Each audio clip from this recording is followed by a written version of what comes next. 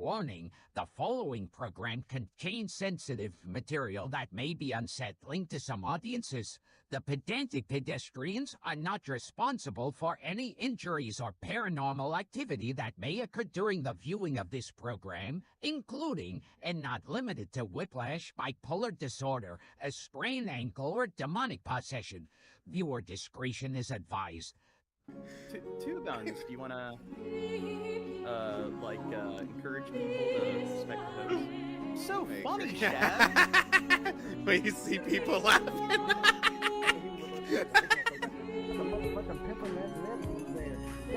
Nah, it's like, pause it. What did he say? Whenever it sounds like he said.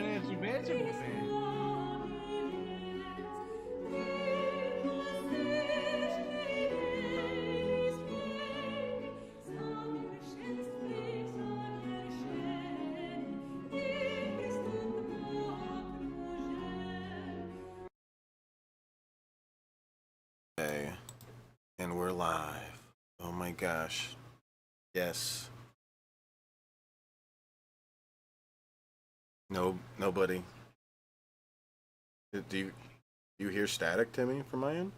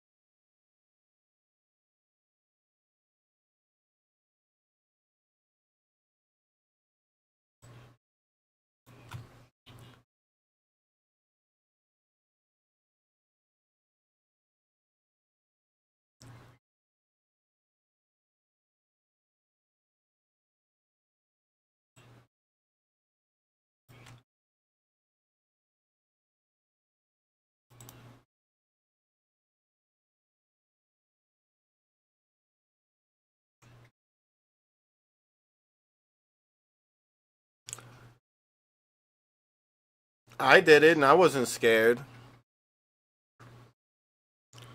If we get $1 million, if we raise all the money, yeah, it's like what, 10 grand we're aiming for? Yeah. All right, fine, 20 grand, but only because Gene insists on 20 grand. I was fine with 10 grand, guys. Oh shit, I messed up. I did. I'm sorry. What? Nothing. Were they not able? I messed up for a second, Gene. Oh my god, Shab. I'm gonna fire Shab and stop using him as my, what is it, host and everything. You're nothing without me, Gene. Okay? Tell him. You're terrible at using OBS. I only use, OBS, once a month, and I just started using it, on a once-a-month basis, and I'm more efficient at using it than you. Piece of shit. It's like every stream we do. You fuck things up at the beginning. But what, did people not hear about? For those who didn't hear me, Jordan and I and Shab have agreed on doing the East Coast meetup second week of August. So second week of August, that's where we're going to have the DC, Baltimore meetup.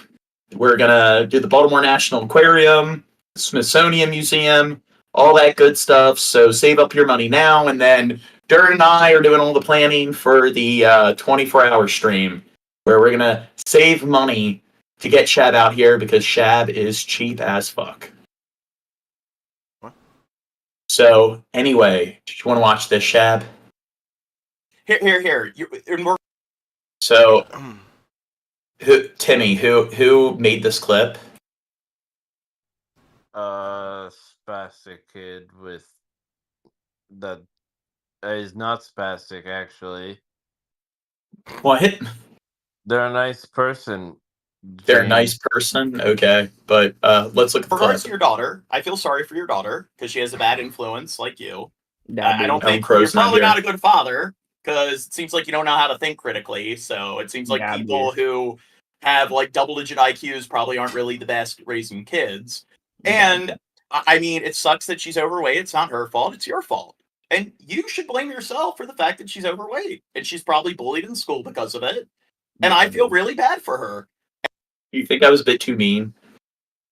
And you should be ashamed of yourself. And it's your fault that she's overweight because you probably fucking overfeed her.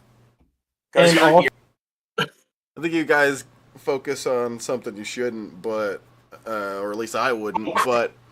But it is pretty ironic that Drunken Crow was all drunk as hell, and he's like, "Your kid's fat, and you're blaming the parent. You're like, hey, you need to give your kid a better diet. I blame you, and somehow you're making people. Yeah, somehow you're making fun of the kid more than Drunken Crow was, even though they were like, why didn't Spec Clip Drunken Crow say it? I mean, like, obviously Crow was drunk, so it doesn't even. It's John Morgan. Yeah, because they got a big hate boner for It's you. John Morgan, who's the most like terrible human being on planet Earth.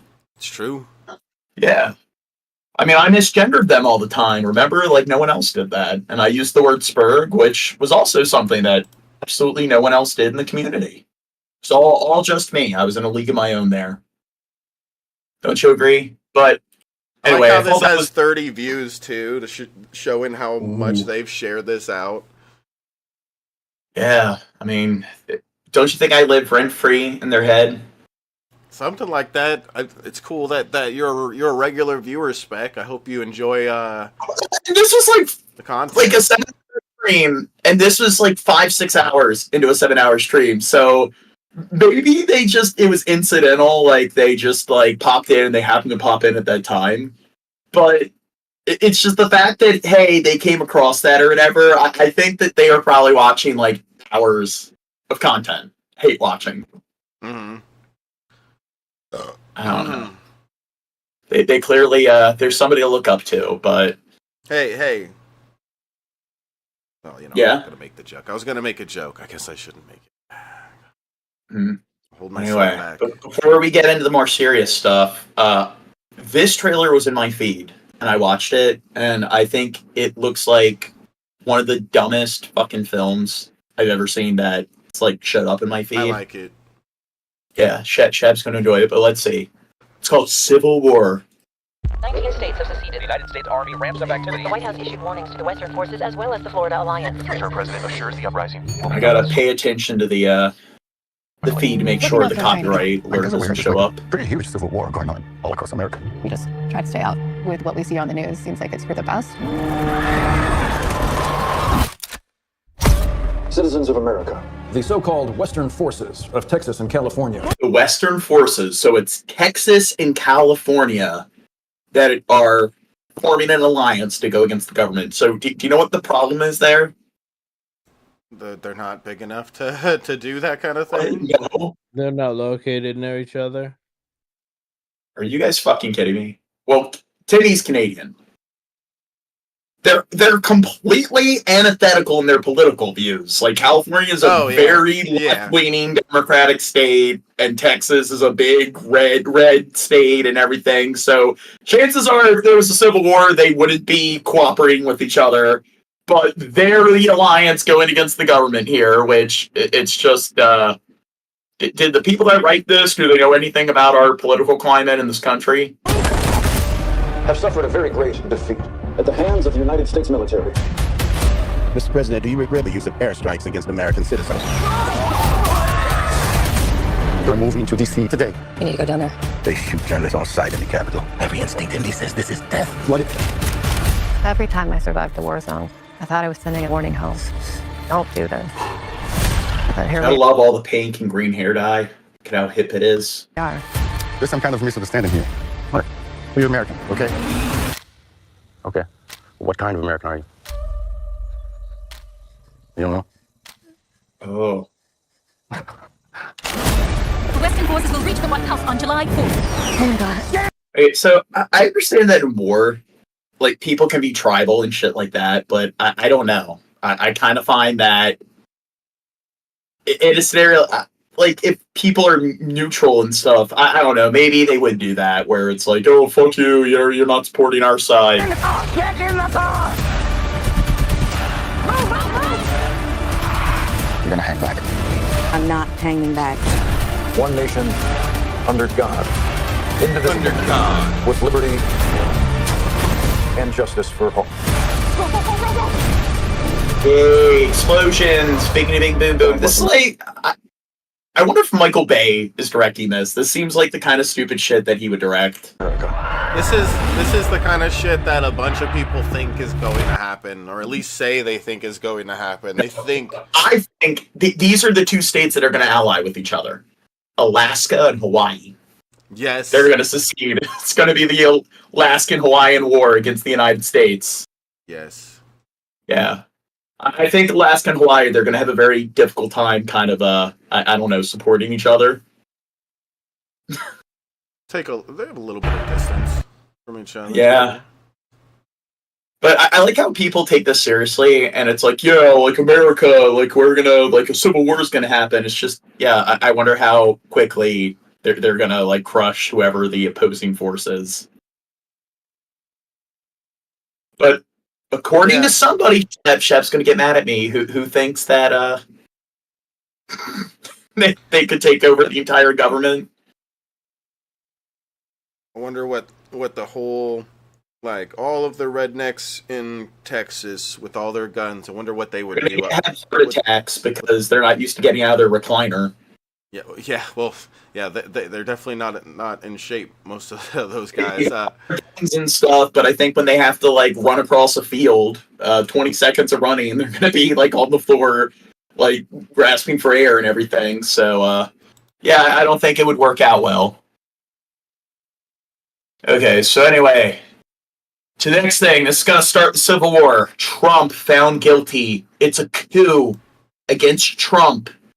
Not only did they steal the election from him, but now they're locking him away. What do you think, Shab? Yeah, victim. It's one of those things, like a single earbud. Did somebody message Dirt? I don't know where he is. What goes on? What goes on? Dude, imagine that in the front lines during a civil war. Freedom! Wait, did he say, it says Father Teresa? I don't know. Is he talking about Trump? Is Trump Father Teresa? You saw their sign. Their QAnon lingo. So instead of, oh my god, that is so lame. People need to just get off of Donald Trump's dick. It's so disgusting. Like, they just want to suck him off so bad. Now they're calling him Father Teresa. People have no critical thinking. This is why monarchies have run their course throughout, like, most of human history. And this is, look at how people think now. Like, the kind of cult mentality where what percent, it's the Dunning-Kruger effect. Our stupid minds are full of pride. Our intelligent minds are full of doubt. The more you know about how much you don't know. Like, these are the kind of people where if you quiz them on how our political system works, they have no basic fucking understanding of all, like, the legal science and everything. It's just, and I like how when it comes to people who seem to be, like, the most emotionally invested, they're going out and protesting. They have all their bumper stickers and stuff and signs in their front yard. They are usually the people who are the most ill-informed when it comes to politics or how our government works. It's just, like, I don't know. What's that? Gene, do you think Trump would have won Trump wouldn't have won if Stormy Daniels had to come out sooner? Like, would Hillary have won? I don't know, maybe. Well, she did win the popular vote. She lost the electoral vote, so that was the thing that screwed her over.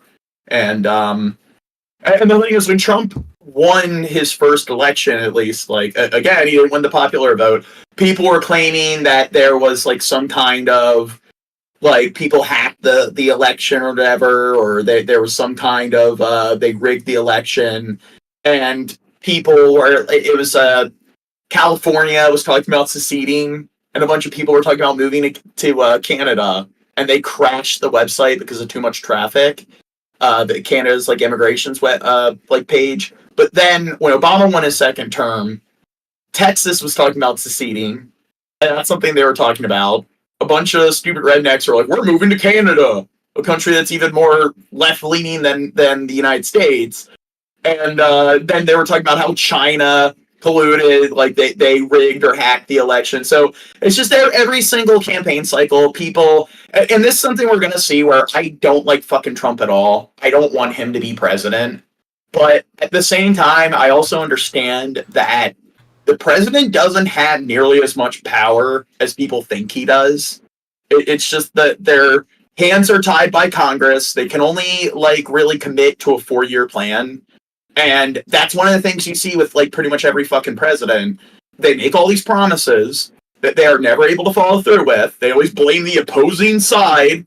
It's like, oh, they won't let me do anything or whatever. It's the Democrats, the Republicans. They won't let me pass this policy through. And again, the president, it can't really fucking create laws. That's not... They promise to do all these things that fall outside their jurisdiction. And why do they continue to do that? Because people are fucking stupid and don't know how our political system works. They don't know that you're supposed to pay attention to who your senator is and who your delegates are. You're not supposed to be relying on the president for that. And most presidents, they campaign on like not, hey, I'm going to try to improve relations with these countries, or like they do make promises when it comes to what they're doing with their military, but most of them, they promise that, hey, I'm going to, like, Obama, like, universal health care. It's like, okay, I support universal health care, but how are you going to make that happen? Because Congress needs to go along with it and approve it. So it's just the same fucking thing. They promise things that fall outside their jurisdiction. And Trump didn't follow through with any of his fucking campaign promises. None of them do. Why? Because they promise things they can't follow through with. And, like, even when I was a kid, I was able to recognize that this pattern of promising things that never happen, and yet all of these people are worshiping Trump. It's like, did he get anything done? Did he do anything special his first campaign? And people are acting like the world was coming to an end, but there's also that. It's like he was just some dumbass who wasn't able to get anything done. It's like the whole country didn't just collapse into itself and stuff, which a lot of people on the left were throwing tantrums acting like that was going to happen. And I think, like, when we go through all this, we're going to see all the political football bullshit, which is why I just hate this fucking country. People are just not well educated on, like, U.S. government and U.S. politics. The jury is back in the room. The Judge Merchan is back on the bench. And so we are looking now. It looks like we have some of the verdicts coming in. It is quickly coming in here. From inside, we are starting to hear that there are guilty. That guy doesn't want to be on camera. He's like hiding behind the door. Yeah, yes. There are guilty verdicts from our producer inside. We're hearing guilty on 1 through 5. 1 through 12, we have now 13, 14 guilty. 15 guilty. You may hear there are a split vote. This is another thing. Okay. The thing that he's getting convicted for, I do think he's guilty, but what percentage of people who are like in that, the uber wealthy, the 1%, like your Elon Musks and everything, your Jeff Bezos, do you think have 1,000,001 things that they could be charged for that fall within this kind of crime? And then, like, all the different politicians and stuff, like Hillary Clinton, the server in her basement. So when I talk about this with people, and it's like, okay, yeah, I understand that the big reason he's being held accountable, because usually rich people and politicians usually at this level never are held accountable. And the reason is that usually all the people they're colluding with kind of let them get away with it. And it's like, what is it? I don't know, I'm skipping on her name. Elizabeth, whatever, the Theranos Project. She was held accountable because she scammed a bunch of rich people. If she was scamming the average Joe, chances are she would have been, like, held at any sort of, like, accountability. With Trump, it's because he was pissing off a bunch of people who are the higher ups. And because he didn't go along with the system, that's why they're going after him.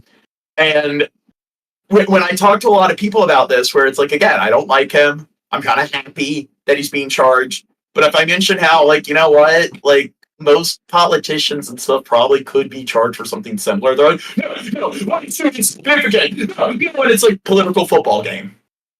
It has to be something like way to the extreme and stuff. This can't just be like a product of like I don't know him being an antisocial pig who's kind of like outside his safe zone and stuff, and he's kind of treading where he shouldn't. And because he's antisocial, pissing off all the higher ups, they actually don't mind throwing him under the bus. Folks here who've been protesting on both sides of this case, some cheer, some boos, as we are now getting the information from the jury. We're up to 18 counts, 19 guilty. Remember, we have 34 here, 20 guilty. And again, these counts were very similar, what they were looking at. It was different occurrences, essentially, of the same crime, a misdemeanor that was elevated by being linked to a felony. Look at that mugshot. To an underlying crime. We are now 24 counts in, all guilty from inside. This is what we are hearing from our producers, up to 26 guilty. Now, remember, each of these counts could maximum have 4 years in jail. President Trump will Do you think he's going to go to jail? Or do you think it's going to be a house arrest in, like, one of his mansions? Probably something he's like definitely that. going to be in house arrest. He's not going to go to jail. He's too rich to go to jail. Yeah. But I do think it's kind of funny, like, he can still run. The only 3 requirements for being president or running for president is you have to be over the age of 35, you've had to reside in the country for something like, I think it's like 16 years, and you have to be a natural-born citizen. And you can go to prison for, like, I don't know, committing mass murder. And you can't vote if you're a convicted felon. But you can run for office if you're a convicted felon. So what's funny is, even if he goes to jail, he's still going to run. And if he does win, I don't know. I kind of, like, my more devious sort of, like, fucked up side kind of wants it to happen because I think it would be hilarious and funny to see a president serving in office who's under house arrest. Considered a first-time offender. These are non-violent crimes. So it seems that it is unlikely the judge would sentence him to prison, but we are now up to 31 counts guilty out of 34, 32 guilty, also coming in from inside the courtroom. Our producer's now saying 33 and 34. They're saying guilty on all 34 charges. That is where we are at. The jurors, it looks like we're going to leave for the day. Suddenly we get this verdict. It is 34 guilty counts on all of this. I want to bring in Andy McCarthy, who's here with me, Judge Deneen as well, and Trey Gowdy. Andy, where we go from here, obviously there will automatically be an appeal from this Trump team as quickly as possible. There's the legal issue of sentencing to come. That's going to take maybe months to get to a pretrial report on this and then to a sentencing by the judge. And he reminded the jurors he's the one who decides. But we have the reality now of a former president for the first time being convicted on 34 criminal counts, guilty on all of these counts. Whatever conflict or confusion or questions the jury had, they got that information back to them this morning. And by the end of day 2 of deliberations, we're at 34 guilty counts for the former president of the United States. Hey, Sean Hannity here. Hey, Sean Hannity here. Thank you so much for that. As you heard the retired judge say there, American history and legal history, people are going to be talking about this. What's that? I was asking Shab how he feels about spanking. Have you ever spanked your girlfriend, Gene? Okay, why are you bringing this up? That's what happened at the Stormy Daniels trial when she was up on when she was giving her testimony or whatever. She said that he spanked her. Ooh. Yeah. Ooh, he's a freak. Spanked her. Being grabbed by the pussy. Oh. 100 years from now, we're going to turn things over to Teresa Perillo, who's been talking to people there on the streets in Lower Manhattan. Teresa, the reaction that you've gotten from people so far? They're saying here, house arrest. I would be easy to for people who want to harm him know where he is at. Huh. I'm rewriting that again, Negan. I'm sorry. I don't mean to be a grammar Nazi. Yeah, but yeah, Bill Hicks says, have you ever heard of the Secret Service? Not so surprising, Bianca and Steve, because Collect Palm Park, which is the park directly across the street, is sort of split in two at this point. One side are Trump supporters, the others are not. But I can tell you, this verdict, the fact that the former president guilty on all counts, is really the talk of the town. People are stopping by, asking us. As a matter of fact, the mail carrier just walked by. She said, what's all the commotion about? We told her, and she was quite surprised as well as she's out here on her mail route. I mean, that's really New York for you. People get information by word of mouth as they walk around, and that's what's happening. So I'll step out of the way so you can see Collect Palm Park behind me. As I mentioned, that's Trump in one of his limos. He's like evading the police. They're after him. One side is, put it this way, one side anti-Trump, one side pro-Trump. There's the side where you see lock him up and Don the felon. That would obviously be the anti-Trump side. One person told me, finally, some accountability. Another person directly behind him on the other side of the fence screaming to us, lies, lies, it's all lies. They believe this is directly tied to the former president's political ambitions, and they say it is an effort to keep him from the White House. You know what I think? The United States, we have like 6 overseas territories. 4 of them are like inhabited or whatever. So there's like America's Samoa, Guam, Puerto Rico, and the U.S. Virgin Islands. I know there's 2 that are like these uninhabited islands. Maybe we should just do some old-fashioned sort of like banishment. So like in Russia and stuff, the Soviet Union, they would banish people to Siberia. And they would do that in like, I know Napoleon was like banished to some like vacant island. Maybe we should do that. Just drop him off in some random island by himself. Let's send him to Epstein Island. That'll teach him. Epstein Island. But just put him on an island by himself. Here you go. You're on your own, Trump. Have fun. And then maybe have like some like Secret Service naval vessel that's just there to make sure people don't come in and abduct him or kill him. White House. Once again, take a listen. It's been a long time that he's gotten away with just about anything. Finally, some accountability. That's how it is. It's a very sad day for America. That's all I'm going to say. Why do you feel that way? Because this is political prosecution, and there's absolutely nothing behind this case. And yeah, there's nothing behind it. I'm sure this guy thoroughly looked into it. I mean, what percentage of these people they're like, yeah, this is sham. They don't have anything on them. It's like, are you just regurgitating what other people say, or have you actually taken the time to, I don't know, read up on it? A lot of these people probably haven't even read like a single article, or maybe watched like 1 10-minute video where a lawyer goes through and discusses what exactly he's being charged of. So it's just, yeah, I'm sure they really understand what's going on here. I hope they appeal it. I'm kind of shocked that they actually found him guilty. Why are you shocked? Because people of his magnitude don't usually see the inside of a jail. And it still remains to be seen that he's actually going to see the inside of a jail. So with that being said, the jury's still up or if he's actually going to see the inside of a jail. What's interesting is across the street, there's a good mix of people who have been here every day and those who only, as they told us, came down to witness history. Now, again, for those who are saying that this is just an effort to keep the former president from the White House, we do know he has been competitive in the... So you know what they should probably do? Kiss. Swarm the Capitol. Yeah, let's do... Timmy, join... Let's do it. Round 2. Round 2. I'm Canadian. I'll burn it down if you want to. Whoa, calm down. No. Calm down. The polls as of late. We Wait, is that... Are you doing another, like, 1812 sort of, we're Canada, we won the War of 1812 even though we were part of the British Empire, and it was a British Royal Navy fleet from across the Atlantic that came and burnt it down, but we did it! It was Canada, Gene. How was it Canada? Hated it or love it. How was it Canada when Britain was the biggest military power at the time and had the largest navy, and they sent their navy in to burn it down? And it was infantry from England that came in and did it. So how was it Canada that did it? They were part of the British Empire. We fed them, Gene. Yeah, they gave them maple syrup. We're attacking Canada, and then Canada's like, oh God, we're a colony. We're still colonized. We need, like, Britain, the big colonizers with all their naval fleets to come and help us. We were sniping from the boats, Gene. They didn't really have snipers back then. Know that this conviction won't keep him from running for the White House. It can't even keep him from being elected as well, if that should happen. He only, in New York, can't vote for himself, although once he serves his sentence, whatever that might be, we'll find that out mid-July, then his voting rights would be restored. That's according to the NYCLU. But again, he could win here in New York or anywhere else around the country, and he could... Watch him pardon himself if he actually does win the election. Even serve from prison. It remains to be seen, Steve and Bianca, if the party would want to replace him. Again, being that the... Thanks, Vid. The scene outside Donald Trump's criminal courtroom in New York City has gotten increasingly deranged as we get closer and closer to a verdict. Yesterday, Trump supporters flocking, I guess, a few of them flocking to the court and breaking down in tears, praying for Donald Trump's freedom. Oh, I remember why I put him on here. Usually I don't like to do commentary on other people that do political commentary, but I was watching this, and this is something that made me roll my eyes, like, oh God. So let's look at the commentary he gets to. This is extraordinary video from freedomnews.tv. They are praying for Trump's freedom. They are breaking down in tears, covered in Trump flags and MAGA hats and the entire thing. When I first saw this video, I was convinced that this was a joke. It was a parody. It was mere satire, but it is not. The great cult leaders, Charles... Okay, so this dude, David Pakman, he's been covering politics, so like foreign affairs stuff his entire life. And he's not aware of people just being tribalistic and being like sycophants and stuff like that. He's like, oh my God, like I thought it was a parody and so forth. It's like, I'm not surprised. You see people do this like every fucking election. Remember like the Hillary in the White House music video? Mm-hmm.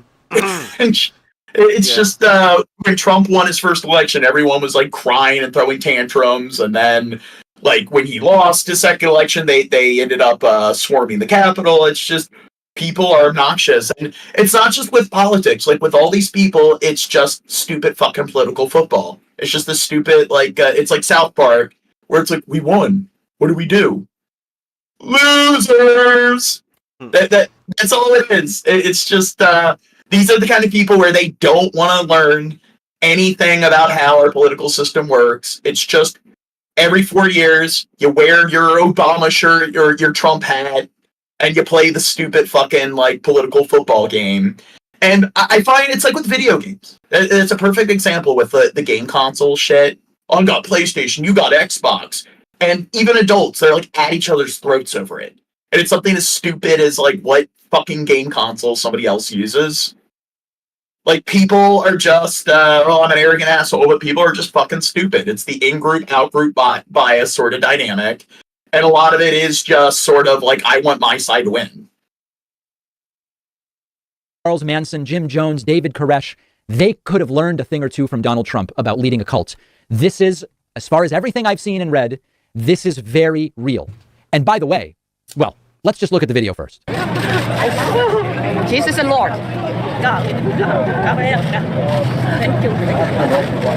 If you're only listening, everybody's sobbing. They're sobbing. I'm not shocked, in any election, where you'll find, a handful of people in tears, just being a bunch of obnoxious drama queens.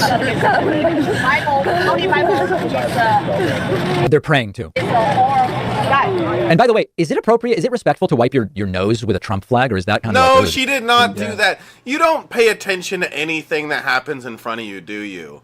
She literally is holding a napkin or a tissue in her hand with the Trump flag also in her hand too. She wiped look, go back to it. Does he have eyeballs? You can clearly see. And by the way, is it appropriate? Is it respectful to... Well, maybe Shab's the one that's wrong. You ready? I don't think so. Look at it. See, look. No, I don't see a tissue.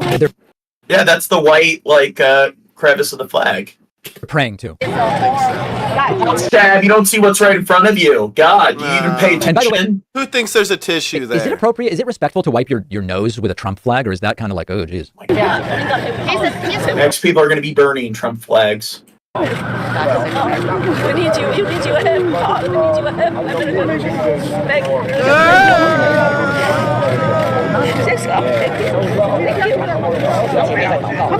You're wearing her American. Some of them, by the way, crying while also texting.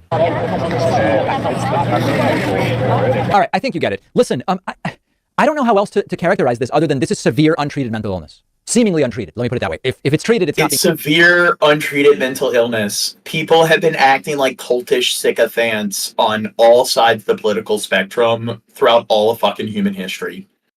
Properly treated.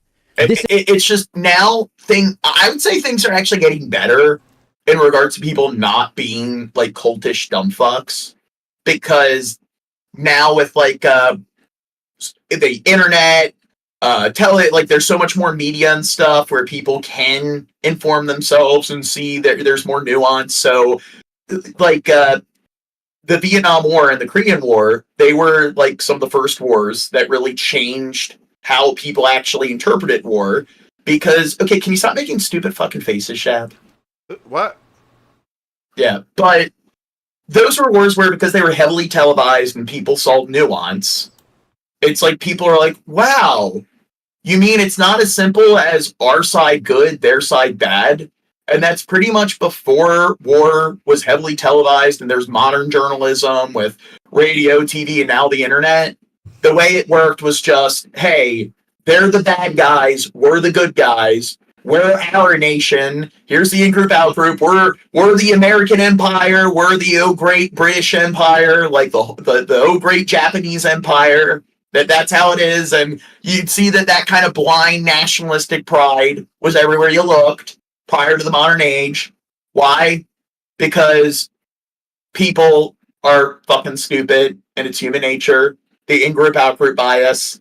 And I'd say that in this day and age, it's probably less severe than it was in the past. This is really, really serious. And so, yes, of course it's a cult. We've gotten beyond that debate. Of course it's a cult. But there's even more to it. Dude, Bill Hicks is going off on you tonight, Timmy. to it than just a cult. This does seem to be very Going severe off mental on me? illness. Here's another group. Yes. All dressed. Again, it's like you would think these are jokes, but they don't appear to be. Here are a bunch of guys dressed like Vikings. Remember that QAnon shaman guy who I interviewed and who was arrested?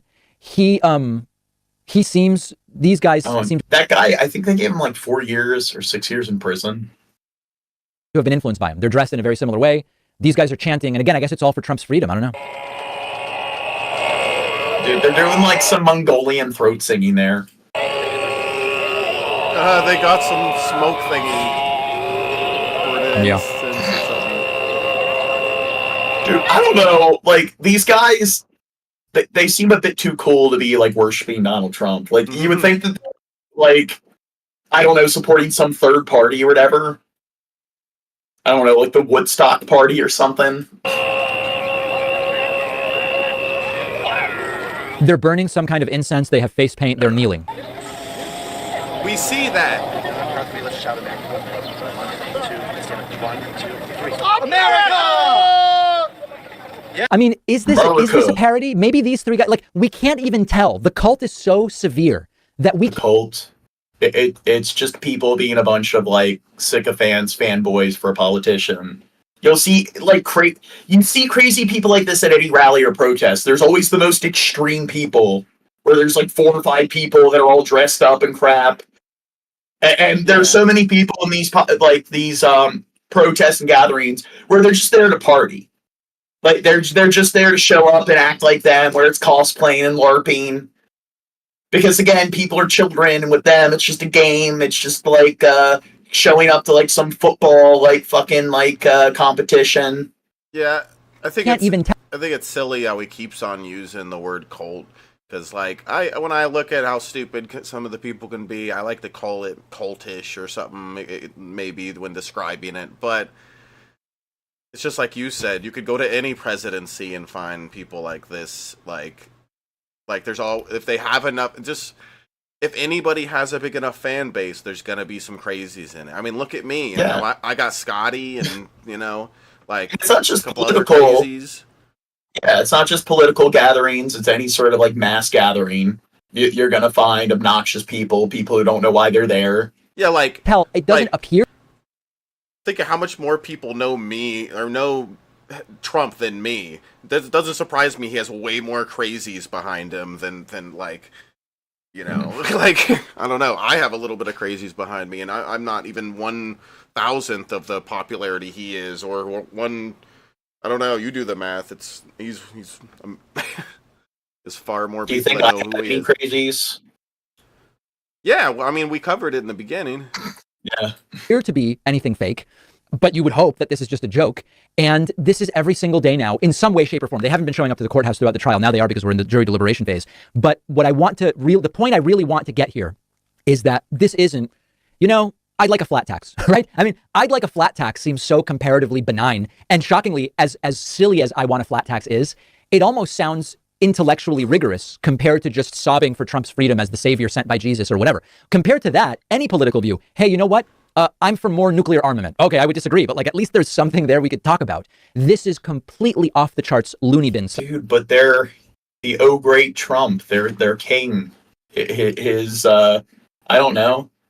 His presidency or whatever was taken from him.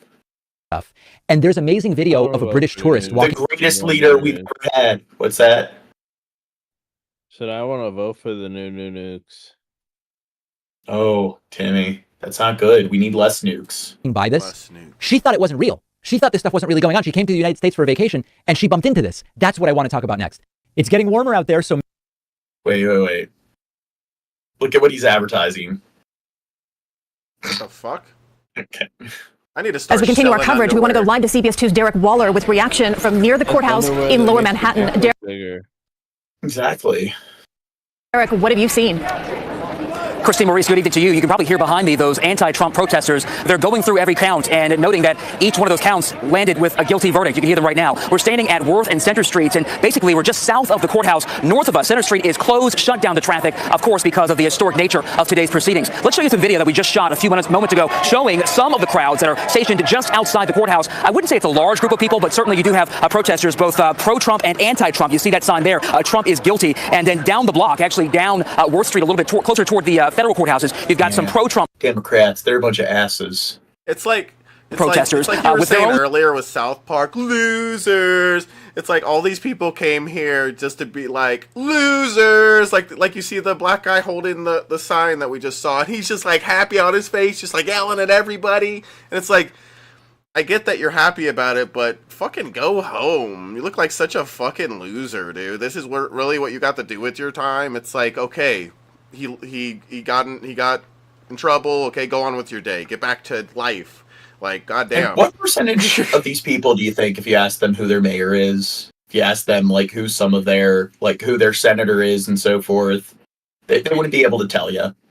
It's just to them. And if you talk to them about like different elements of the political system, and you ask them like, okay, who's in charge of the Supreme Court, they wouldn't be able to tell you. They just to them, the president is the government. Yeah, but then they act like they really care about it so much, even though they're so lazy about it. That's the thing. Like when people get all involved and invested, it's like, if you really cared, why don't you read a fucking book? Why don't you just do your homework?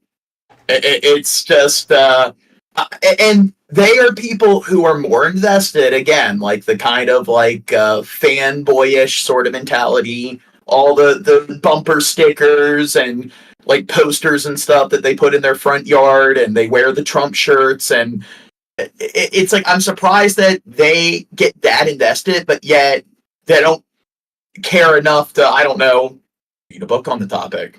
Just read an article or two. Like, I don't know, do a little bit of homework.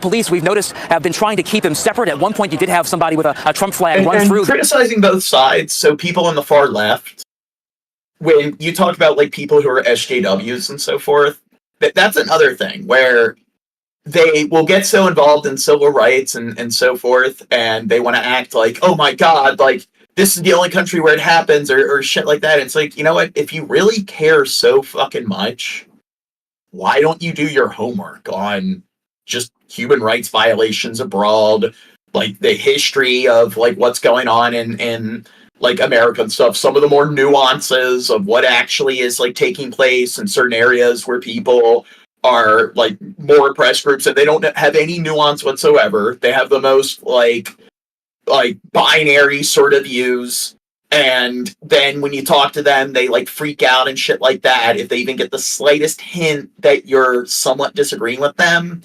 And it's just, you will talk to them and ask them questions about like, okay, like, how exactly do you think this works? And they won't be able to give you a simple explanation. And it's like, then why are you so emotional about it? Like, if you really did fucking care, then maybe instead of coming home and watching cat videos, you would read a book or two on the topic. Develop some, I guess, basic understanding of the subject. This anti-Trump protest, and you saw the police respond to that. So far, relatively peaceful here. We did have a moment to speak with some of the protesters. Here's a little bit of what they had to say.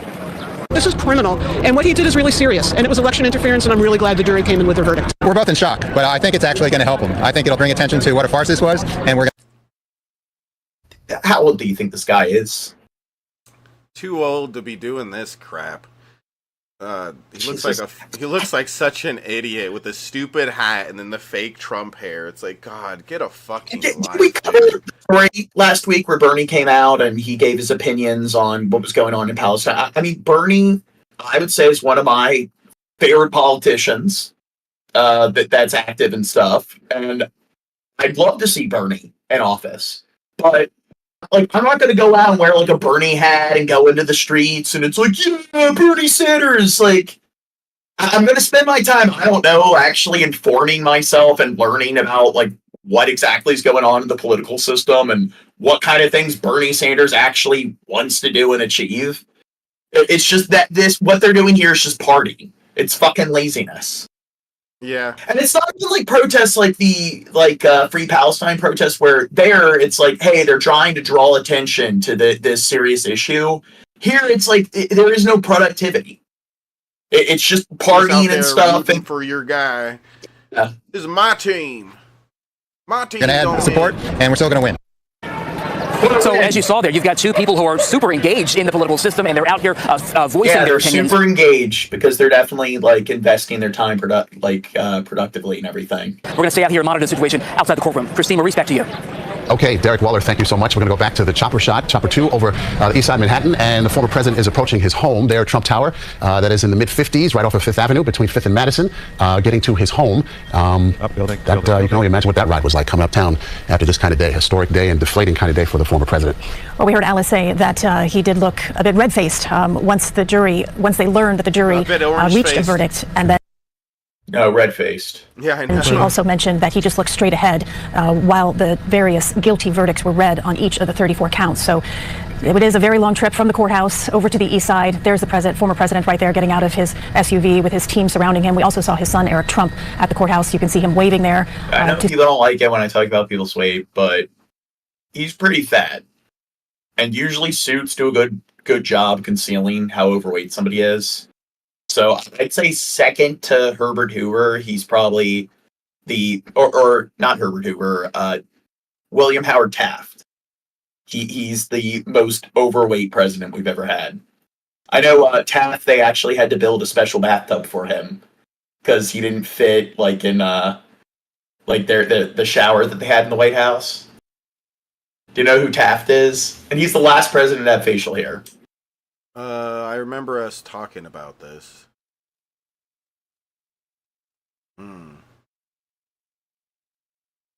Yeah, he was a chunker.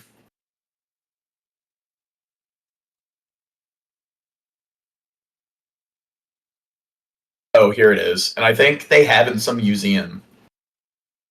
Dude, I hate Brave in there. Oh, yep, there you go. But I'd say Trump definitely wins the silver medal here.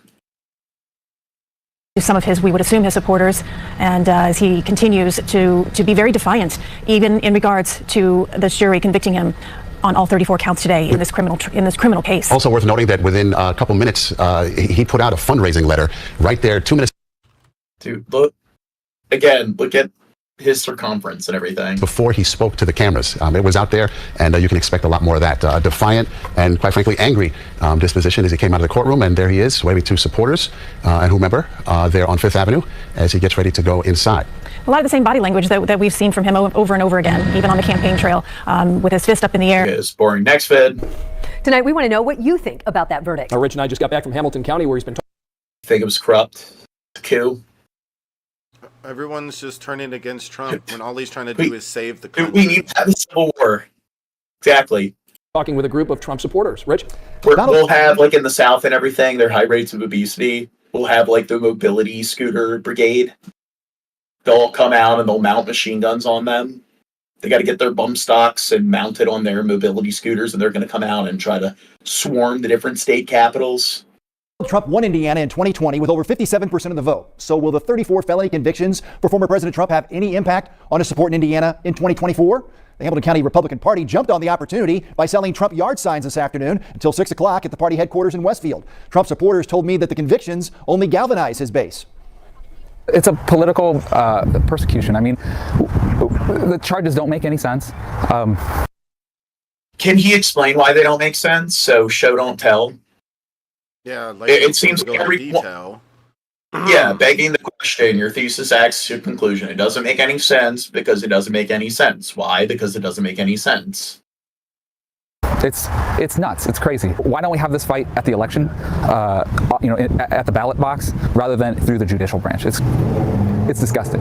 So even though... Dude, it needs to be like that one episode of Orville, where that's how the elections are. It's like a total or an absolute democracy, where everyone votes on whether somebody's innocent or guilty.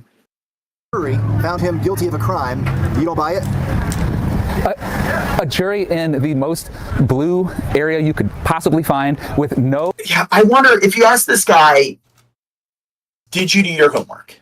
Outside of just listening to what other people have to say and then maybe tuning in, watching a little bit of Fox News here and there, have you actually looked into this?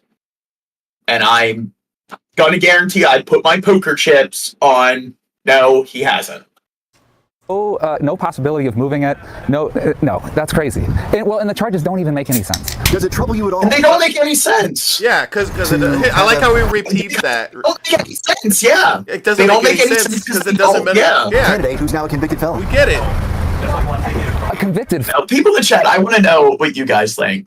What percent of the U.S. presidents do you think could be charged for just something significant, something that's this level of significance or more? What percent? Because I would say the majority of them.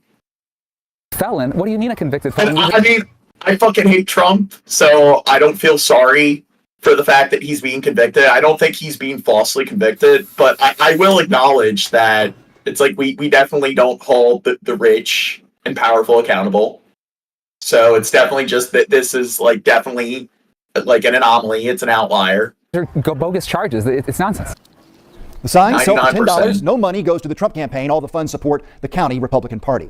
Barack What about Obama- Bernie Sanders? Who thinks that Bernie Sanders has done something terrible? Probably plenty. I could see the I don't evil know. in his eyes. What is it? Benjamin Franklin said that it's impossible for anybody to go a lifetime without committing a few laws, and it's something like crimes. Yeah,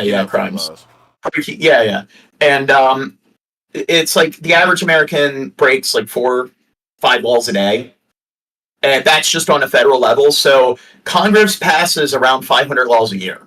So you think about that. After such a long amount of time, it's just everyone's going to be committing some crimes, and then this is where you get into like the ethics of like the appeal to institution or appeal to policy, whatever. It's just if something is illegal, does that necessarily make it unethical? Like, there's plenty of things you can do, like hit your kids, and hitting your kids is legal in many different states, but then it's things like petting endangered. There's people that get arrested because they were petting some endangered animal. There was a kid in Dallas, Texas, where it's illegal for minors to own permanent markers.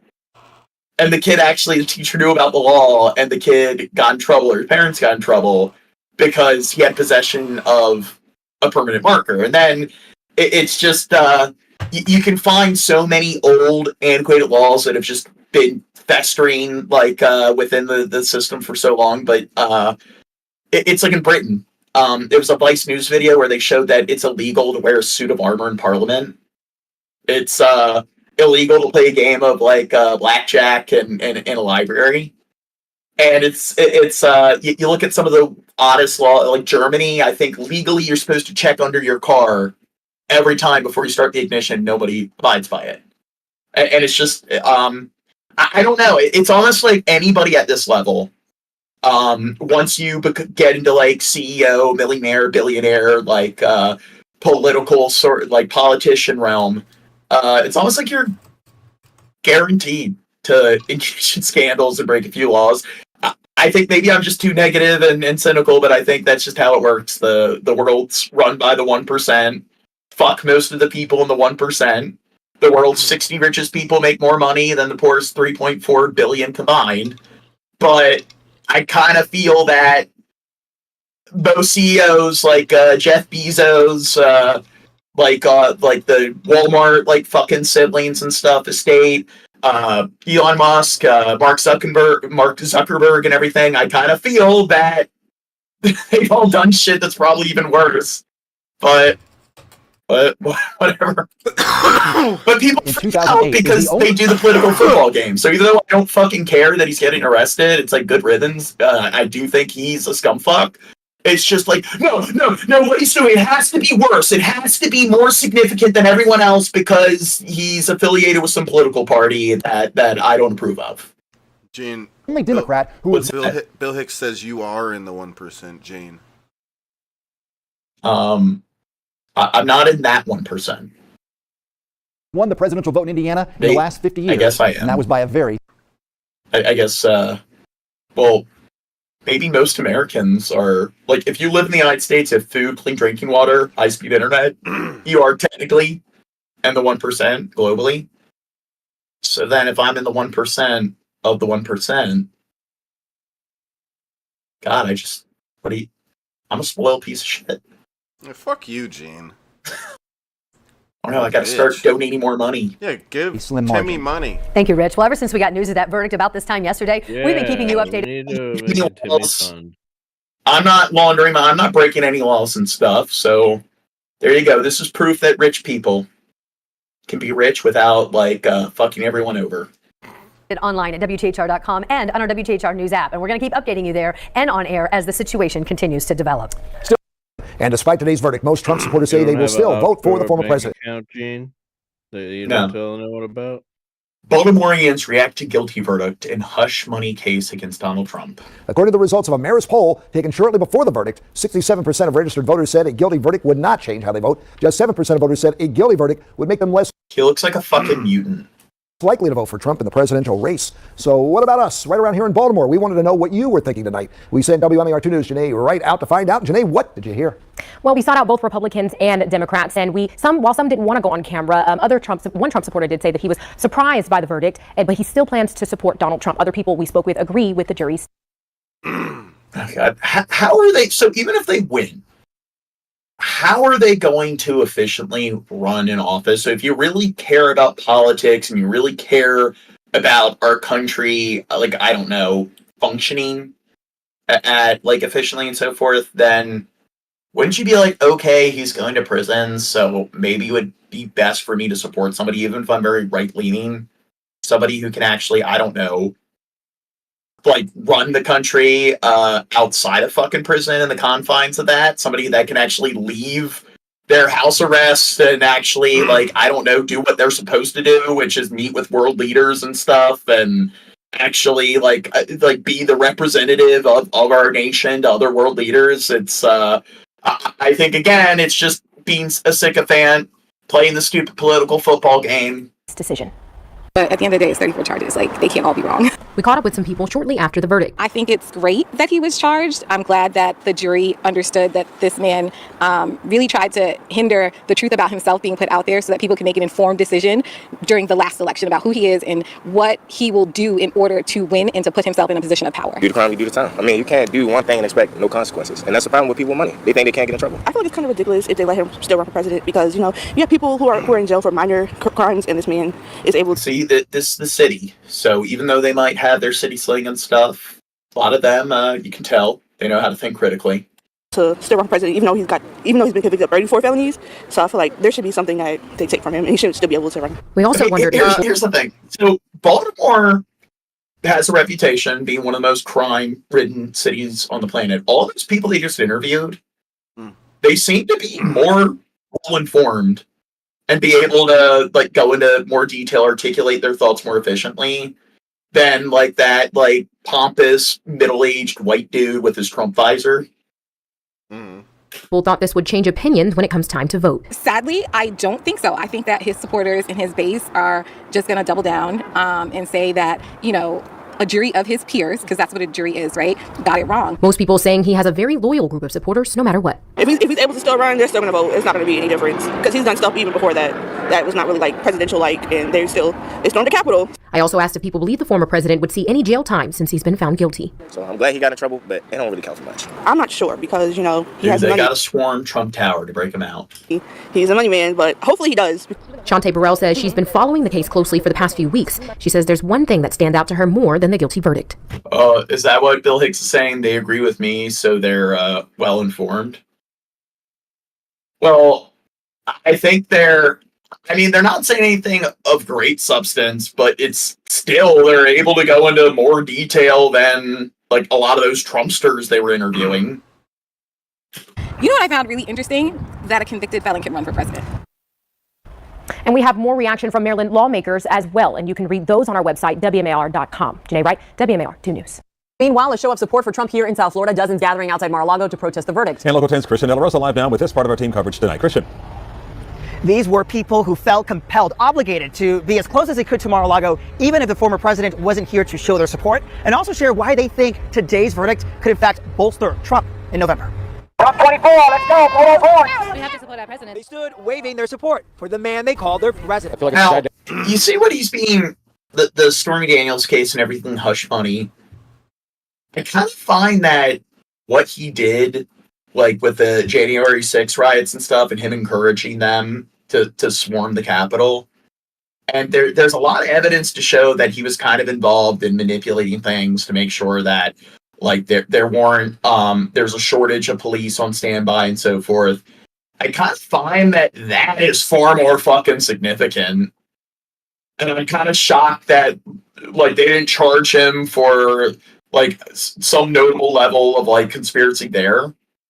So, I mean, that's something where I guess they didn't have enough to, like, convict him, but I kind of think that alone, he should definitely go to prison. So even if this is something stupid, they're finding some petty crimes to charge him for, it's like, whatever. It's kind of like O.J. Simpson, where it's like he murdered the dude, and then later on he got caught for armed robbery.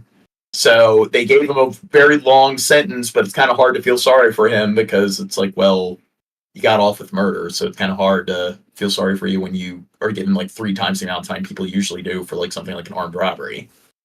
Day for America. And voicing their discontent with his guilty verdict. We thought that maybe there was some hope. I didn't think they were going to get him on all 34 counts, which kind of tells you what's going on in New York. It just is completely political. Anybody who cannot see that, they Go Israel! have been brainwashed by this media. Steps away from Donald Trump's Mar-a-Lago, supporters like Leona Mangan. I went to January the 6th. Give me liberty or give me death. Even I'm brainwashed. Yeah, you're supposed to exclusively watch Fox News because, like, with when we're covering all the fucked up things that's going on in Gaza, and we're covering like news networks from all over the fucking planet, Indian news networks, French news networks from Brazil, and then we're covering like just internet small scale news networks for like CNN and MSNBC. It's kind of odd that every fucking network, Vice News, the NPR, all show all these horrific things happening, but nope.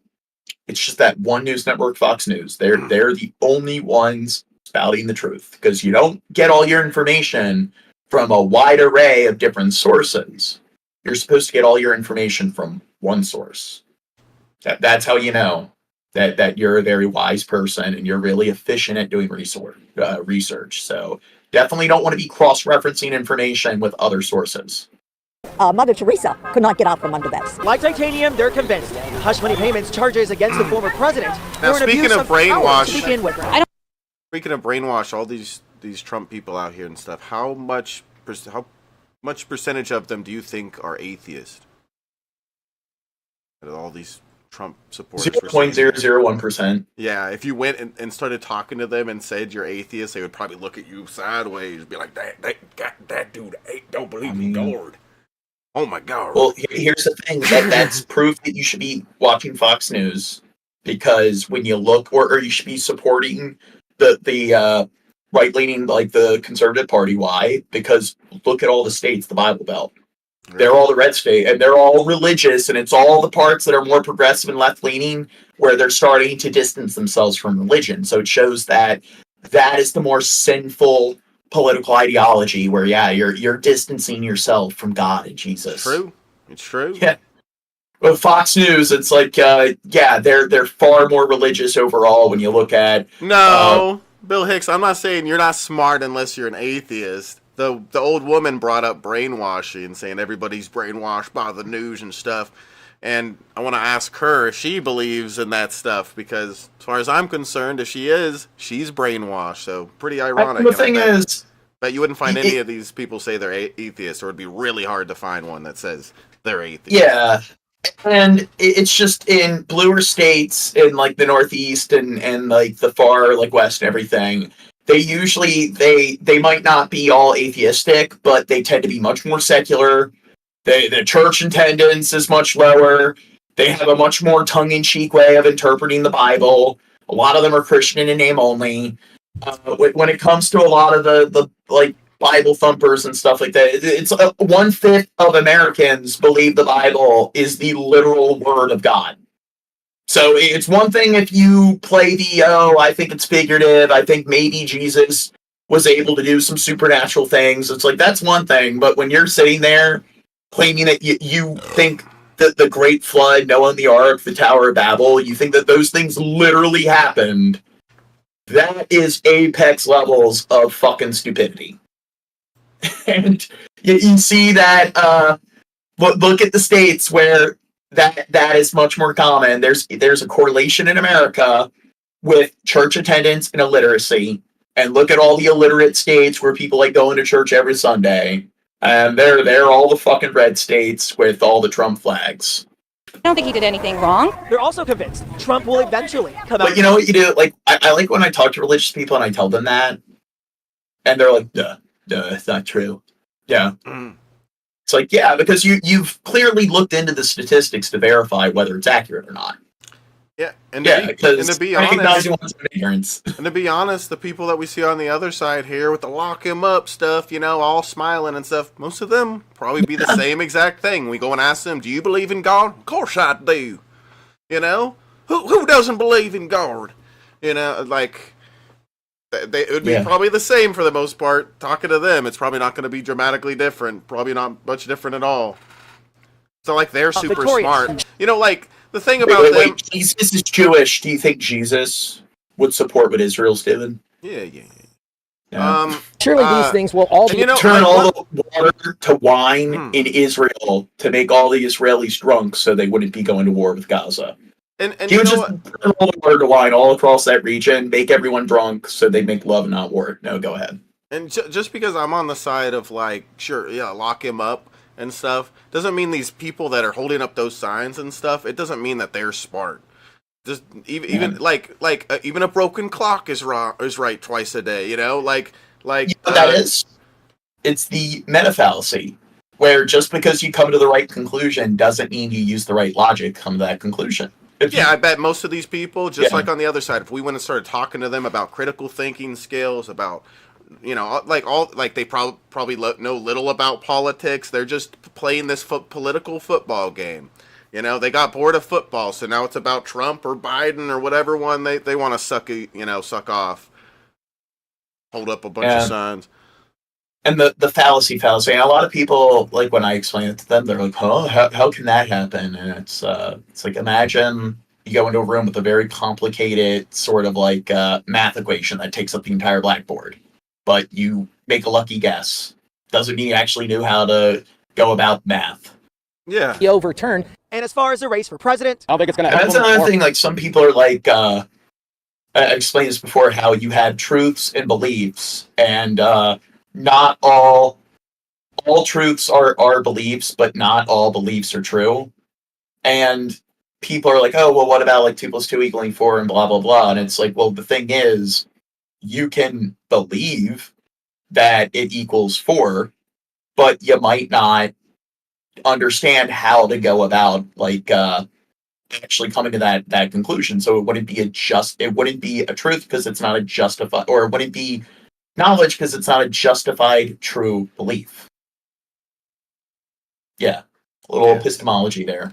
Hurt them, not at all. I think the independents, even if you're on the fence, have already made up their mind, and they can. Across the street, a much smaller number of people celebrate. If you diddle a porn star and hush money payments get tucked away and you fill out your books illegally, then you will go to jail. And I agree. He did something he's not supposed to, so he's going, like, you go to jail. But that same dude, what if you talk about like Hillary and shit, like Obama with like Edward Snowden and all that controversy? You don't think there was some illegal shit Obama's doing? So it's he's happy when the other side gets in trouble. He doesn't care about. I'm sure if we talk to them, he wouldn't be okay with it happening to his side. Probably, yeah, I agree, because it's a political football with just a thing. Handful of counter-protesters across the street, I can tell you things remain peaceful.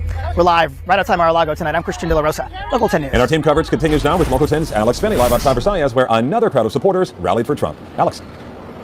Yes, Calvin, very, very spirited crowd that was here for several hours today. As we know, a lot of people were here as that verdict came down. Of course, you have a lot of people on both sides with very strong opinions.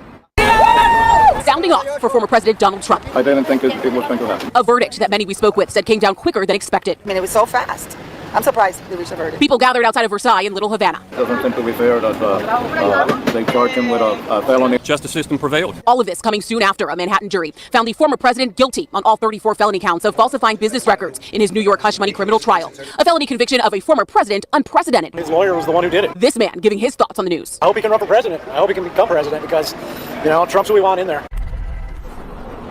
And still a lot to be seen now at this hour here, a little after 11. Thanks, Vid. Oh my God! Remember the movie we watched, Trash Humpers? Oh yeah, it kind of reminds me of that. Yeah. I'm so pleased that there's finally some accountability for Donald Trump. Yeah, he's evaded the law for many years, decades, and it's finally caught up to him. And also, we're fighting for democracy here. This was an election interference case. They must be super smart to make such a nice flag sign thing. It was so well made. Yeah. Wow.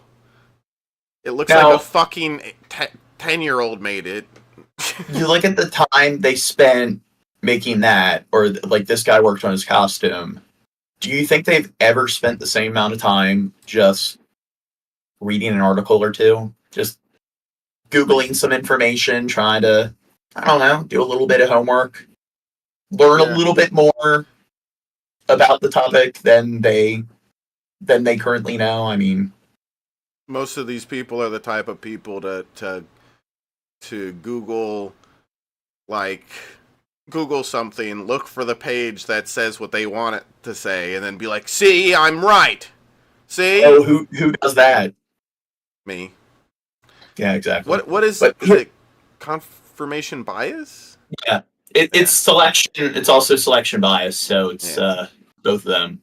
Selective research, where you go out of your way to modify your results and look for the information that tells you you're right. So here's 1,000,001 sources. All the science and stuff says that this is the case, but here I found one study at one diploma mill that tells me that I'm right. So we only need to pay attention to this.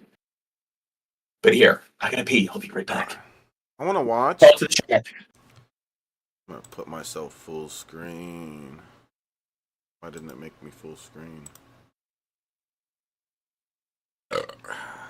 Did you guys miss me talking to me? I don't know if you guys know, but I'm better than Gene. In every No, way. you're not. Your peepee's smaller. You don't have as big as muscles. No, my dick has some good muscle going to it. It's pretty veiny. It's pretty muscly. Nice. I'll show you later, Timmy. Okay, babe. All right, awesome, cool. You heard Gene loves Big Brother, like his Big Brother? I want a beer. Should I go get one? Yeah, Remy, drink a beer with me. Like we could drink beers with each other like a cute couple, you know? Do. Everyone, make sure to hit the like button if you haven't yet to help this stream do better. We're at, what do we got right now? I see like 12 likes right now. Everybody hit the like. Let's try to get to 20 soon. We got Miller High Life. Yeah, It's I'm okay. gonna put it in my butt. What? Holy shit. Oh my god. Timmy's gonna butt chug a beer. Man, you don't know what you're talking about, Bill Hicks. Okay? So what do you guys think of all my commentary this stream? Good? Great? Amazing? What's that? I was talking shit about Election interference case. And did he do it or not? Oh, nice. The jury said yes. He's actually going to increase his chances to win. He's actually going to win because it's in the... Wait, no. Don't even press play. He's going to say Bible. Is he going to say... eye. Oh, never mind. Fuck, I thought he was going to say, it's in the Bible that it says that. I thought that's where he was going. System just to penalize him to get him running for president again, because Biden's going to construct the law in a way where it's only going to benefit him and his people. Trump is going to benefit in a way where it's going to benefit him, but it's also going to benefit people with an opportunity coming from the bottom. Trump's going to build a wall. That wall's going to protect us all. Sounds like a good idea to me. Oh, yeah. My first reaction was sadness for America. The immigration thing, it's just another good example where if you do your homework, which it's not that hard, like when we looked into it, and you look at like all the territories, the municipalities in Texas, where the bulk of all the illegal immigrants are very blue. You look at how those places have thriving economies. The job market's not suffering at all. So even though it's like the data, the hard data shows that it has pretty much no negative effect on the economy. And then you look at all of the polls and you look at people who are concerned the most about it. And they're people that are living in landlocked states where it's like they're dealing with 0.001% of any sort of like illegal immigrant, like when it comes to illegal immigration, and just they barely have any like immigrants, legal or illegal, living in their states. So it's like it's the biggest fucking boogeyman out there, and then you look at this dude where it's like he's got to build a wall. It's like why do all these people in these landlocked states where it doesn't affect their life at all? Why do they care so much about a fucking wall? Because they're idiots. Sounds like a good idea to me. Oh, yeah. Our first reaction was sadness for America, sadness for Trump. But at the end of the day, it's only going to increase his support like every other time they indicted him. Same thing. It's very scary. Very scary. We're in a third world country right now. I don't even we live in the United States. If it happened to him, it could happen to any of us. Oh, Grandma. First of all, you're too ignorant to even try. Yeah, you're ignorant. Debate me. I know what I'm talking about because I think I know what I'm talking about. It's pretty I ain't no ignorant person. No, the president has been convicted of 34 counts in any criminal case. We're all ignorant. But I'm gonna keep it real. As a current presidential candidate and one of the ones actually winning majority support in all states, including Democratic states, as it shows statistically, I believe that still his support level from the people are not going to release all states, including the current presidential candidate and one of the ones actually winning majority support in all states. Our stupid minds are full of pride. States, including Democratic. Make America great again. States, as it shows statistically. I mean, I'm surprised that there are these many adults out there. They're this childish. I believe that still his support level from the people are not going to is not going to go down much. That's it for him. He's not going to be able to continue with the campaign. He's not going to be able to run for president if he's found guilty. And then we're stuck with Biden. And Kamala Harris, that doesn't do anything for us and has not been doing anything for us since he became president. No, it'll be overturned. It won't stand up in court. Haven't been doing anything for us. You mean like all fucking presidents? It's the same thing. The president is the government. None of them follow through with any fucking campaign promises. Maybe you should notice that pattern and stop doing the same thing expecting different results. Where you only pay attention to politics every 4 years on a federal level.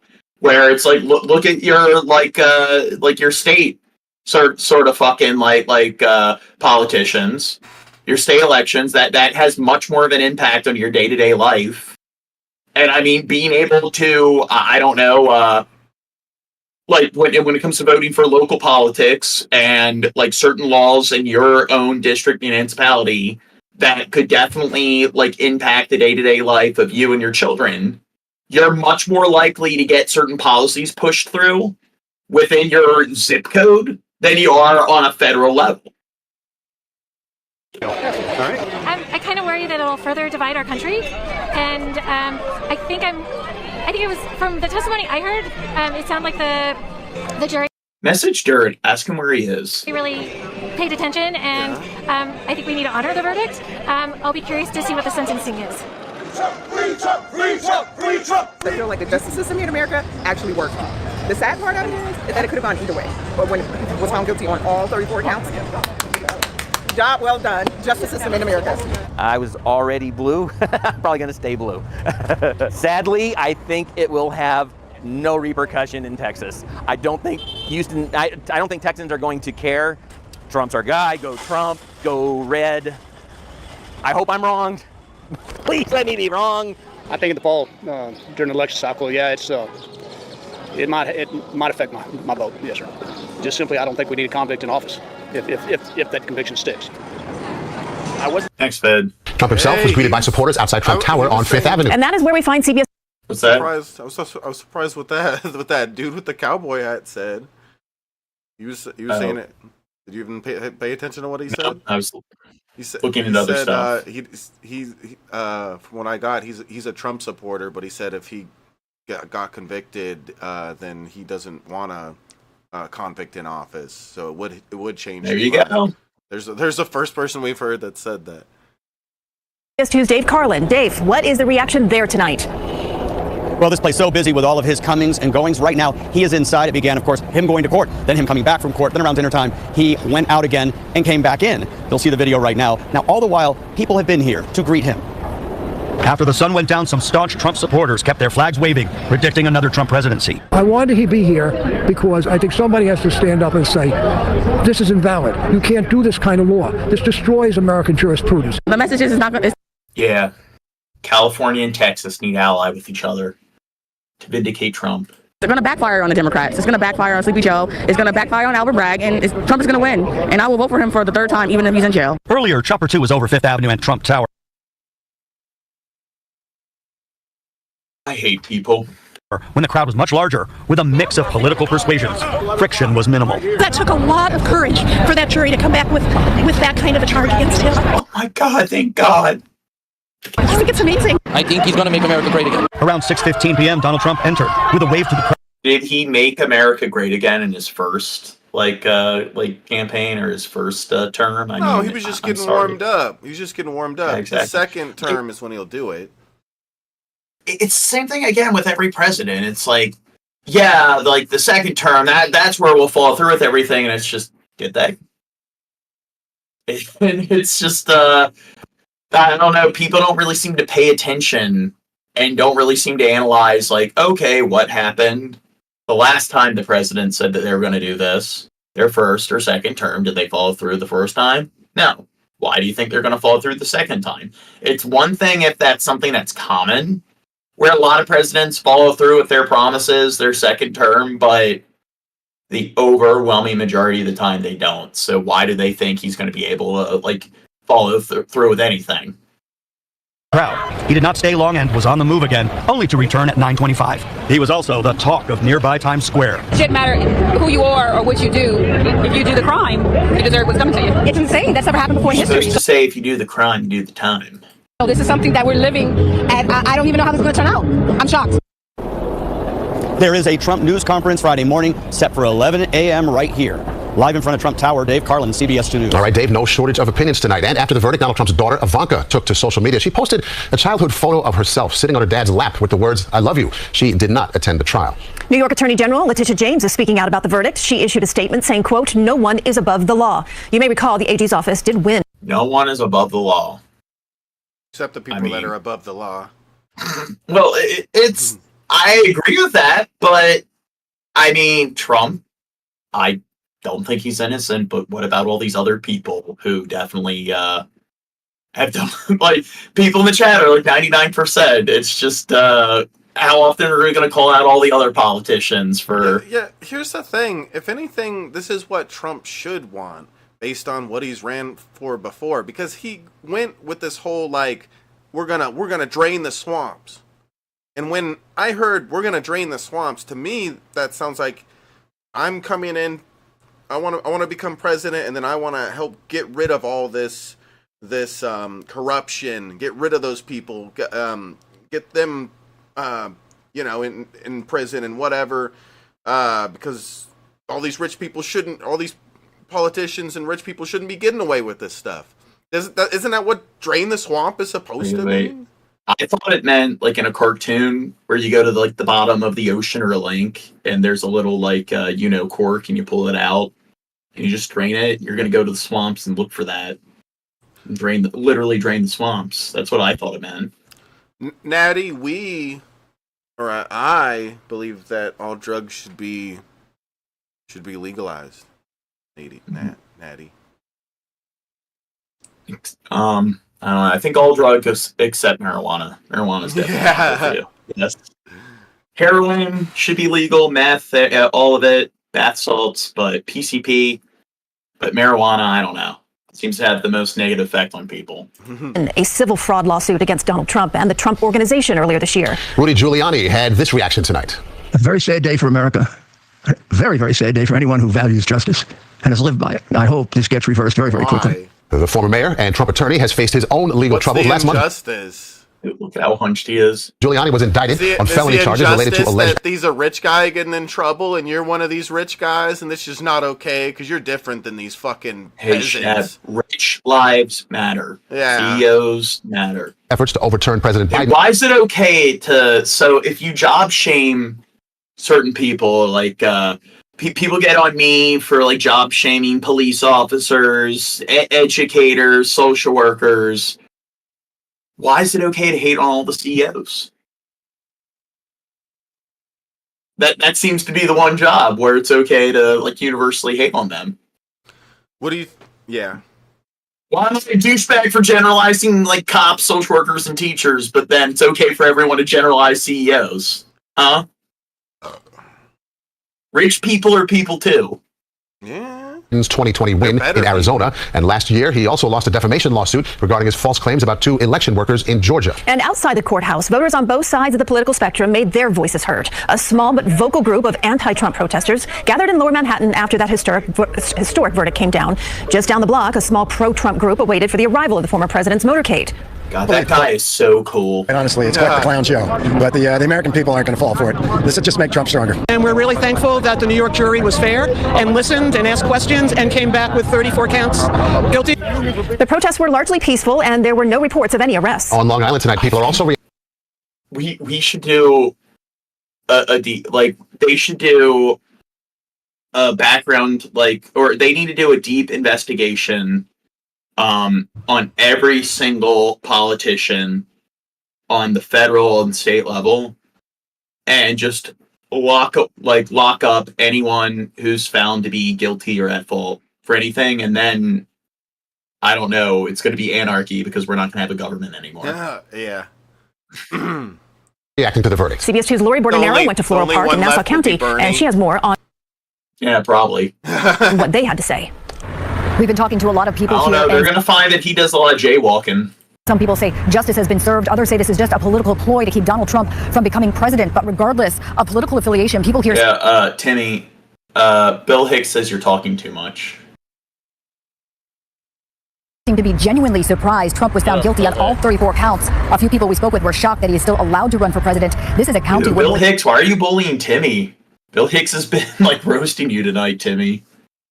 Than 44% voted for Trump in the last election. Trump supporters don't think this verdict will hurt his chances at all come November, but some anti-Trumpers would like to see the former president out of the spotlight. He's a crooked guy, he tells lies, and he doesn't really care about anybody else for himself. I think that he should have to be removed as a candidate. I don't think he should be allowed to run. He's involved in so many cases, and it's such a distraction, and the only reason he's running is to stay out of jail. My main problem is, what's the crime? I'm going to vote for him even more if he runs, because I think he's...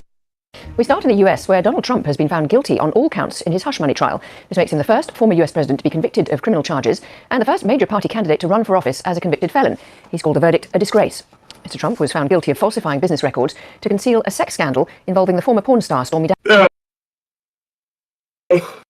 How do you think the world is going to look at America when our president is literally under house arrest, or he's in some prison cell and he's running the country from the confines of a prison? I mean, whoever his VP is, they're probably, because whenever the president's not available, that's where the VP comes into play, where they're the person they're going to have to look to sign off on this, or we need this order. So I think if he is president, it's just there's going to be a million scenarios where they need this sort of policy, this executive order passed, and the president's not going to be there to do it, because he's behind a fucking, wall. Daniels. The verdict, handed down just a few hours ago, comes after 2 days of deliberations. The former US president could face up to 4 years in prison and a $5,000 fine for each count. The trial officially began on April the 15th after a lengthy jury selection process. Then, over the course of more than 6 weeks, testimony from Mr. Trump's former business partners, including longtime lawyer Michael Cohen and his accuser Stormy Daniels, were heard. 12 New York jurors deliberated for 2 days to reach Thursday's verdict, in which they found him guilty on all 34 felony charges. Now, was it a jury of his peers? Were they all, uber wealthy billionaires that have also served time in politics? Charges. Mr. Trump will return to the Manhattan courtroom on July the 11th to be sentenced. Here's our North America correspondent John Sundworth. In a nearby park, his opponents celebrated. Trump is guilty! while inside the court, the former president was walking into history as the first ever to be convicted of a crime. Look how shiny his hair is. This was a disgrace. This was a rigged trial by a conflicted judge who was corrupt. It's a rigged trial. Yeah, it's all corrupt. The judge is corrupt. The charges were flawed. The jury was corrupt. Everything's corrupt. A disgrace. But it was a jury who convicted him on the evidence. 34 counts of falsifying business records to disguise hush money payments to the porn star Stormy Daniels for the purpose, prosecutors said, of keeping her claim that they'd had sex from the American public just ahead of the 2016 election. The verdict brought only gloom to Mr. Trump's supporters, who were left repeating those claims of political persecution. Oh my God. I'm trying to resist saying anything. And they're afraid of a much more popular opponent, which they know will defeat them. But this was a decision made by 12 ordinary New Yorkers, your fellow citizens. There's nothing political about that, is there? I'm not going to say that the jury was tainted, but who knows? Who knows? So despite the sense of despondency amongst the Trump supporters, it's all pretty... I don't know. It's the QAnon deep state. They appointed a bunch of people there where there's conflict of interest. They just went out of their way to find jurors that hate Trump. Good-natured here, although, as you can see, there's a pretty large police presence just in case. The bigger question, though, is what the reaction's going to be longer term, with America now in uncharted territory. Yeah, we need a fourth branch of the federal government. It's the Gene branch, where I'm the only, appointed official of that branch, and I just decide when something's fucking retarded, and I give it my stamp of disapproval. And there you go. And then our society will flourish. They just come to me, should we do this? And I'm like, nope, that's fucking stupid. And then there you go. America just ascends into greatness again. Even see the back. There's so many people here. What effect will it have on his election? No, but maybe we need a pedagogy branch where it's academics. So we find some of the, most qualified scientific minds, and their job is to sit there and be like, yep, this law, when it comes to this amount of time or how people should be treated in prison, the science says that this will have a very adverse effect on their psychology and it's more likely to do more harm than good.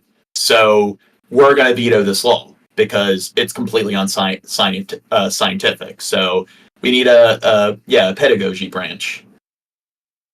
Chances. Will it put those crucial undecided voters off or draw others to him? And what about the impact of his attacks on America's institutions, already intensifying in the wake of the verdict? The man who brought the case insisted the result was a sign the justice system is working. And while this defendant may be unlike any other... Oh, I just looked it up. It's pedagogy, not pedagogy. But I think that's what we need. The method of practice of teaching, especially as an academic subject or a theoretical concept. So the pedagogy branch, that's what we need. And their job is just we take all the deans from the top 100 universities in the country, and they all come together, and then all the other officials below them are the heads of all the different departments, of all the different areas of academics in their universities, and it's just a pundit sort of branch where they're just supposed to be like, no, this is not good for the environment. Veto the law. Supreme Court decides whether it's constitutional. The pedagogy branch decides whether it's retarded or not. In American history, we arrived at this trial and ultimately today at this verdict in the same manner as every other case that comes through the courtroom doors. I'm sorry, that's one of those words that shows up in literature that nobody uses. So it's like, wait, how do I pronounce it? I know of the word, I know of its meaning, but never use it, or you never hear other people use it. The facts and the law, and doing so without fear or favor. Dude, look, Two Guns comes in. He doesn't even care about Trump. He just cares about 7 days to die. Millions will agree with him, and millions won't. Sentencing will be in early July. Here, I'll do it after the stream, Two Guns. Trump is unlikely, legal experts say, to go to jail. But either way, one half of a divided country now has a convicted criminal as its candidate. John Sudworth, BBC News, New York. Earlier, we heard from Vinny Varghese, a Wall Street criminal defense attorney and former New York prosecutor. Do you think, I've said it before, I almost want to see what would happen. Like I know it's wrong, and it's not good for the country. It's not the most productive thing, but there's one sort of devious side of my brain that's like, you know what? I kind of want to see him run from like in house arrest or from prison. It would be kind of entertaining. It's like we're like one of the big global powers. We're the biggest military power, and the commander-in-chief is running from the confines of a prison. He told us more about what happens now. Well, between now and July 11th, his team will get to present a written submission regarding sentencing, and it's basically called a mitigation packet. So they're going to be arguing that the judge doesn't sentence him to any prison time. That's the argument they'll put forth. We're attracting a lot of Trumpsters in the chat. Forth letters in support, and the prosecution at some point, and maybe they'll do it the day remember before. What was it? AIU, like he hated Trump, and then all these people came in the chat supporting Trump, and he did a podcast, and he only did it for like 2 or 3 episodes because he got all pissed off at people. He's like, "God, I gotta ban all these people because they're disagreeing with me." You don't remember? He's the dude. It's they called him AIU, and he had like a kangaroo as his avatar. Yeah, that dude's weird. He sounded like Napoleon Dynamite. Will announce what kind of sentence they're seeking, what their recommendation to the judge is. And my feeling, or my strong feeling, is that they will be seeking some sort of jail sentence, perhaps the max. And so you'll have these dueling written submissions, and then on the day of sentencing, one prosecutor will get to speak. The one attorney for Donald Trump will get to speak, and Mr. Trump, if he chooses, will also get to speak. Those are the only 3 people who are legally allowed to speak. The judge could allow others, but it's unlikely. And then the judge will pronounce sentence. And it's my view, and I've said this, I was on your show, that in my view, this judge is going to give him jail time. The concerns that your correspondent brought up about security risks, that's a city issue.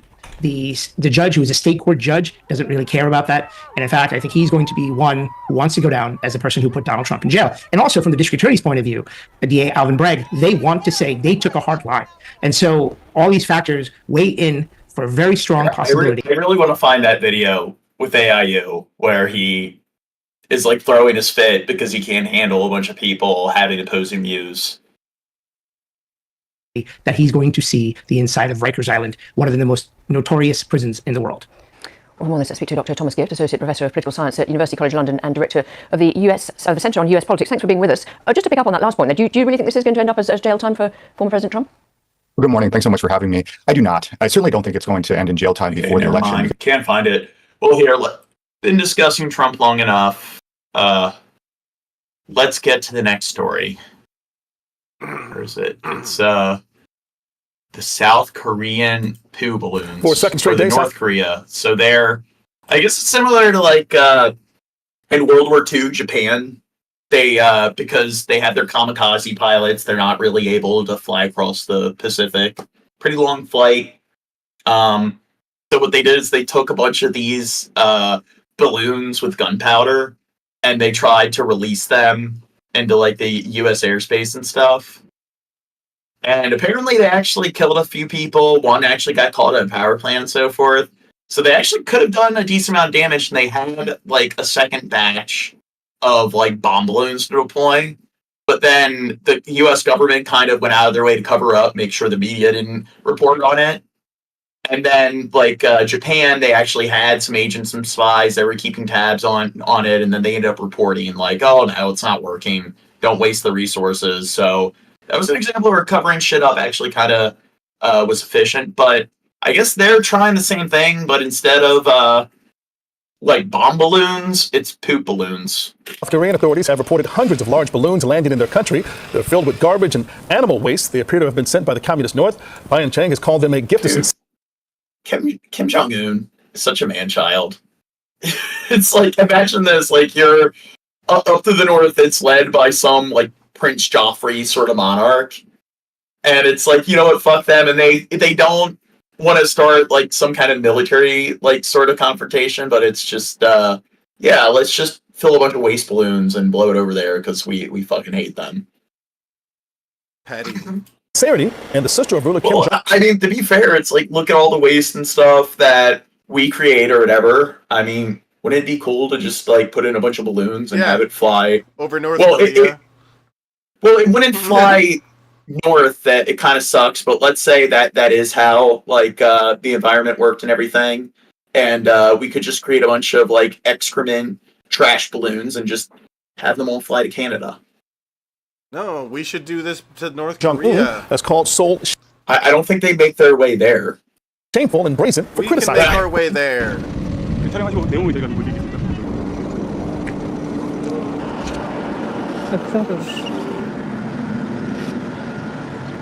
북한군은 5월 28일부터 29일까지 북방 한계선 이북의 다수 지역에서 Yeah, the like Korea break wars. This is sort of like when petty people will like go online and they'll send like animal shit to people's houses and addresses. This is like the version of that, but on the scale of like some kind of like national international conflict. 대남 오물 풍선을 부양하였습니다. 북한군이 살포한 대남 오물 풍선은 경기, 강원 및 수도권과 충남 계룡, 경남 거창 등 남부 권역의 광범위하게 Dude, what if North Korea just starts doing that? Where they don't use landfills, they don't use any conventional methods of like disposing of their waste. What if they just start relying on putting them in like these like blimps and stuff like that, and just having all their excrement, all their waste and stuff, all their garbage, they just send it over to like South Korea? What do you think South Korea is gonna do? They're like, okay, fuck it. They've been doing this nonstop. They're gonna have to come up. You know how Israel, they have like the iron dome, the iron beam to deal with all the missiles that are launched over. They're gonna have to come up with some like automated turrets that need to like shoot down all the excrement balloons. 낙하였습니다. 풍선의 적재물에서 담배꽁초, 퇴비, 폐건전지, 폐천조각 등 각종 오염물질이 확인되었고 현재 관련 기관에서 이를 정밀 분석 중에 있으며 현재까지 화생방 오염물질은 발견되지 않았습니다. To South Korea now, where hundreds of balloons filled with trash and suspected excrement have landed, sent over the border by neighboring North Korea. The balloons, called Gifts of Sincerity by North Korea, have provoked... What kind of world do we live in? Where it's people like Trump and Kim Jong-un or that. I mean, North Korea is a nuclear power. They got nuclear weapons. You look at like why do all the world's like nuclear powers? They're all run by a bunch of fucking children. An angry response. Xi Jinping banning like Winnie the Pooh because he's a big snowflake. From Seoul, which called the act dangerous. Hundreds of these balloons arrived in South Korea overnight and are scattered across the country. They carried trash and what the army said looked like feces, sent across the border. This is one of the benefits to having a nuclear arsenal. You can just send like poo balloons across the border, and then they can't really do anything because you have nukes. By North Korea.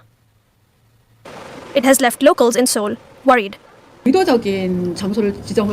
was so creepy and scary. Dude, this is what China should do to Taiwan. What if they just start sending over... It's like, I don't know, vandalism, prank warfare, where they just send over a bunch of garbage balloons, and it's like, hey, like, you can cede yourself to the People's Republic of China if you want, or you're the small island country or whatever. Like, is the United States or Japan going to get involved if we're just sending over, like, excrement balloons? And it's like, it just won't stop. It's this never-ending cascade array of, like, garbage balloons. I wonder if that's a way to manipulate some smaller country to be like, look, we'll stop burying your nation with garbage if you just cede yourself to us. That's what Russia needs to do to Ukraine. Balloon might have fallen down because North Korea designated a specific target. Bill Hicks is like creepy and scary. Everyone was scared at that moment. I wonder what would have happened if there wasn't just rubbish, but viruses. Says, Taylor says I'm going to give Raisin ideas. Yeah. Or chemicals. I thought war could break out right away. To put it a little strongly, that's how I felt. If this situation worsens, there would be war.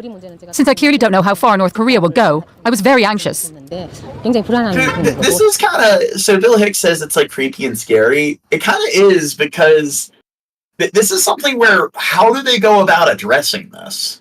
So if you do have a country that's doing that, where they're just like putting a bunch of garbage and excrement, like all of their waste, they're just putting in balloons and sending it over. It's like they're not using lethal sort of like attacks or whatever, but it's just they clearly are doing something they shouldn't be doing. That's a notable inconvenience. So it's just how do you get them to stop?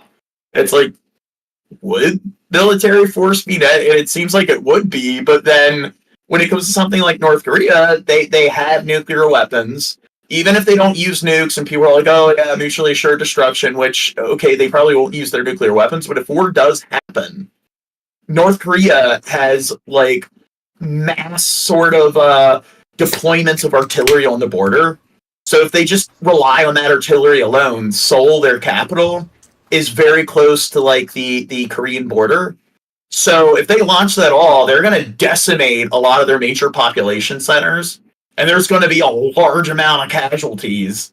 So even without the nuclear weapons, it's just they push a button or give the order, and unless they have some preemptive strike where South Korea or like the US go in and make sure that they bomb all the artillery to make it inoperable, like, I don't know, there's going to be a lot of fatalities.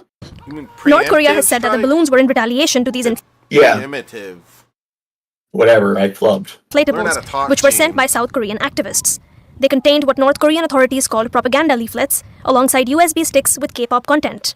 South Korea has called this latest act dangerous. It has deployed its military to inspect and collect these bags of filth from across the country. I was going to say they should get them back, but the problem is, because they're on the southern end, they're probably not going to be able to get the balloons to shift in that direction. They need to make, like, garbage drones. Edward Howell is a lecturer in politics at the University of Oxford and the Korea Foundation Fellow at Chatham House. Edward, good to see you. Let's dive right into this. Imagine it's just, North Korea probably knows that it wouldn't go well for them if full-on war breaks out.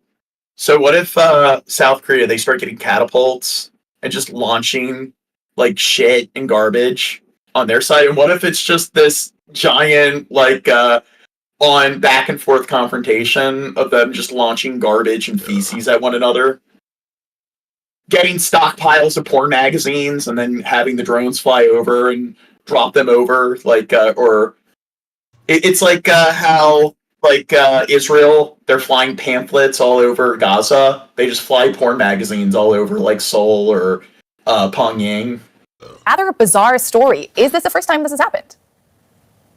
Good evening. This is a very strange incident, but it's not completely unheard of, in the sense that North Korea did give some form of warning from a speech by the Vice Minister for Defense. And what's interesting here is that this is not the first time that we've seen North Korea say it will do something to South Korea. We only have to go this, like, lead to, like, South Korea actually does declare war. It leads to a military confrontation. And then China's like, hey, while they're all preoccupied, we're going to go and attack Taiwan. And then it just escalates from there. It becomes World War III. And World War III, the catalyst was North Korea sending over excrement balloons to South Korea. To 2020, when North Korea said it would blow up the Inter-Korean Liaison Office, and it did. It's particularly strange in terms of the contents of the balloon, but what we see is that North Korea really is wanting to take a more provocative stance on South Korea now. North Korea's leadership says that this is in retaliation for South Korea sending balloons from their side, and that it might just be the beginning. Why do you think we're seeing this happen now? So North Korea has never responded well to South Korean groups sending anti-DPRK leaflets containing USB sticks. Now, I do agree that's stupid. So there are these like private groups or whatever. They're kind of like protests or so forth. They'll show up and they'll take balloons and load it with things like media from around the world and like news articles and stuff to show all the people that are living in this like Orwellian hermit state that, yeah, you're being lied to or whatever. Like, there's this entire world and stuff outside of like North Korea and stuff, and it's not what you think. And the problem is that if somebody gets caught with like one of the things they were doing, that one Seth Rogen film, the Dictator with Kim Jong-un, they're flying that over, and it's like if somebody gets caught with that, they're going to be murdered. They're going to be sent to Camp 22 and tortured for the rest of their life. And then they have the 3-generation rule where pretty much everyone in your family, even your siblings or whatever, your grandparents, your grandkids are all going to go to prison.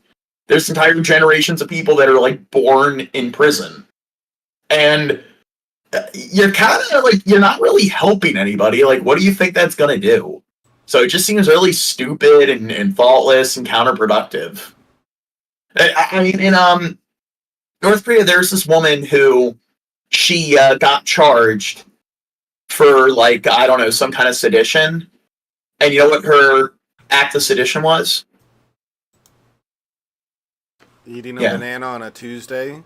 No. Her house is on fire, and in North Korea they have everyone has these portraits of, like, Kim Jong-un and Kim Il-sung and stuff, and they're supposed to keep them spotless and stuff. And they actually have police that go to everyone's, like, houses and stuff and addresses to make sure that there's one little speck of dust on these, like, portraits. And her house caught on fire, and she went in and rescued her kids. And she got charged because she didn't rescue the paintings over her kids.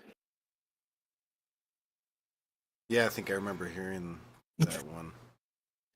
Like, they found graffiti in Pyongyang, and they shut down the entire city for a day to investigate. So I do think that people doing that, sending over, like, DVDs and shit, it's like, you're not helping anybody. They get caught with it, they're fucked. And their entire family is going to be tortured in Camp 22 for the rest of their lives. South Korean movies, for instance, across the border. What we're seeing now, though, is earlier this year, North Korea has made a very concerted change of policy towards South Korea. Kim Jong-un has moved away from reunifying the peninsula as a goal, and what we're seeing is North Korea recognize South Korea as its ultimate foe, its ultimate adversary. So even though we haven't seen any signs of actual war, we are seeing North Korea escalate its provocation. How much they love their leader. Particularly low-level provocations like this, relatively speaking, to South Korea. How is South Korea likely to respond? Like we heard a woman in our report there. They don't act like that, they get in trouble. How do you know they don't love them? You can't read their mind. I bet some of them do. He wins every single election. I bet there's a good bit of them that actually believe he doesn't poop and all the sorts of stuff. Yeah, he flew out his mother's vagina. He always gets a hole in one. Yeah, he's written people that really live there and think of him as a god. They're brainwashed. They're, like, brainwashed from birth to believe this stuff. Yeah. And then people are like, oh, North Korea, look, it's like when people talk about, like, atheism, this is one of the most atheistic, it's like, no, they're not atheists. They're Kim Jong-unists. Yeah. To an all-out war. Is that a likely scenario? I think we need to remember that Kim Jong-un knows that an all-out war, not least a war involving nuclear weapons or missiles, would lead to the ultimate destruction of his regime and his They state. need to have, like, the prank wars and stuff, where they just start, like, sending, like North Korea invests, like, much of their economy to just having, like, I don't know, they need an entire, like naval vessel of pizzas delivered to them. They need to get the Philippines to send, like, 3 giant cargo ships of pizza to South Korea. And then South Korea will get back because North Korea, they don't really...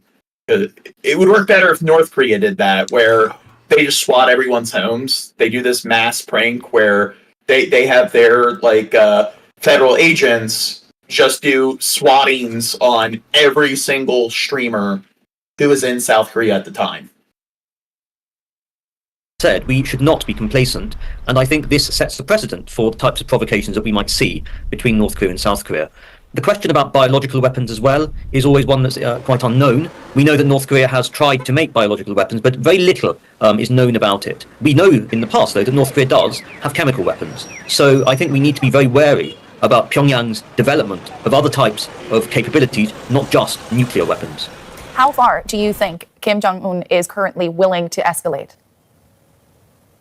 I think that Kim Jong-un has a host of domestic issues within the country, but Kim Jong-un has made very clear, and he made very clear 3 years ago, that he wants to accelerate the development of North Korea's conventional and unconventional capabilities. And we are witnessing this, particularly with the spy satellite launch that failed earlier in the week. I think Kim Jong-un, however, is still very keen. So China has stated that if North Korea attacks South Korea, that China will not intervene.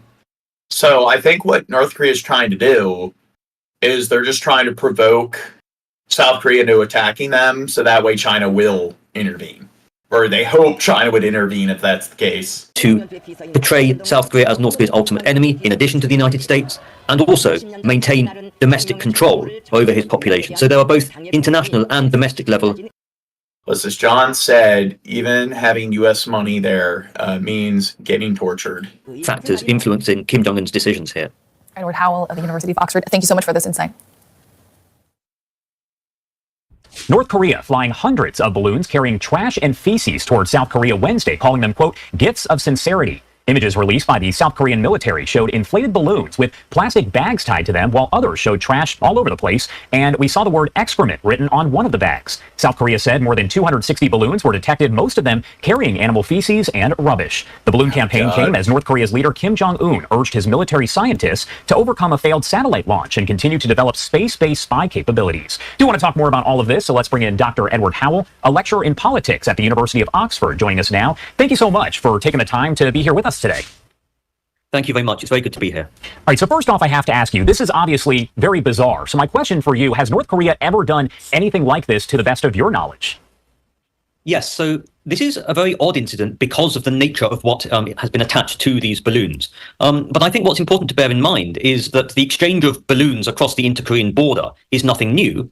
And secondly, in the past, North Korea has said that it would do things to South Korea, such as destroy a de facto embassy located on the inter-Korean border, and followed through on it. We saw this latter incident happen in 2020. So I think the key message to take from the bizarre incidents of this past week is that if North Korea feels that it wants to engage in such provocations and it gives warning that it would do so, we really shouldn't simply dismiss it. Was this the only act that we saw by North Korea yesterday and earlier on this week against South Korea? Is this the only thing that we know of? Obviously, a very bizarre situation, but were there other incidents that occurred as well?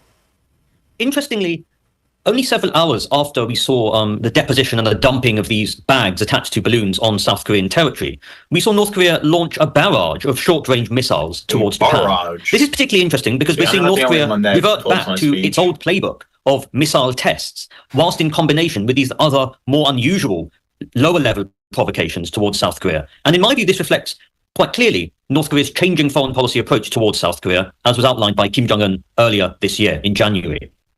And you kind of touched on this a little bit here, but did that failed spy satellite launch from Monday play any role in this specific situation? I think we got the most out of this. Next story. Gaza City is hardly reassuring. This eyewitness says families were killed by Israeli missiles as they baked bread. But no one's left the camp. What can they do? They got red stuff all over that bread. Apart from wash away the remains, bury the dead, and wait out another day.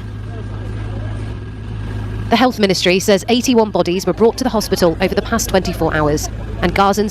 I kind of prefer what Kim Jong-un's doing with the excrement balloons. I think that's definitely, I don't know.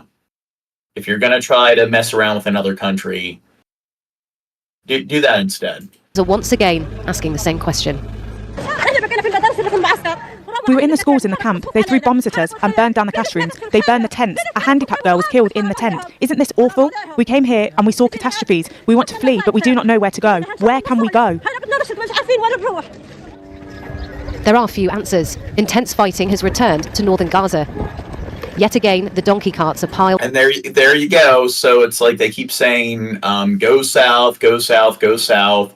They've been fighting Hamas down to like Rafah, which is to the very like south of the country or to the territory. Now it's like fighting's resumed in North Gaza. Build up high. Families displaced so many times they've lost count. It's sort of like apartheid. I mentioned that before, where one of the things they would do in South Africa during apartheid is they would just go into towns and relocate them as a sign of power. They did that in the Trail of Tears and so forth. Like with the United States, they would go to settlements with Native Americans and force them to relocate just for the sake of it, just to inconvenience them and fuck around with them, so they couldn't really develop any like semblance of stability. The IDF is back in Jabalia, claiming they've killed dozens of terrorists. Hamas has emerged from the rubble in areas the military had left. They announced they'd captured Israeli soldiers fighting there, a claim denied by the Israeli military. And today, Hamas forced Israelis to run for cover in Tel Aviv, the first time in months. In a show of military strength, they fired a barrage of rockets from Rafah to central Israel. Most of them were intercepted. But one house took a direct hit. The time of day would have helped. The bedroom was empty. It's a miracle, she says. A divine intervention. While the Now, two wrongs don't make it right. It's not good that they're trying to launch projectiles at civilians, but when we've seen what's going on in the Ukraine and the collateral and stuff, houses that are getting struck and so forth, it seems like it's nothing in comparison to the collateral that's going on in Gaza. But then that seems like nothing when it comes to the collateral that's going on in the Ukraine. US's own intervention in Gaza came unstuck when What's that? I just found it funny that she said it was a divine intervention because the missile hit her house, but they didn't get killed. It's like, it's not just happened chance. It's fucking a divine intervention. That's what it is. It's the leprechauns. operation for the Strip washed up in southern Israel. A setback for the much-touted floating pier that cost around $320 million. Aid began slowly flowing through the pier last week. Like the United States, because we have the largest military on the fucking planet, why don't we disaster relief? It's just, what if Joe Biden did that? He just sent U.S. troops in there. He has them occupied near all the settlements and stuff. I don't think Israel would want to be launching dumb bombs and being irresponsible when there's a bunch of U.S. troops that are just located there. I think that when it comes to getting all the supplies through, why doesn't the United States use its massive Navy and Air Force and stuff to just have their ships and vessels come in to deliver all the supplies? They could have giant large deployments of armored trucks that go in and make sure all the people are getting food. You look at all the helicopters and stuff that the military has. They could easily just go to all the they could transport all the humanitarian aid workers. It would be so easy for them to get as much care and aid through the borders as possible, but instead they build a stupid fucking pier. And our troops wouldn't have to engage in any combat. Just 20 they are just there to deliver supplies and to make sure that civilians aren't getting shot at. Away, a desperately needed solution was reduced to a spectacle on the beach. Welcome back to Live Now from Fox. We continue to follow breaking news at this hour. This video on your screen obtained by Fox News. This video to be from Hezbollah, which shows a rocket attack said by Hezbollah to be on Israeli posts along the Lebanon-Israel border. Statements posted to social media saying Hezbollah targeted settlements in the Upper Galilee area of Israel and also in Israeli military positions and posts. The statements say the attacks are for ongoing Israeli military actions in southern Gaza and in support of the Palestinian people. Joining us live this morning to further discuss, national security expert at the University of New Haven, Ken Gray. Good morning to you, Ken. Again, thank you for being here. We are following this breaking news headline. I mean, my goodness, showing those rocket attacks from Hezbollah, and Hezbollah saying they are doing this in good faith for the Palestinian people. Sure. Hezbollah has been attacking Israel throughout this period of conflict since October 7th in support of Hamas. In fact, in recent months... Look, Hezbollah, they're launching rockets at Israel. That's very, very, very unethical. They're doing what Hamas was doing. See, Israel is constantly under attack by their neighbors. What's your view here, Shab? I'm looking at some old fucking man. Israel has evacuated most of the towns in the northern part of Israel, moving those people away from the border, away from the threat of rocket attacks by Hezbollah. But nonetheless, Hezbollah has renewed its threat against Israel that it will continue attacking this area, attacking the military posts there of the IDF against Hezbollah. So Hezbollah continues to show that it remains a force to be reckoned with. In reality, you might say that Israel is engaged in a two-front war, one in the Gaza Strip against Hamas, the other one against Hezbollah, because Hezbollah has been active throughout this entire period with attacks against Israel, and Israel doing likewise attacks along the border there with Lebanon against Hezbollah. Now, they're dealing with, like Hamas, launching missiles and stuff across the borders now. What if currently they're trying to build illegal settlements in northern Gaza? So now they're going to share borders with, Syria, Lebanon, and so forth. So what happens when they're dealing with sharing a border with another group that despises them, and for good reasons. And now they have this new territory where they're going to be launching, like, do you think they're not going to be launching rockets and stuff? So maybe it's best if it's like, okay, you've turned the area into a fucking crater, and you're currently dealing with Hamas. You're almost done with Hamas. Like, just back out. Like, I think it's just more provocation. They're just provoking things even farther.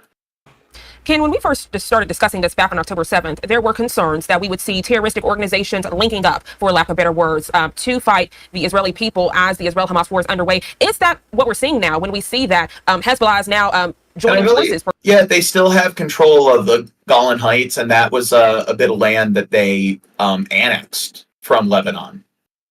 And then they also annexed the Sinai Peninsula, and I think that was like during it was either the 7 Days War or the Kippur War that they annexed those territories. But I believe the Golan Heights is still part of Israel. Per se, with Hamas, and they are firing these rockets. Of course, important to keep in mind, they also want to gain control of this region that Hamas is wanting to gain control over.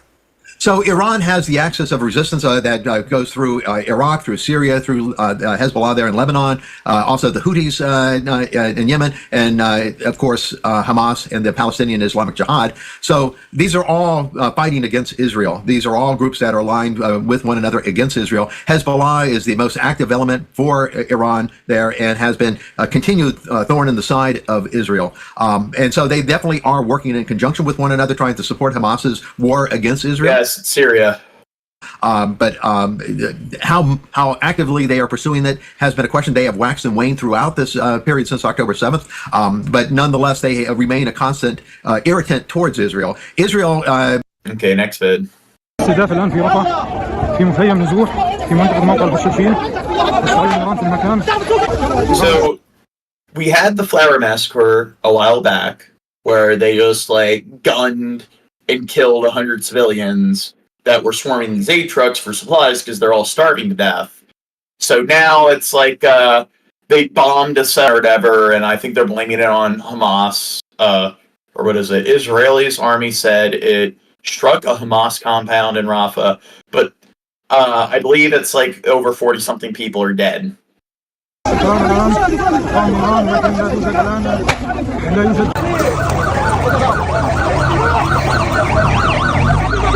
And this, like, whenever you see, like, fucked up things like this happen, like, you see natural disasters, it's just like, okay, 200 people dead, 500 people dead, 2,000 people dead. I think we're going to start to see these numbers rise. احنا قاعدين في امان الله على باب الدار، فجأة سمعنا صوت صاروخ، جينا نجري لقينا الشارع طيقه مش شايفين ولا حاجه، المهم كيف ما تعرف دخلنا في الدار ما لقيناش في احد، طلعنا فوق الحيطه لقينا مراه بنت وشباب مقطعين تقطيع.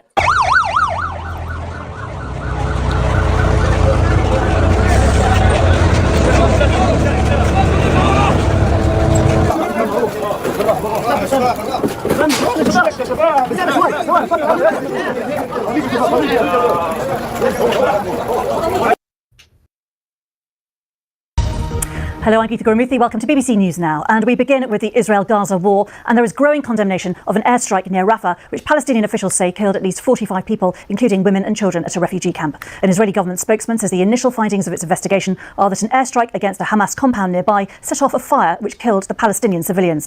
The Palestinian presidency in the occupied West Bank described the strike as a massacre and accused Israel of deliberately targeting displaced people. It was an accident.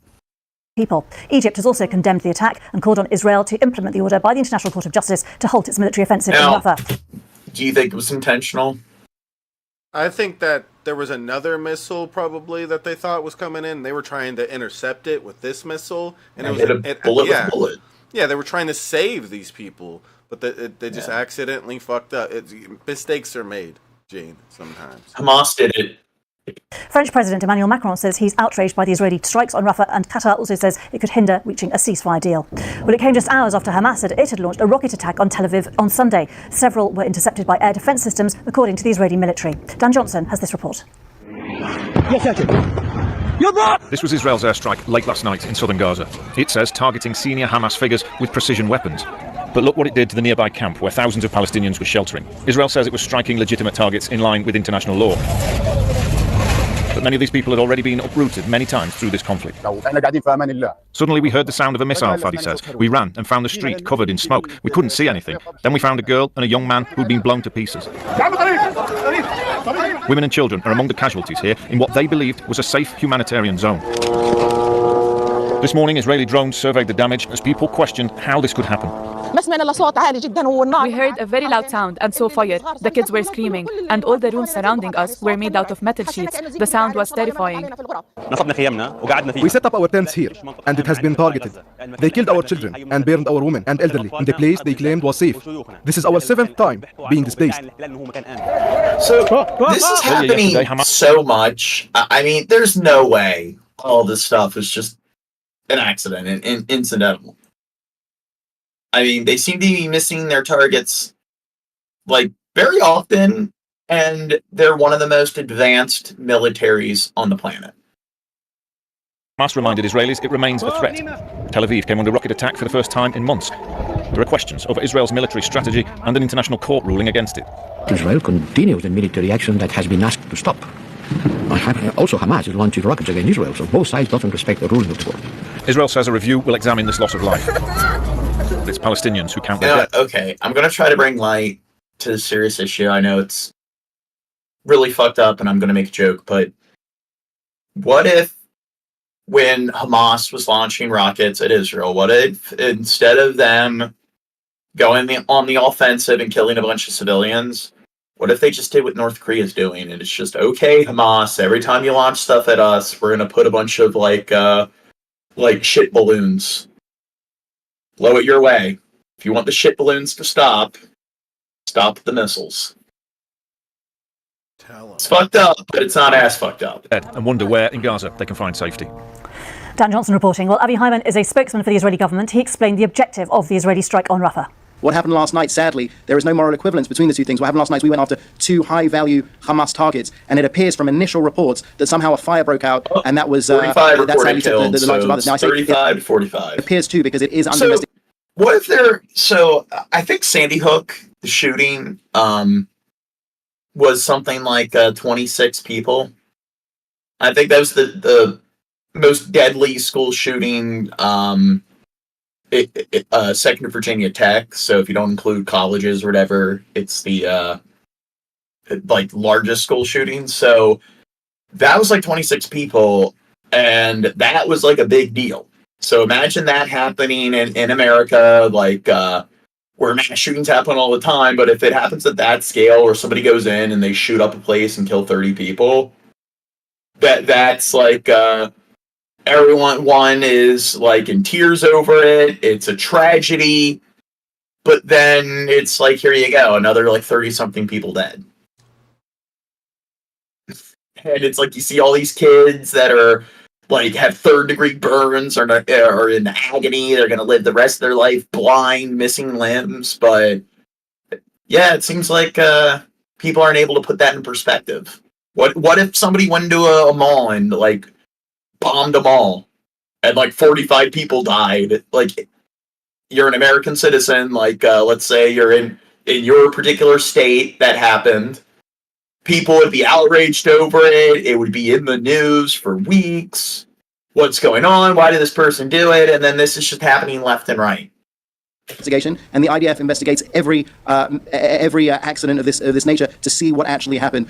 Well, Shayna Lowe from the Norwegian Refugee Council in Jerusalem expressed shock at the strike in Rafah. We are just as shocked as everyone seeing the images coming out of Gaza late last night and early this morning. This is a clear sign of why the implementation of the ICJ's order last week on halting military operations in Gaza in Rafah is so necessary. It's truly unconscionable to think that it's almost 8 months into this, we are still seeing images of women, children, civilians being targeted and killed in such a way.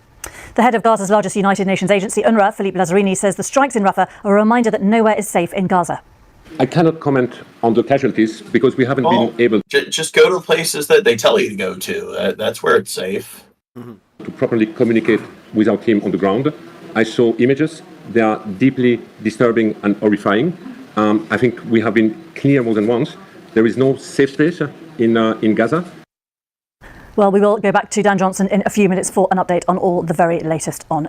Dude, Young-Minded, I just like scrolled up a bit, and he says free, and then he has like the Israeli flag. But I don't think that's the flag you're intending to use. Events there.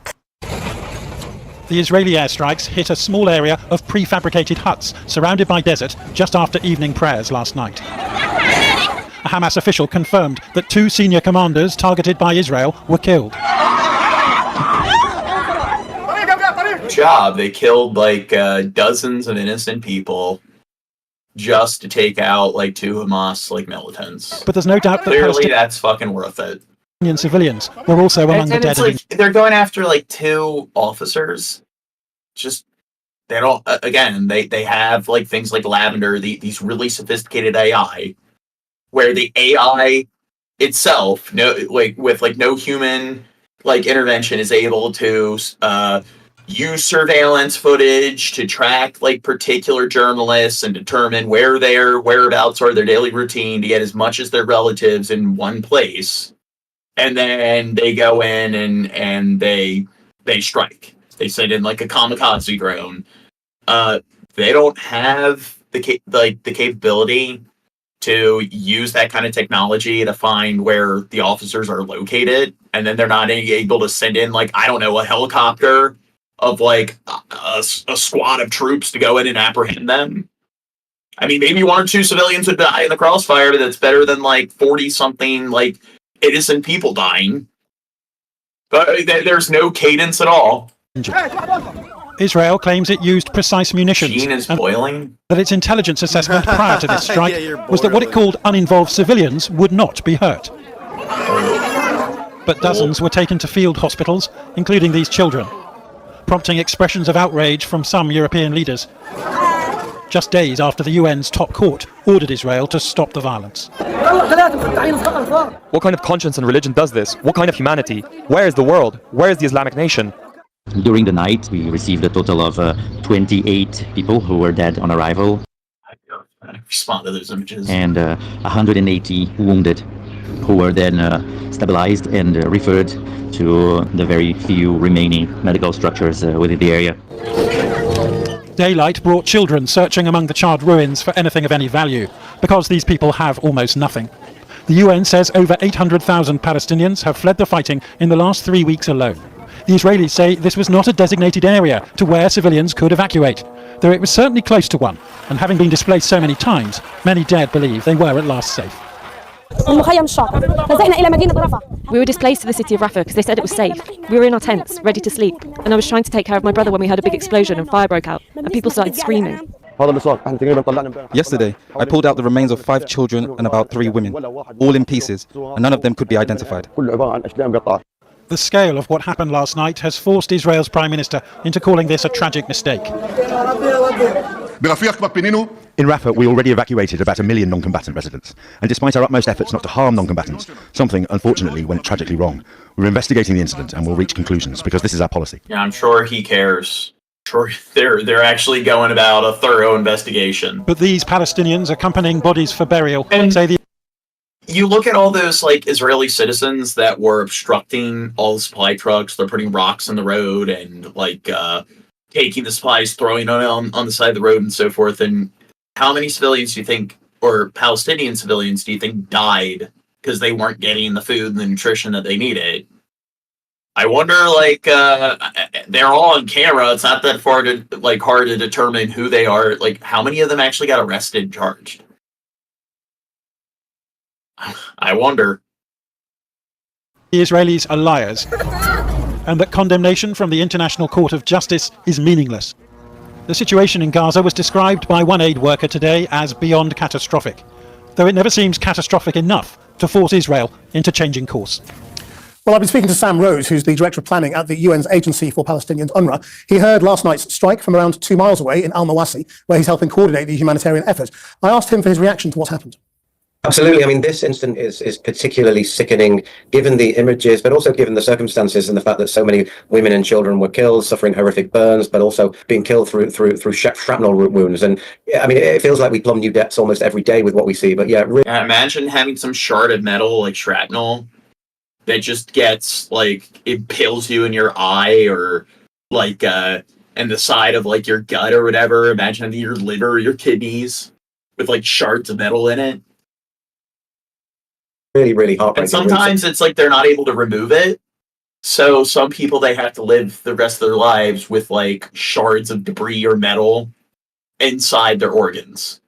What do you make of the way the information comes out, or what can we read from that? In that at first Israel explained the attack and explained that they were targeting particular members of Hamas, and it's taken a few hours, but now they've said this was a tragic error.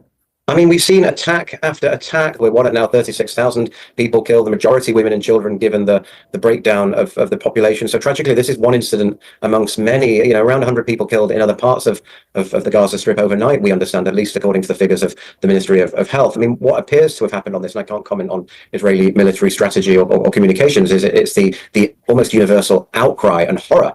The strategy is genocide. Kill as many people as possible, whether they're part of Hamas or they're innocent people or children, doesn't matter. Of this coming on top of everything else and the circumstances in which it happened, a camp of civilians, a camp of largely women and children who've been forced to flee to these areas anyway, been assured that these areas were part of a safe humanitarian zone, and coming so close to the ruling from the International Court of Justice, the highest judicial body in the UN, calling for a halt to the conflict. This is what we've seen. Israel also says it did kill Hamas leaders in this attack. Does that mean it is routine that Hamas is mixing in the civilian population, even in areas that are supposed to be for internally displaced people? And these are very, very crowded areas. And yeah, I wonder where, like, the Hamas leaders were located. It's just, if they know where they were, and it's like, were they, like, I don't know, like, accompanied by, like, other militants and so forth? Because if it's like they're trying to go for, like, after these two leaders, why don't they send, like, imagine sending, like, 5 or 6 drones in that find where their whereabouts are, and then it's, like, worst case scenario, they send in a helicopter with, like, I don't know, 6, like, Marines or something, and I don't know why they're not able to do something like that, why they have to rely on missile strikes. Of Gaza, very built-up areas. It's impossible to say with any certainty, but there are rules of war. There are rules of war on the Hamas side, but there are rules of war on the Israeli side, and on both sides in terms of protecting the civilian nature of certain areas. But there are also rules regarding... People in the chat, why don't you think they're doing that? Why don't you think they're implementing, like, the... like tactic that I'm talking about? Proportionality and avoiding excessive civilian casualties. And when you have an incident like this, it's hard to see what immediate military objective could justify such an attack. I mean, this comes after recent statements by both the International Court of Justice and the International Criminal Court. What is the mood where you are now about what is going on in the light of all of that? The mood is one of numbness. Oh, Taylor says she was trying to get in. How long ago was that? It's one of hopelessness. It's one of exhaustion and despair. People, how long is this going to go on? And this real dread that there will just be more of this unless it comes to an end. I mean, people... Looks like they're watching some kind of cartoon. They're absolutely exhausted. They've got violence, brutal violence impacting every aspect of their life and their being. So really, really desperate times right now for the people of Gaza. Sam, thank you very much indeed. Thanks, Christian. Israel has struck a displacement camp where civilians were sheltering, killing at least 45 people in Rafah in southern Gaza. That is according to the Gaza Health Ministry. We must warn you that you are about to see in the segment is going to be very difficult to watch.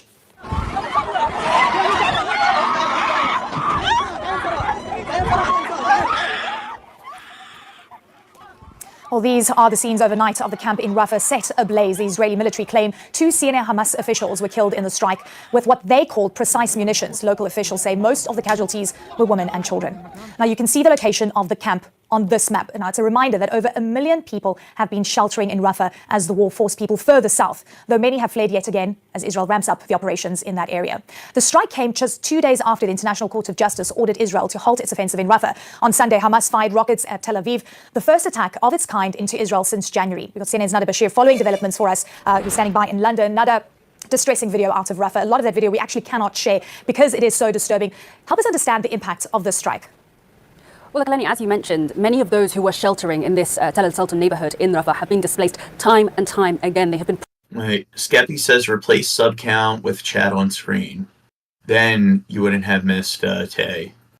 Yeah, Shab. He doesn't pay attention. Piece of shit. Pushed south into the southern city of Rafah. Well, I think, I don't know, Shab. I think you have enough, like, maybe you should invest more instead of making funny faces.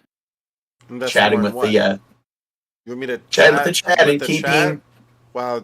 Well, I don't know, like, keeping an eye on the chat, what they're saying. If somebody wants to join, look at the different voice channels in Discord. I noticed. I was just giving you time to notice, because you seem to look at the chat every so many minutes.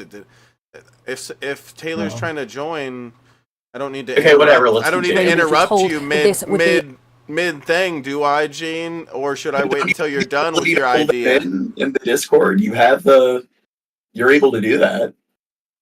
But you're the boss, Gene. How did I know whether you like Taylor? Maybe you don't like her.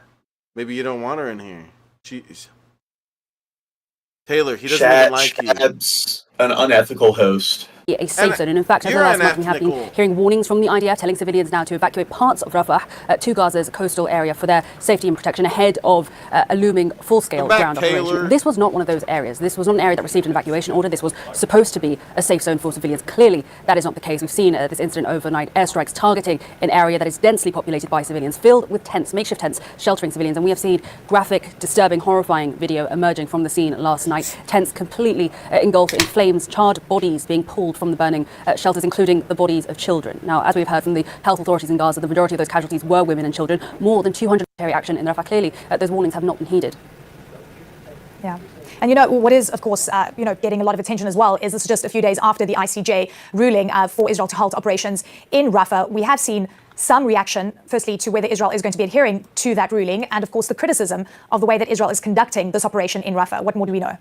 Yeah, absolutely. We've been hearing fierce criticism, of course, from European leaders. We heard earlier this morning from the EU. Where are the fire trucks? Why don't you think they have fire trucks there? Seems like there's not a lot of first responders, ambulances. You know what I'm saying? But what do you think the reason is for that? They're poor. I don't know. I wasn't paying attention that much to what you were saying. I'm saying, oh my God, Chad. Is it infrastructure problems, Gene? I'm saying they have a fire. Why don't you think where do you think their fire trucks are? Where do you think the personnel are with the equipment to deal with it? Why do you think that's not there? Because it got destroyed in Gaza? I don't know. Yeah, probably because Israel and their dumb bombs and shit. Maybe you're like, because they're poor. Well, they're poor. Foreign Affairs Chief Josep Borrell saying that Israel... They weren't poor in Gaza. Okay? They had the infrastructure adhere to the ICJ ruling that it must immediately halt a military... Yeah, but why do you think they're poor now? Because they've been pushed out of Gaza. Now they're super poor. They're living in tents. What? They haven't been pushed out of Gaza. They're still in Gaza. Oh, well, they've been pushed south of Gaza and out of their city. Chad, Jesus Christ. Operations in Rafah. We've heard from the German foreign minister saying earlier today that the International Court of Justice order for Israel... Chad needs his Adderall. Its military operation in the southern Gaza city of Rafah is binding and has to be followed. And in fact, President Macron of France has also issued a statement. He said that he was outraged by last night's attack on Rafah, that these operations must stop. There are no safe areas in Rafah for Palestinian civilians. I call for full respect for international law. A deadly Israeli airstrike in Rafah drawing international condemnation this morning. At least 40 people were killed, dozens injured at a tent camp Sunday night where displaced civilians were sheltering in a designated safe zone. Israel says it was targeting Hamas commanders. Qatar calling the attack a dangerous breach of international laws that could complicate ongoing mediation efforts for a ceasefire in the Gaza Strip. NBC's Raf Sanchez has more from Israel. Raf. Jose, after a weekend of intense talks involving the CIA director, an Israeli official tells NBC News they believe ceasefire negotiations may restart as early as this week. But for now, the fighting rages on. So that's something recently. Biden's been pushing talks for ceasefire, or he's been doing that for weeks. But I don't know. Apparently, I guess they're coming closer to it this week. In Gaza, that is but let's see. Let's see how that goes. Fight an order from the UN's highest court for Israel to immediately halt its military offensive in the south of the Strip. And last night, a new and deadly strike in the city of Rafah. Overnight, fire and horror in Rafah. An Israeli airstrike at a camp for displaced civilians, setting tents and cars aflame. Fire crews in Hamas-run Gaza say at least 40 people were killed, many of them women and children. One of the deadliest bombings in Rafah of the entire war. The Red Crescent says it happened in a designated safe zone, but Israel says the strike killed 2 senior Hamas commanders responsible for attacks in the occupied West Bank, adding it is aware of reports indicating that as a result of the strike and fire that was ignited, several civilians in the area were harmed. The incident is under review. The UN's highest court has ordered Israel to halt the Rafah offensive, but has no power to enforce the ruling, and Israel giving no sign it will comply, saying hostages are being held in Rafah. We will not stop fighting for their freedom. On Sunday, Hamas fired rockets towards central Israel for the first time in 4 months. With sirens blaring in Tel Aviv, the IDF says the rockets came from Rafah. Meanwhile, further up the coast, new questions about the safety of U.S. service personnel after 4 small army boats broke their moorings in heavy seas, washing up in is terrible. But with Hamas, it's just, even if they're targeting like Israeli like militants and stuff, they clearly, it's a losing battle. If they actually cared about their people, I don't think them launching missiles and provoking Israel even more is going to help. And I think maybe they're doing it because they are trying to provoke them, because I think maybe that was the reason why. You think to yourself, like, what were they going to get out of going in and attacking Israel? I think they kind of planned for this to happen, because talking about them using their citizens as shields, they wanted this kind of genocide to happen, maybe, so the whole world would intervene and the whole world would see what's going on, and they probably, I don't know, were trying to get this kind of reaction out of them, and they don't care how much it's going to affect their civilians. Which none of these civilians deserve to suffer because of this, but I honestly, who thinks that that's why Hamas did it? They figured that, hey, if we go in and conduct this really massive terrorist attack, then we'll provoke Israel and going on this full offensive, and they know that it probably would result in a large amount of civilian casualties, which would put a lot of negative press on Israel globally, and maybe it would damage their relations globally and so forth. And maybe it would force the world to intervene, and maybe that's what they were doing. And they're like, you know what, we're going to use our people as sacrificial lambs. in Israel and Gaza. The ships who thinks that's an accurate prediction? Bring aid through an American-built temporary pier. U.S. Central Command saying no injuries have been reported and the pier remains fully functional. But 3 U.S. personnel did suffer non-combat injuries last week, the Pentagon says. 1 seriously wounded. Jose, you may be able to hear the wind just howling here in southern Israel. That's what caused those small boats to bust out of their mooring. And if you look behind me, you can actually see this is one of the military vessels that got beached here in Israel. There's 2 more about 20 miles down the coast in Gaza. And way off in the distance, a larger military ship that's involved in the recovery effort here. Now, U.S. Central Command was able to get one of these boats off the beach here earlier, and they're hoping to get this one free sometime today. Jose? Ralph Sanchez, thank you so very much. I want to bring in Executive Director at the McCain Institute and former Deputy Assistant Secretary at the Department of Defense, Evelyn Farkas. Evelyn, it's always a pleasure to see you. I thank you for being with us this morning. This area Next vid. More now on yesterday's Israeli airstrike on a tent camp in Rafah. At least 45 Palestinians were killed, according to local health officials. Israel said it was targeting 2 Hamas leaders. This comes just days after the International Court of Justice ordered Israel to halt its offensive. Panic and horror in Rafah last night as flames raged through a camp for displaced Palestinians after an Israeli airstrike triggered a massive blaze. Civilians burnt alive and children decapitated. Rescuers rushed to help anyone pulled from the rubble. We were sitting at the door of the house safely. Suddenly we heard the sound of a missile. We went into the house and we found a girl and a young man who had been cut into pieces. By sunrise, a charred cut into pieces skeleton of the tent camp is all that remained.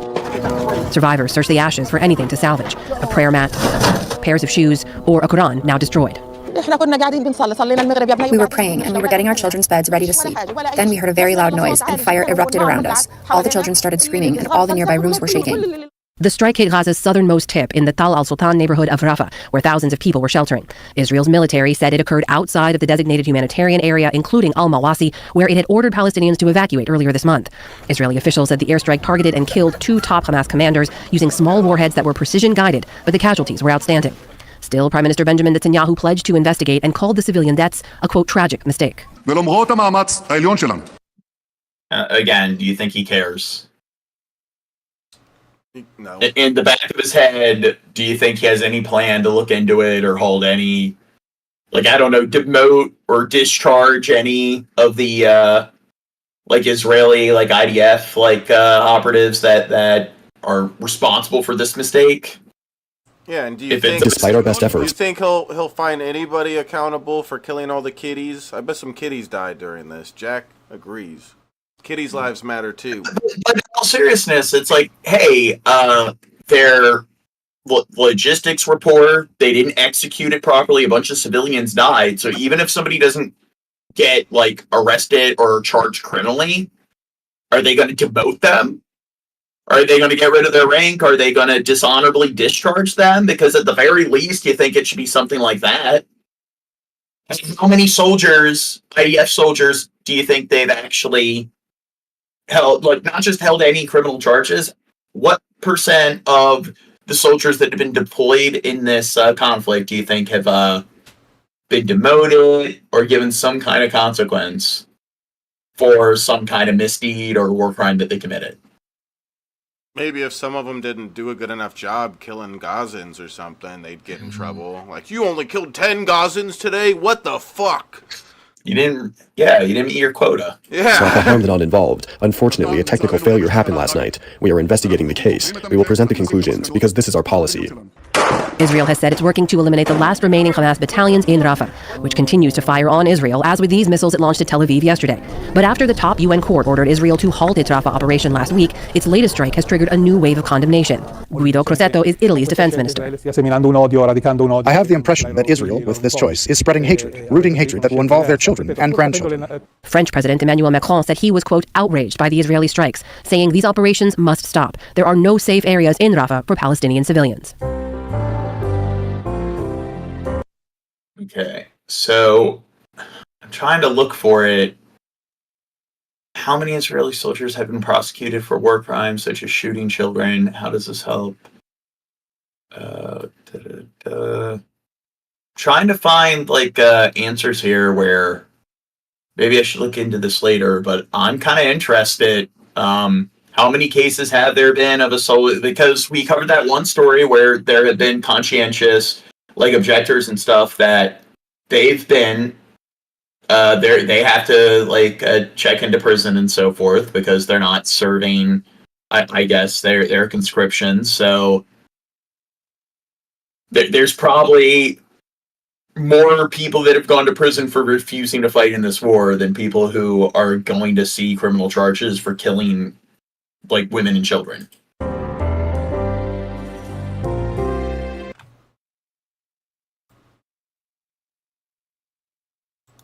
Oh, I understand. Wish to proceed.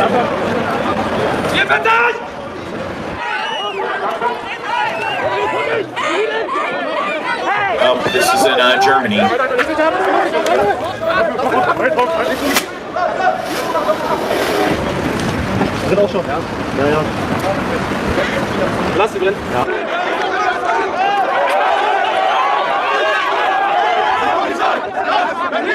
See? They're supporting Palestine. And you know what? You know which nation was against the Jewish people in World War II? The German place. Germany, see? And they were the Nazis, and now look at them. Maybe Ruby Jules is onto something. Ruby is so smart.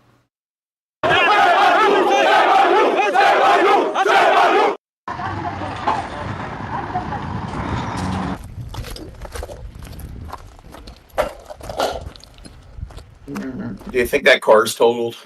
It just needs a little bit of work, you know.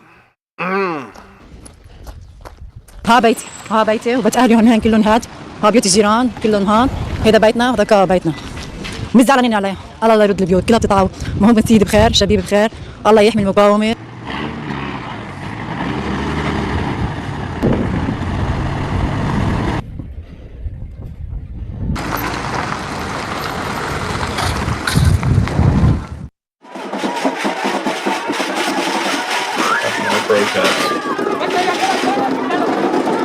Oh, so this is Mexico, so we're seeing protests all over. And I don't know, like Does it seem like it's just the United States? See, anti-Semitism. It's like in America at all these universities, all this hate towards the Jewish people, according to Joe Biden and Ben Shapiro. Look at how like the whole world is just turning against the Jewish people here. Tisk tisk.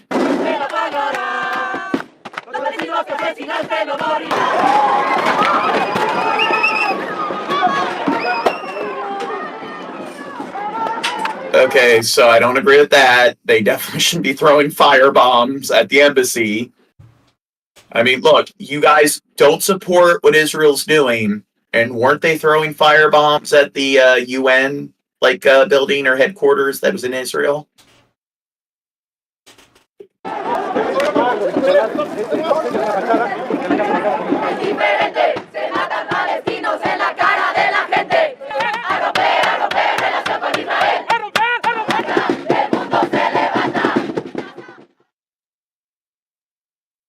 Those people don't speak English very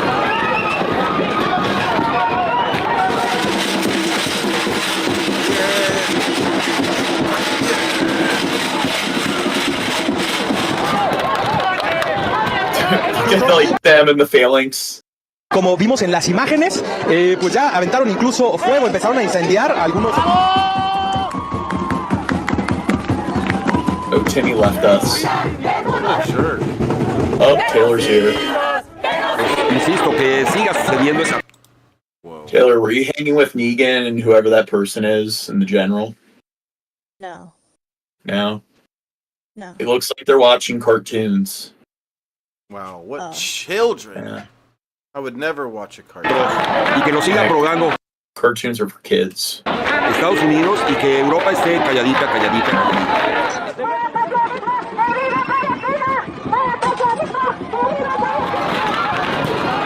Jesus. I don't know. Good thing. Do you think those shields are going to protect them against fire bombs? Yeah. It's like in 300, the one scene where the Persians are throwing the bombs, but even that can't penetrate the Spartan, Greek phalanx. Oh my god. The only thing I remember was when he kicked the guy into the hole. That was the... This morning, with Israeli forces pushing to the heart of Rafah. Really?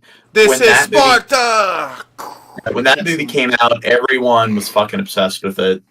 And growing numbers of Palestinian civilians killed, the White House facing questions on President Biden's red line, and if Israel crossed it. Especially after that strike over the weekend, killing dozens in a firestorm at a camp in Rafah.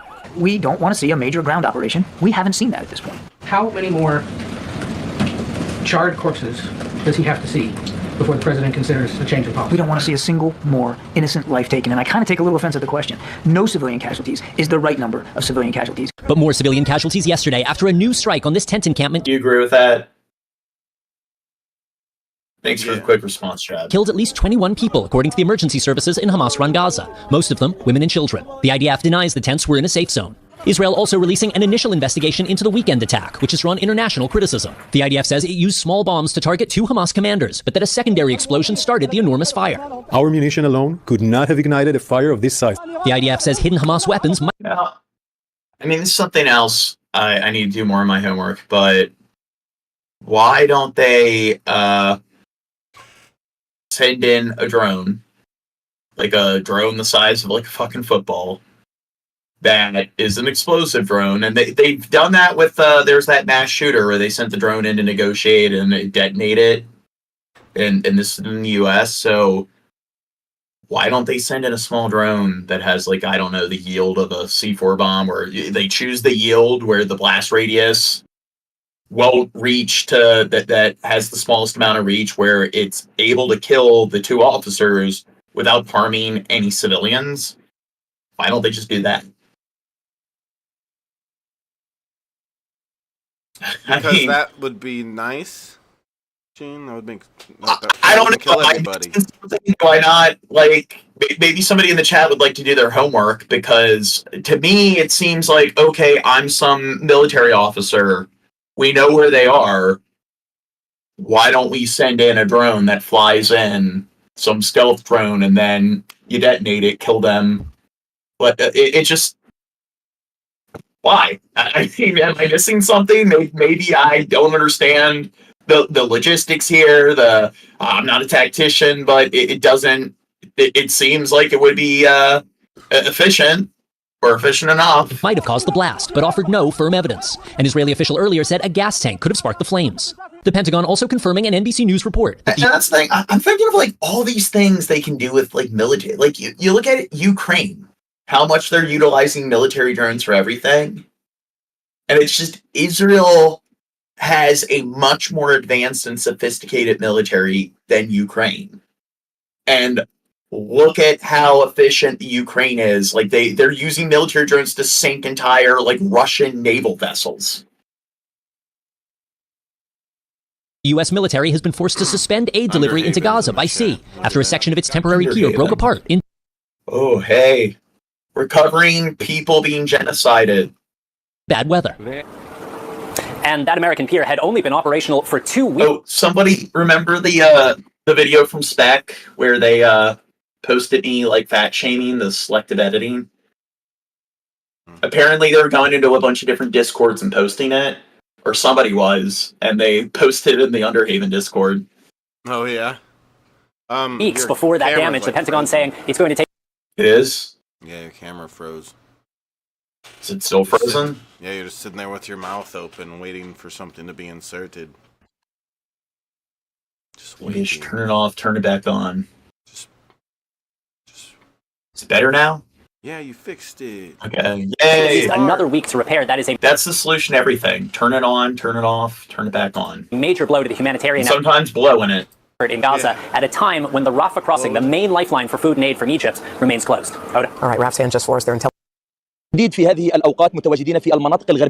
currently in the western part of Rafah, in the Mawasi area. This is the third wave of airstrikes committed by the Israeli forces in less than 48 hours. Displaced Palestinians came to this area after the Israeli military designated it a safe humanitarian. We're gonna start covering like stories of like what's going on in Ukraine, and how much do you want to bet it's like, hey, the Ukraine, they sent in this small drone to blow up a tank.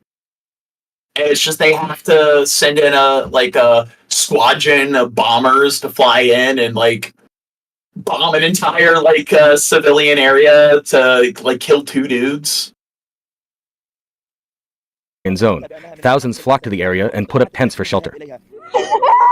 How many of your again, they have that Lavender software where it uses surveillance footage, facial recognition software to determine, and they have all the calculations, the algorithms to detect like all the different relatives, know who is related to the person, all the daily routines, so they can get as many of the journalists or whoever the Hamas operative is in one place, and they'll have one drone go in, kamikaze drone, and detonate and kill like 40 people.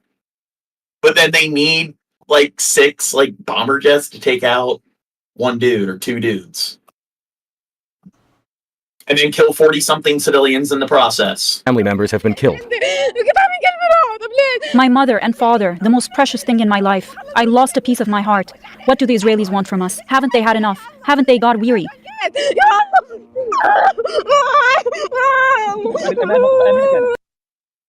She seems very distressed.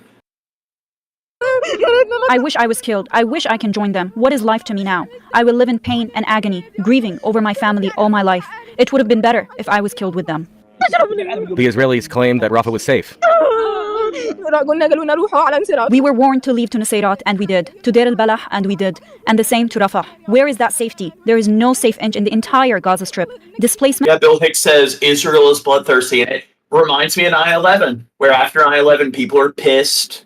Let's go to these like Muslim family businesses and just like light them on fire, vandalize them. Because let's treat people like they're a Borg. And it's like, hey, let's again, Michael Moore. People need to watch that documentary. Like, was it Fahrenheit 9/11? Where it's just, hey, let's conduct like multiple like massive fucking military operations that are going to last a decade, and let's just go about like another like Vietnam, where it's this big boondoggle, a bunch of our troops and civilians die in the process, and we just accumulate all this debt because there's this flawed, like, sort of airline security, and instead of investing, like, 9/11's never going to happen again. So how are they preventing another 9/11 by doing that? And here it's the same thing. Let's just go in. You see the civilians blocking supply trucks, blocking as much aid as they can. It's just they clearly are blinded by their like fucking they're injured. They're injured emotionally, injured mentally. Is not a picnic. It is nothing but pain and agony.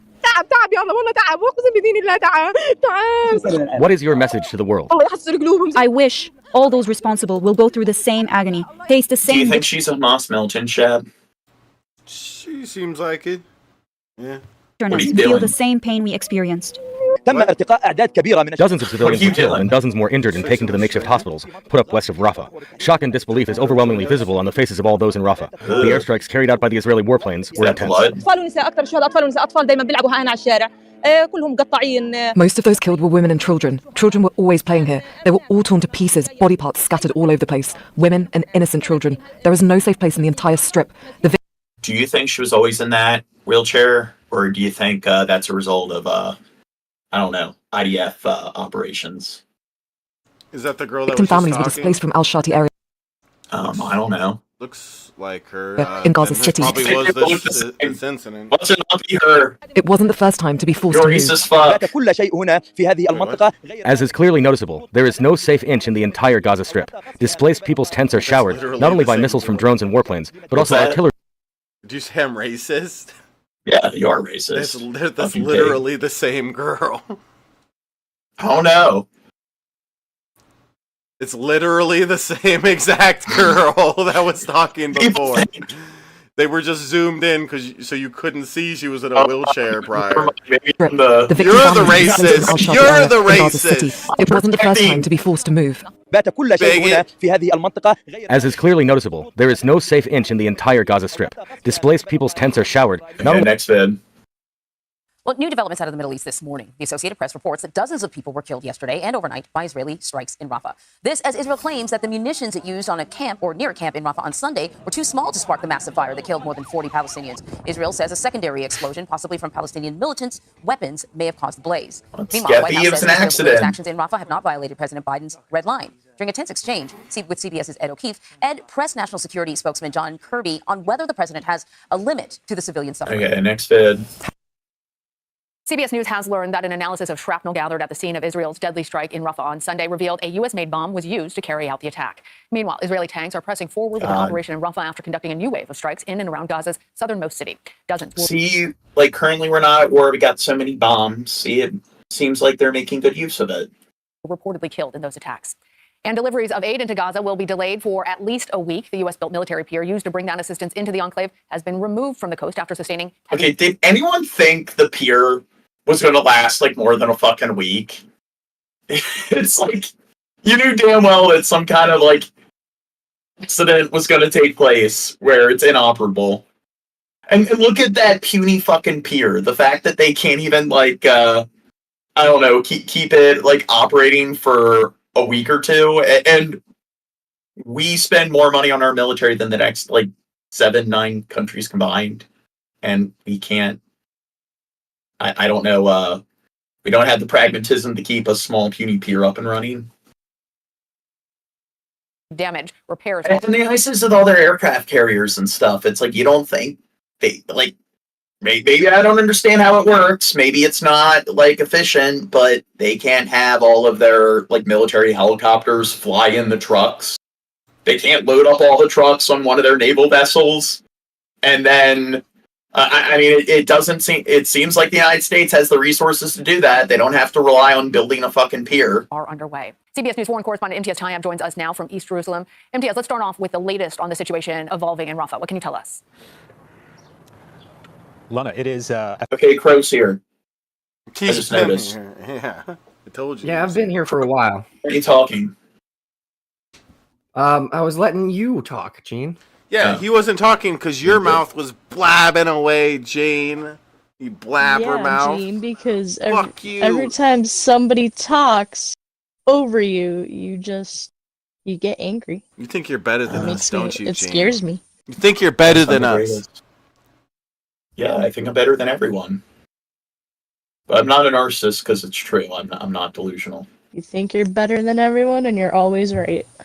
Exactly. It's like what Bill Hicks said. We need 4 branches of the government, and I need to be the 4th branch. It's just going to be me. And they show me some policy, either from like any of the 3 branches. So it's like, is this constitutional or unconstitutional?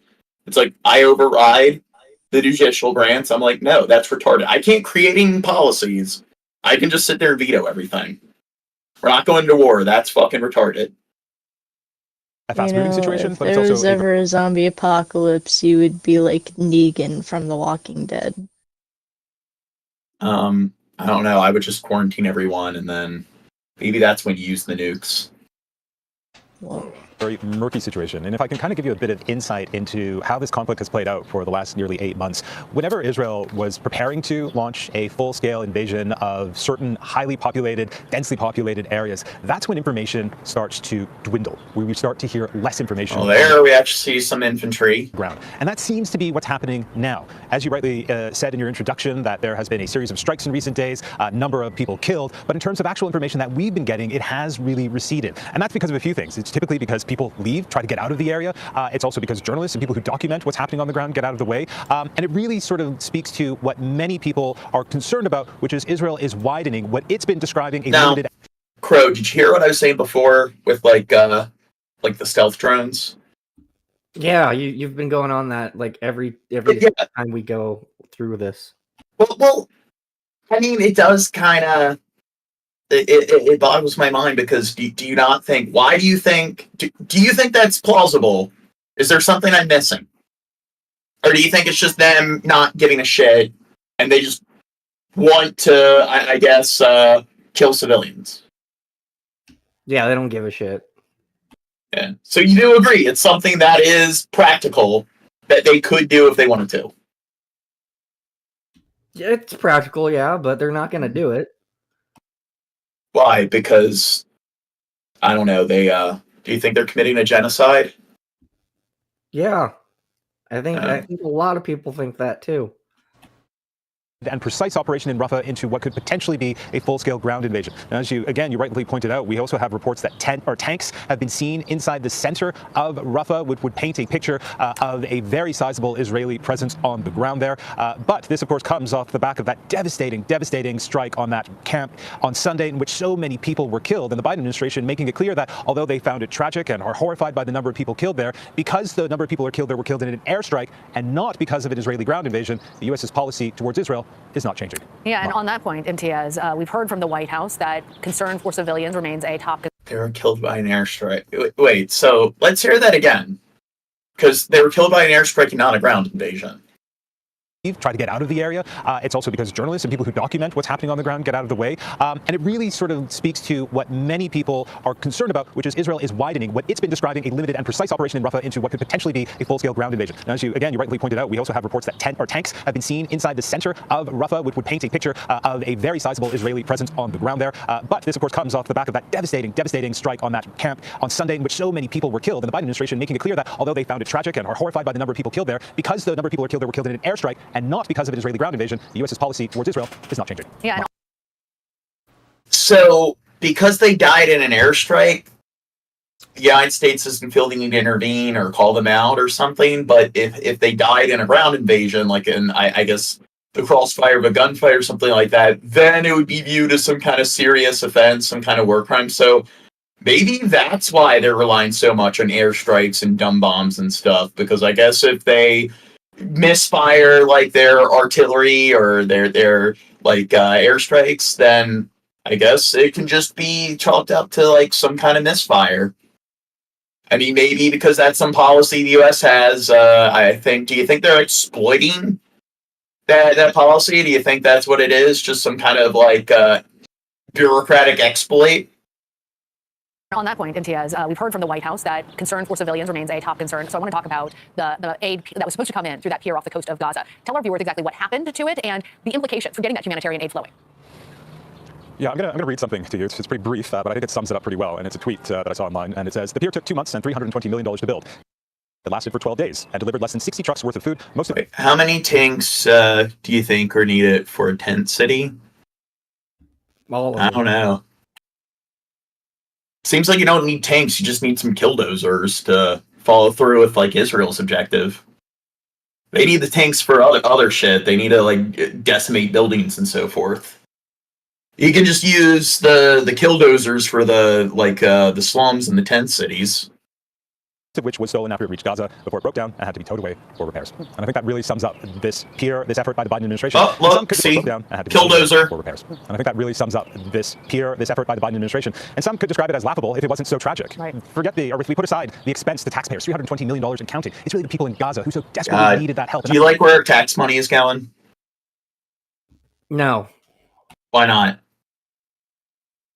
Because it just gets fucking wasted. That pier lasted, what do you say, 12 days? Do you think Hamas destroyed the pier? Sure. Hamas did it. And that is why that pier was built, and now no aid is coming in from that pier, and Israel continues to restrict aid from the most easy ways. Why do they need a fucking pier? Get assistance to people in Gaza, and that is through its land crossings. In fact, we understand that although the Biden administration has managed to secure... I guess they need to get the... with Egypt to get aid through the Egyptian crossing into Israel to the Courthouse. Bro, open up Google why they need a pier to get the trucks through or whatever. I was thinking, okay, they need the supply vehicles, but wouldn't they be able... I guess they don't have the naval vessels that are able to I guess undock the trucks properly, or... Shalom crossing in the south of Gaza because of the fighting in the south, but also because of Israeli restrictions. Those trucks are just sitting there. So really what we're seeing here is tragedy upon tragedy upon tragedy as the people in Gaza who so desperately need help are not getting it. And finally, just to illustrate just how desperate the situation is in Gaza, Cindy McCain, the wife of the late U.S. Senator John McCain, who's the head of the UN's World Food Program, is describing the situation in parts of Gaza as famine. That is also the language being used by Samantha Power, who was the U.S.'s ambassador.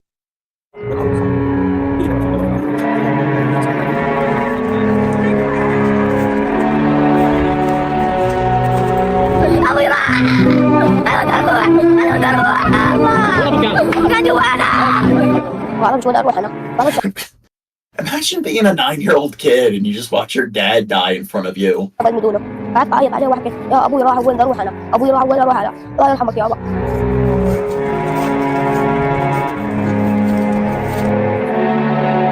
بعد اصحابه شويه كان بجلس يابا حاجه شغل ابوي واحد روحت ثاني تروح خبطوه قد ايش واحد قاعد ترجع عيط وانا ابوي يخبط النار من قدام قد ايش سحبوه بالعافيه ضرب واحد عليه سكر ميه ومرق سحبوه وخلقوا فيه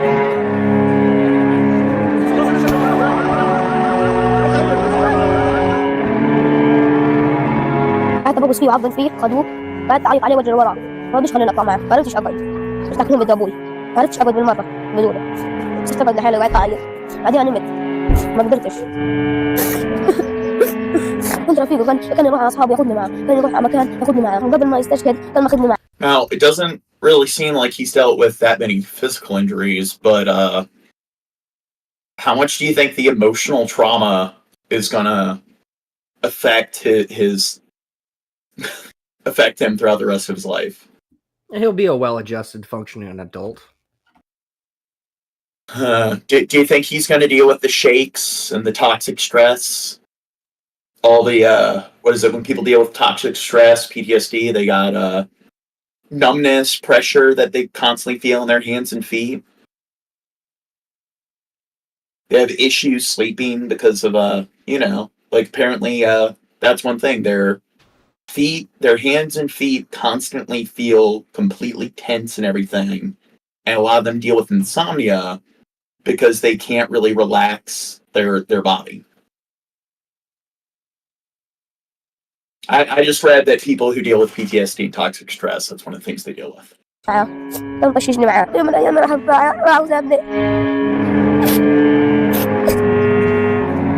Severe trauma. Have you ever dealt with that, Shabisky? Possibly. Have you ever had a level of stress where you have a lot of pressure that builds up in your limbs, your arms and legs, your feet and hands feel numb? Have you ever dealt with that? Probably. Probably? Yeah. Well, apparently that's something that people who deal with chronic stress from trauma, even if they're not having so PTSD, you think that somebody has a flashback, they start to go in flight or flight or fight mode. This is something where it's like constant, it doesn't go away. And whether they deal with like a trigger or not, that this apparently is something that a lot of like veterans deal with, a lot of trauma survivors deal with. Yeah, thank you for subbing, Stephanie. Wait, how many new subs have we got in the stream? I don't know, but we're probably about to hit 1,070 soon. كنا نرجع لحياتنا الطبيعية.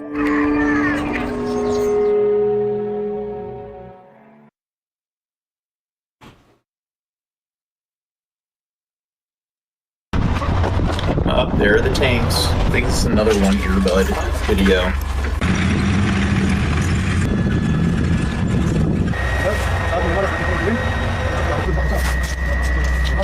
Now, the news this morning. Israel's military says it has now taken control of a key corridor along Gaza's border with Egypt. It says the move is designed to shut down about 20 tunnels used by Hamas to smuggle weapons and other supplies into the territory. Israel also says it has deployed thousands more soldiers in the southern Gaza city of Rafah, taking control of the key neighborhood there. But it says the offensive in the city remains a, quote, limited scope and scale operation. America has urged Israel not to launch a full-scale invasion there, where hundreds of thousands of Palestinian civilians have taken refuge.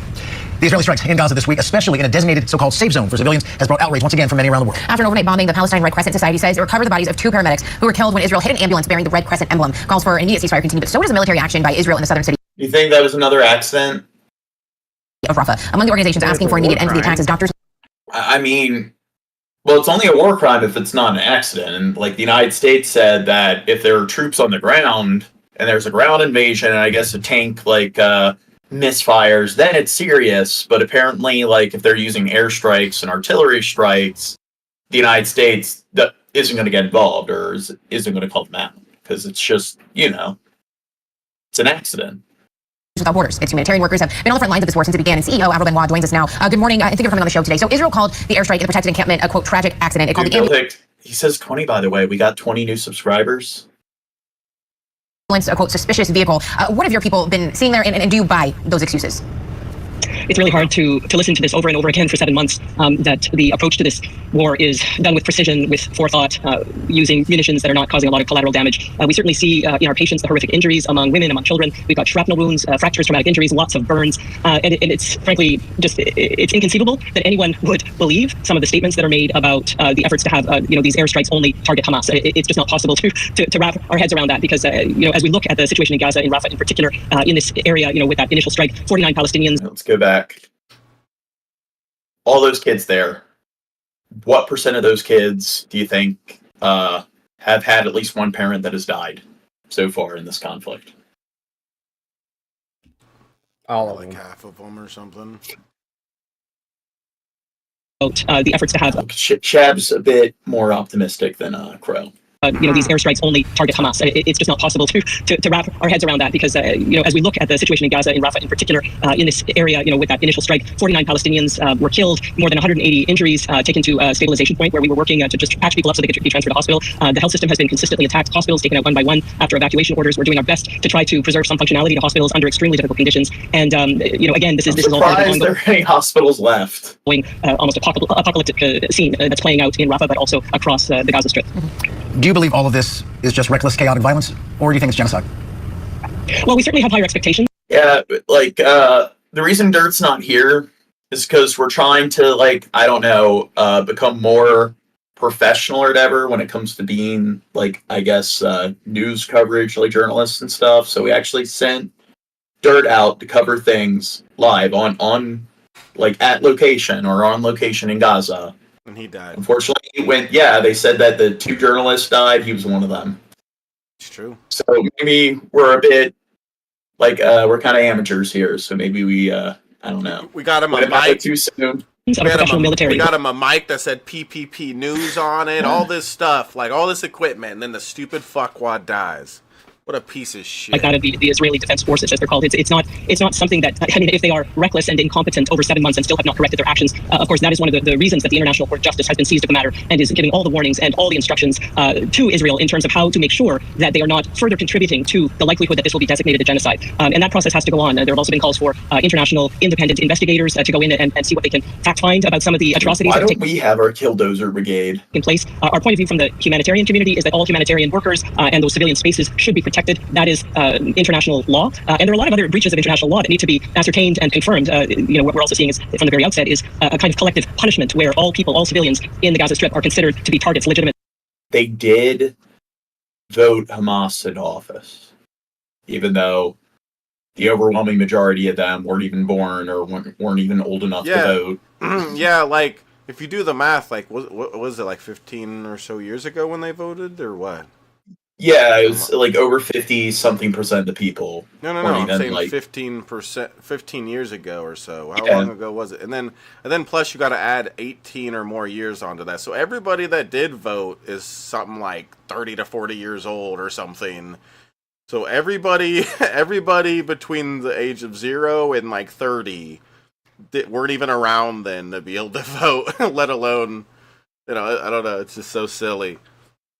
Yeah, and then it's also, even if most were voting age or a decent percentage of their population were, I don't think it was a fair election. So they want to claim Hamas as a terrorist group. Well, if they're a terrorist group, do you think they were like abided by, I don't know, some fair democracy?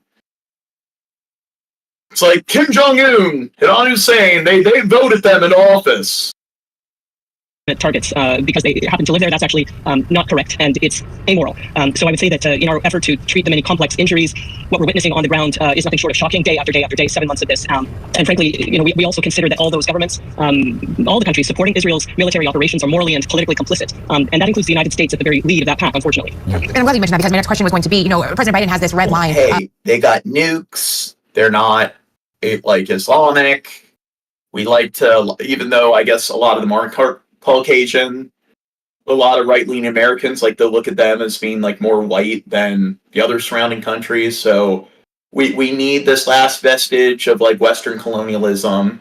We need our little like footprint, or we need our little stronghold in the Middle East. Of a ground assault in Rafah, and if Israel crosses that line, then they will withhold military weapons. And these airstrikes we were just talking about. British surgeon Dr. Nick Maynard is just back from Gaza, where he saw the collapsing healthcare system with his own eyes. He left Rafah just before Israel's offensive began, and he's joining me here now in the studio. Dr. Maynard, welcome to the program. Thank you very much for asking me. You left, and I'm just going to read what you said, because you left just as the Israeli incursion began. You told Reuters that you heard bombs and gunfire all over. Driving through Rafah, the tension was palpable, with people evacuating as rapidly as they could. You saw some of that attempt to evacuate in Jeremy's package there. What did you see, and what is the status of people who just want to get out of the way? So they issued the initial evacuation orders about 2 hours before we left for the crossing, and we saw hundreds of people rushing out of their, I was going to say houses. They're not houses, of course. These people have been displaced many times, and they were leaving their very temporary shelters, their makeshift tents, their tarpaulin shelters, gathering their belongings together, going in cars, some of them walking, some of them going on a cart with donkeys and rushing out. And it was very distressing to see them leaving so urgently, because for some of them, this is the 5th, 6th, 7th time they've done that in the last 6 months. Well, you were leaving as well. What was it like for you? Did you get, you're obviously out safely, but was it dangerous as you were trying to get out? So we didn't think we were going to get out. We were initially turned away, so we went back to the temporary. Well, we were advised to leave. So there was ongoing discussions between the medical aid of Palestinian ground staff and COGAT, the liaison part of the IDF. And so they initially decided for security reasons we should go back to the house. But then we left again late morning, got to the crossing as the bombings were intensifying. Now, do you think like if they're wearing like the vests that say press, or they're wearing certain vests that show that they're like part, like the logos of whatever the humanitarian aid organizations are, what if they just wore like Israeli vests and dressed up as like Israeli citizens, put on some Jew curls and stuff? Maybe I'm going too far. Whoa. What do you think that maybe they'd be able to get in, give the aid and the care without being like murdered in like the crossfire? I don't know. I can't believe you said Jew curls, Jane. I'm offended. Oh God. So we were surrounded by bombs going off really virtually on and there was very difficult decisions to be made about whether we should carry on with our planned departure or whether we should turn around because it was getting too dangerous. But we did stay and we managed to get out. You warned in March, actually, before the Rafah operation started, certainly before, that if a ground invasion happened, a ground incursion of some sort, it would be apocalyptic. We need to just dress up everyone from the Doctors Without Borders or the Red Cross. We just need to dress them up like Hasidic Jews and send them in. And don't you think they'd be able to follow through with their humanitarian care missions and stuff without being murdered? Maybe the IDF would catch on sooner or later. Gaza's health ministry said in a statement, now, particularly after the Sunday attack, there is no hospital in Rafah with enough capacity to take this number of killed and injured, causing confusion amongst ambulance teams on where to transfer them. Give us a layout of what hospitals remain, what don't, anywhere nearby these places that are, under IDF attack. So Rafah is a small town. It has a population of 100,000 to 200,000 people normally. It has two hospitals, one government hospital and another hospital, which normally has a capacity of about 60 beds, and a small hospital called the Kuwaiti Hospital, which has been in the news a lot in the last few years, which has a capacity normally of 15 beds. So they have very limited beds there. They've got a big... I'm surprised. Like, when you think about it, it's just Gaza is a fifth, a tenth the size of Rhode Island. And you look at like these towns within this like region that has such a small surface area, and you look at all these hospitals and stuff that they have, it's like, I don't know, that's something I find to be pretty interesting. Bigger hospital between Rafah and Khan Yunis called the European Gaza Hospital, which I've worked in a lot over the years, which is surrounded by the Israeli ground forces. So it's very difficult for patients to get to that. So effectively, there are no hospitals for these patients to go to. There are some field hospitals being set up, but the number of acute beds available to take these patients is very, very few. And have you been in touch with any colleagues in the medical profession or anybody in Rafah since you've left, particularly in the last few days? Yeah, I mean, I spoke yesterday to a dear friend of mine who's an operating theatre nurse who almost to the day a year ago I was operating with in the theatres in European Gaza. Thanks, Fid. Well, this morning, Israeli forces are focusing on cutting off supplies and evacuation routes for Hamas fighters in southern Gaza. So the IDF says it has established, quote, operational control over the entire border region between Gaza and Egypt, an 8-mile-long buffer zone. Egypt is... Yep, and they've been building a road across the middle, trying to separate the north from the south, and they are already building settlements in North Gaza. Pushing back, saying any increase in Israeli troops there will violate the 1979 peace treaty. I call upon the international community to work for immediate access to humanitarian aid to the Gaza Strip to put an end to the Israeli siege. Well, the IDF says it was a strategic move aimed at Hamas, not Egypt. In the meantime, the White House says there's a new ceasefire proposal on the table that... Yeah, we're trying to go after Hamas, not Egypt. Oh, we're trying to go after Hamas, not the humanitarian aid workers. We're trying to go after Hamas, not the civilians in the tent city. It's like, seems to be something that they keep saying in loop. That Israel supports, but it's unclear if Hamas is on board. Do you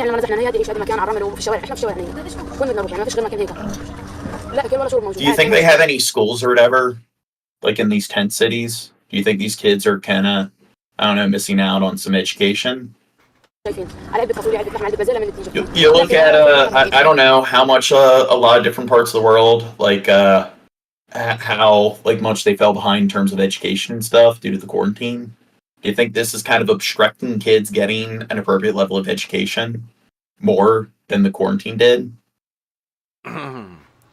They're learning how horrible this world is, Gene. They're learning things, all right? Experience. Yes. You don't need no books to learn. Yeah. They're going to develop grit.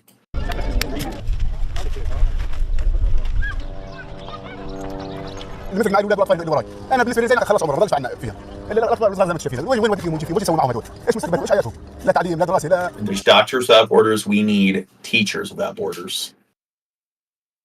ايش بيقولوا هذا المدير؟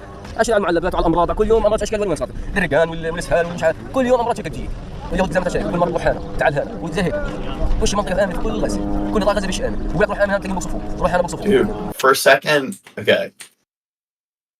Let's go back. اشكال وين صارت الرقان والاسهال ومش عارف كل يوم امراض تجي واليهود زي ما تشايف كل مره روح هنا تعال هنا وزي هيك وش منطقه امنه في كل غزه. I for a second thought that was a bunch of blood. I thought it was stained with blood. That shows how fucked up the situation is. No. Said it sees control of a strategic corridor along Gaza's border with Egypt. Israel says they are trying to cut off tunnels used for... Yeah, they're cutting off tunnels.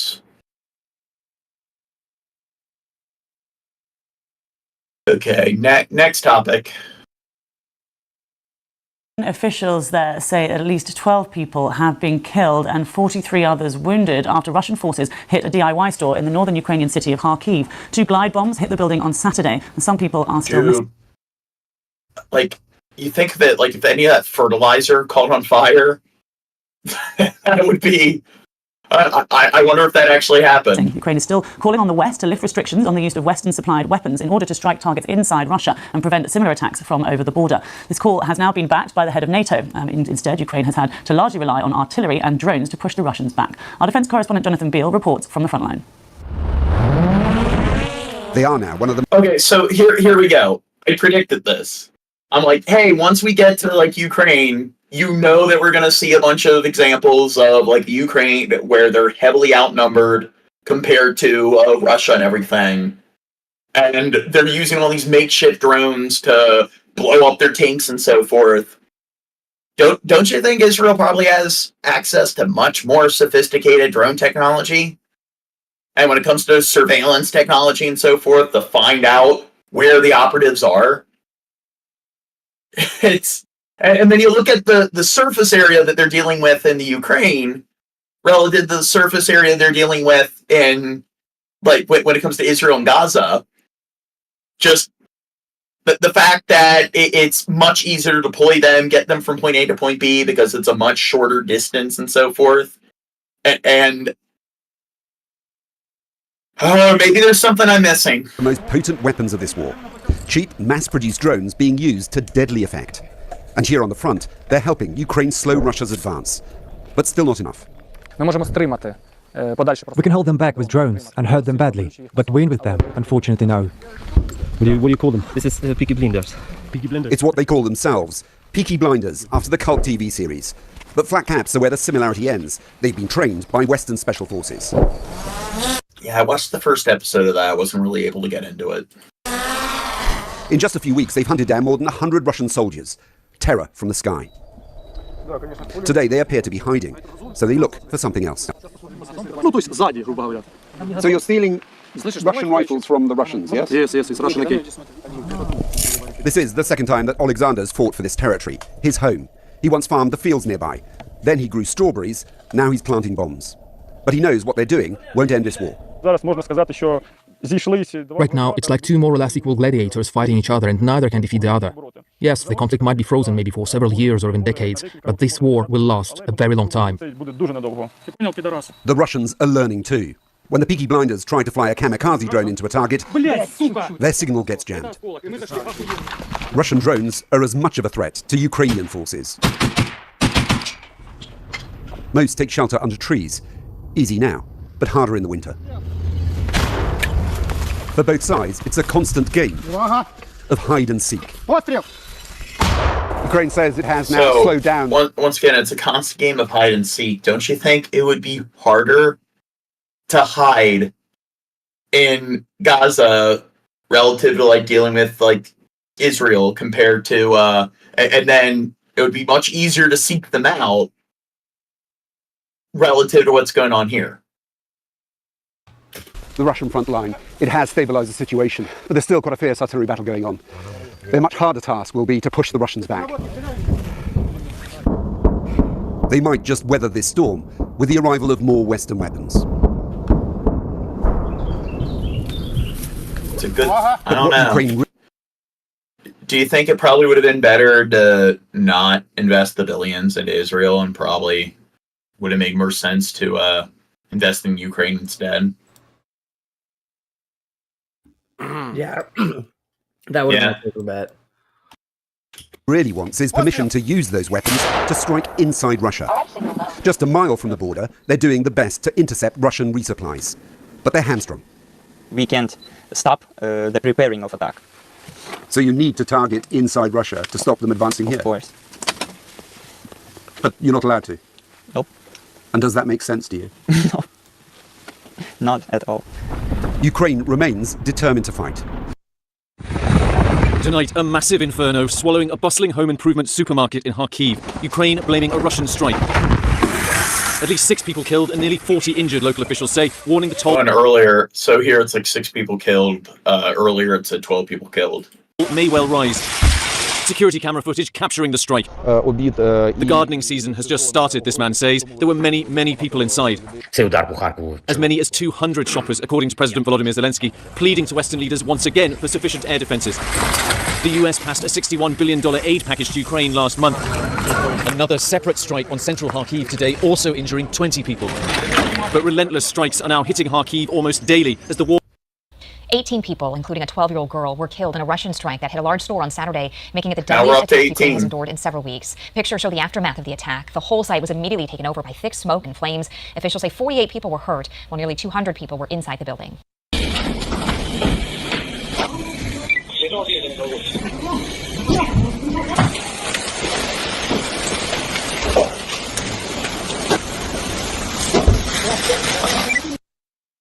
Looks like how many people? more people do you think would have died if they didn't have firefighters there?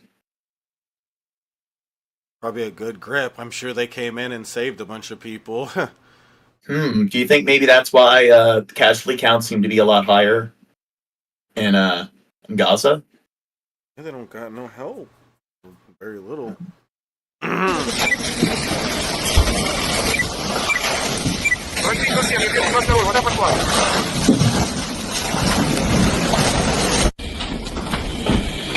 I mean, they're lucky. Like, you saw all that fertilizer and stuff that, like, didn't get caught on fire. If that caught on fire, I mean, it would have been like a massive fucking explosion.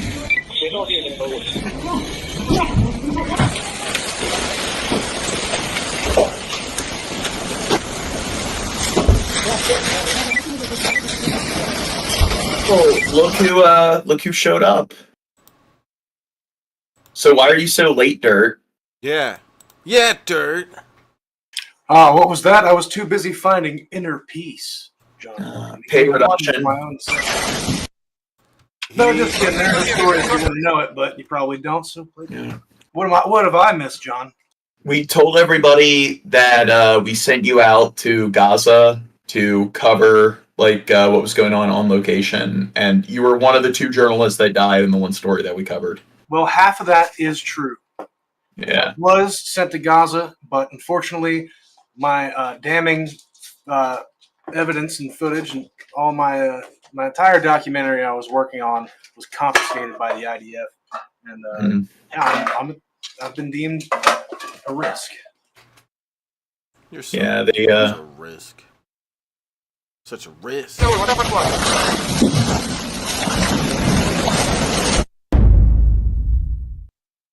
Оце все. Sergei Politucci arrived at his burning printing house in Kharkiv before firefighters. The destruction caused by the mid-morning Russian missile attack last Thursday is seared into the 70-year-old's mind. Той запах, той вигляд.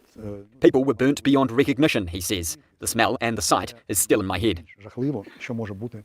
The attack killed 7 employees and wounded 16 others. The works was the biggest printer in Ukraine and a key part of its publishing industry, producing 40% of Ukraine's printing capacity and almost half of its educational textbooks. Оце руйнування для мене. Seems like another scenario where kids aren't getting the probably are not going to get the education they need. This destruction has wiped out my entire past life. It has rendered all those years of mine and my team's hard work meaningless.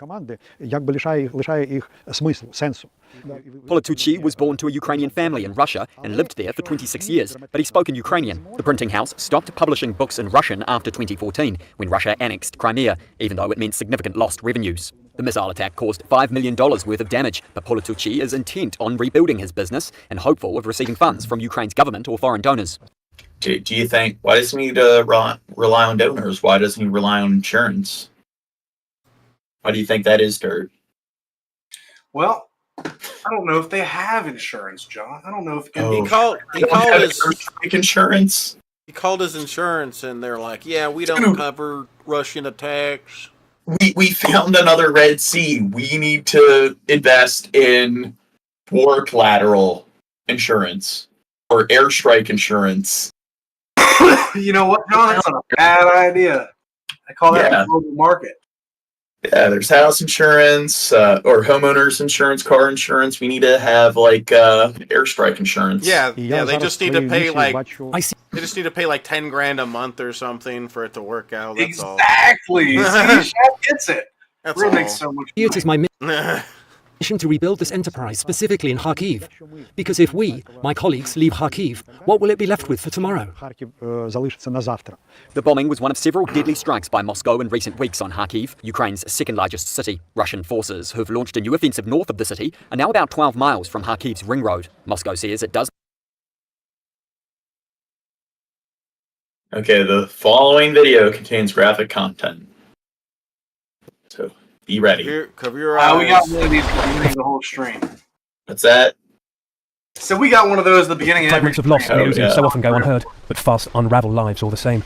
2 missiles hit this comfortable family home just outside Pokrovsk. Now, only dust and the smell of a decaying family dog.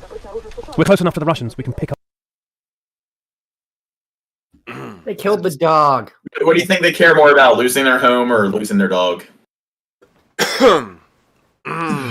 Knows? Up their radio station. Новую технику Лапа тоже Киеву не отдаст. Жалко. А значит, отбываться придется простым украинским хлопцам. Every time you see destruction like this, Imagine it's pretty you hard. come back, you see that your house is destroyed, but then you notice, where's Skipper? So he's under that tree. Exactly what Russia must have thought it was hitting with firepower like this. People in the streets say there's no military around at all, but all the same, utter devastation. People here know 2 parents died, but the survivor knows a greater horror. Mikola is 10 and watched his mother Larissa die as she lay crushed by the rubble. Christ. We just saw another story of like a 9-year-old who watched his father die in Gaza. Через сон, и он попадает. Потом бабах! Вылетают все окна. Прям босиком. Я держу, я глаза еще, я чувствую то, что они вылетели, я слышу это. И потом что-то падает. И моя мама говорит: Колечка, ты где? Я говорю: мама, я живой. Но потом я все снимаю с себя, с лица. Вижу эту картину, маму придавила, скорее всего, потолком. Я попытался снять, я не смог, но мама мычала и дергала ногами, а я все это время орал, что мамочка, это сон, все страшный сон. И я кричал: Господи, Боженька, за что ты так со мной? Выбегаю, я полностью голый в одних трусах. He says he hates himself for not saving his mother. Ooh. Is that survivor's guilt? I'm pretty sure we went over this last stream. We did. I don't think so. This kid. I don't remember. This was only. Yeah, this is only like 5 days. Yeah, 5 days ago. Okay, then where the fuck did I see it then? I think we probably were watching it in my chat, so not even on stream. Приезжать, навещать, ухаживать за их могилой, извиняться за то, что не смог спасти их. Буду извиняться перед отцом за то, что не смог. Do you think some of that might be the remains of his mother on his face? No. Oh my God. Dude, I know it's fucked up, but the problem is still there by the time they're buried, John. Yeah, they got the body in the ground, but never bothered to watch it. It could be a thing. It just shows how fucked up it is. Nah, it might not be, but. Буду извиняться перед отцом за то, что не смог спасти ее маму мою и его жену. Сейчас главная мечта — это спросить одно слово, что у моих родителей, как мне делать дальше, и что мне, и как мне жить. И моя главная сейчас мечта — это отомстить на лодочку. Заходишь, тихо, тихо. When you hear the words 2 injured in Ukraine, the agony of survival is rarely heard too. A blast hit 4 feet from these 2 soldiers' dugout. Так, що це було?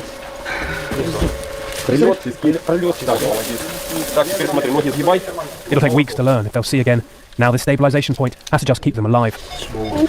Imagine you are in this situation and you don't know whether or not you're going to permanently lose your vision. So you're constantly contemplating that within the next week I might find out that I'm never going to see again. Imagine his relatives, his parents, siblings, whatever. It's like they know that he's in there and it's like, okay, he's not in critical condition, he's not at risk of dying, but you're at risk of I don't know, taking care of a relative who's gonna go blind.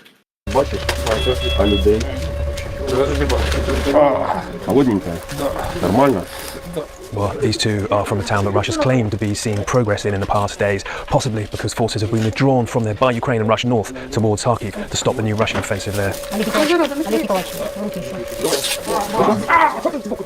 Well, I mean, it's a good thing they got all these doctors here again. I don't know, why don't they have all these doctors and stuff in Gaza?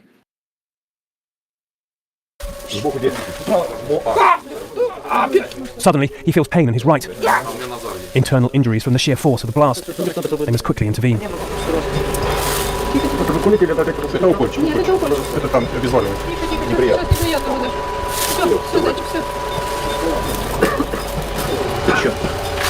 The doctor says last year, during Bakhmut, was much busier.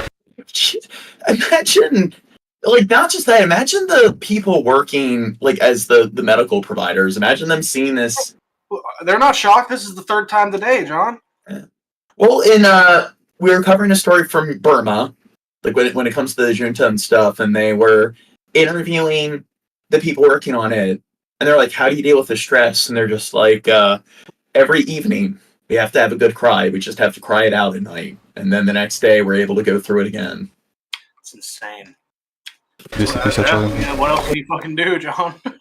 What else can you fucking do? The beds here are empty now, not because the war is getting better, quite the opposite. This unit, the 93rd Mechanised Brigade, say it's because they're running low on infantry. And that's how they leave, in complete darkness with their headlights off. So worried are they about the Russians. And that's the big thing, that now they're dealing with a notable troop shortage, and they're heavily reliant, like, so time's ticking down. It's like, will they get all these supplies in time and everything? And seems like, I don't know, maybe it would have been a much better investment of our taxpayer money to make sure they were well supplied as opposed to the IDF. Seems like a lot more lives would have been saved overall if the IDF was not that was much less well supplied, and if the Ukrainian soldiers were much more well supplied. Seems like the Biden administration isn't being too pragmatic when it comes to their spending. Spotting this place. Nick Payton-Walsh, CNN, Eastern Ukraine. Here we go. Oh, that's my boy, Steven Seagal.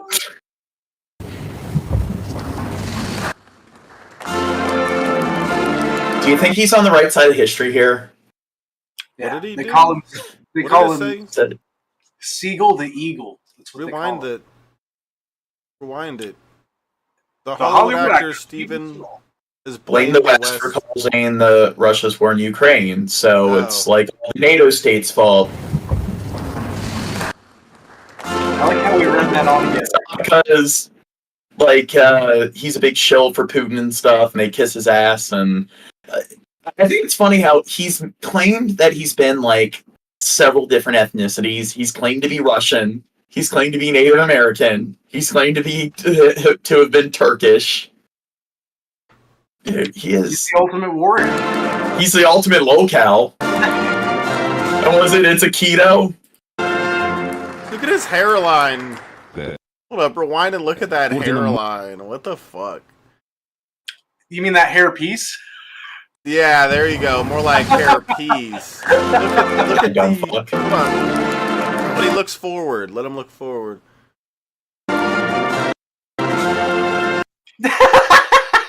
Yeah. What the fuck? How does he think that looks normal or natural? Hey, who's shaking hands with Putin? Chad, you or him? Me? I guess he's like a Patch Adams for the Russian troops. He's there to be the clown to make all of them laugh. There you go, to boost morale. That's why he's there. They actually don't respect him at all. He's just there to be a locale for all the Russian soldiers. Yeah, they're like, hey, look at this guy. Like it's, yeah. Look at this fat fuck. That little like martial art like kind of garb stuff hides the fact that he's a fat fuck. He's a pet American. This war that we are currently embroiled in was started and financed by the West and has come to involve the entire world. I like how Putin's like getting him already. Like, yeah, good job. In a fight against good and evil.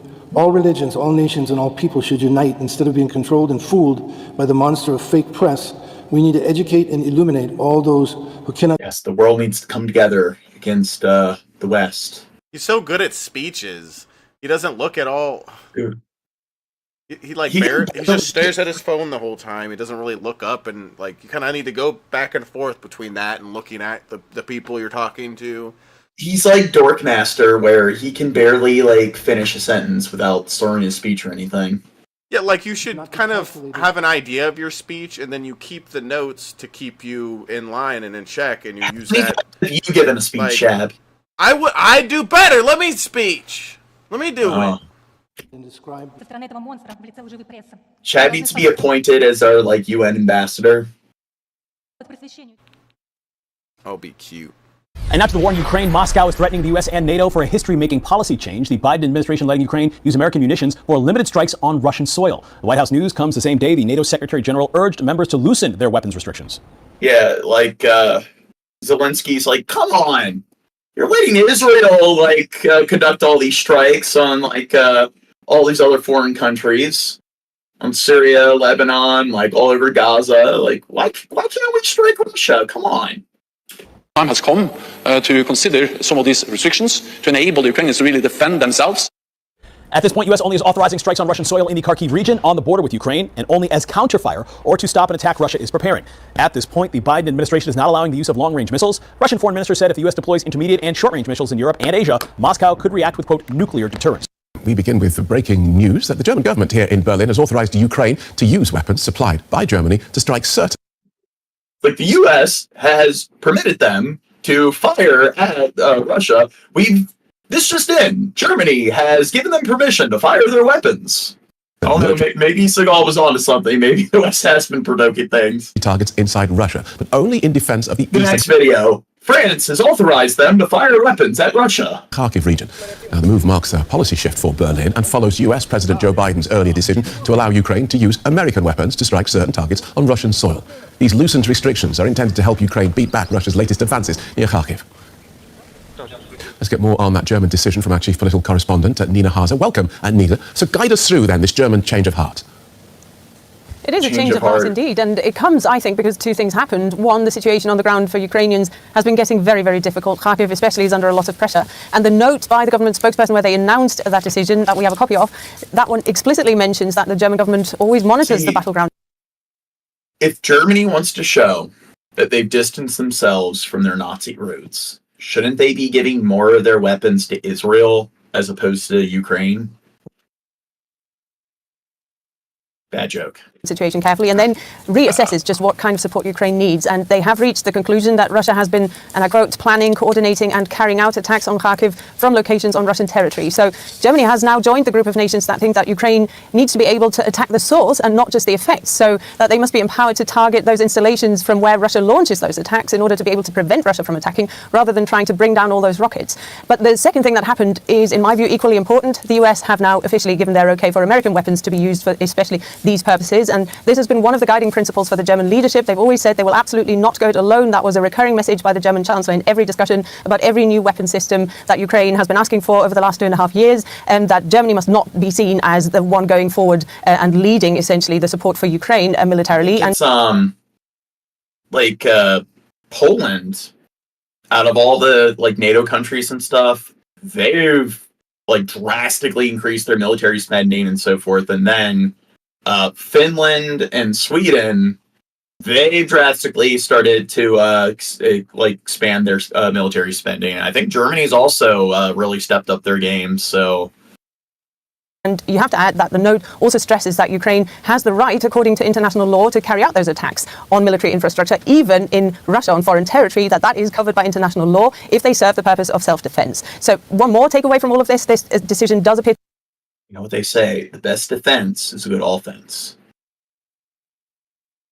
Or to show that Germany maybe I have it in reverse. Does trust the Ukrainian leadership, because so far they've always adhered to the limits that they've been given by their allies.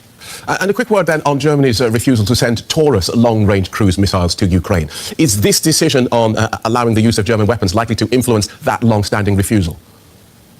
Not at the moment. Ukrainians have been asking for the Taurus, the state-of-the-art missile system, for a long time, and the German Chancellor has... Thanks, Ben. For the first time, the US has given Ukraine permission to use American weapons to strike Russian territory, but only near the Kharkiv region.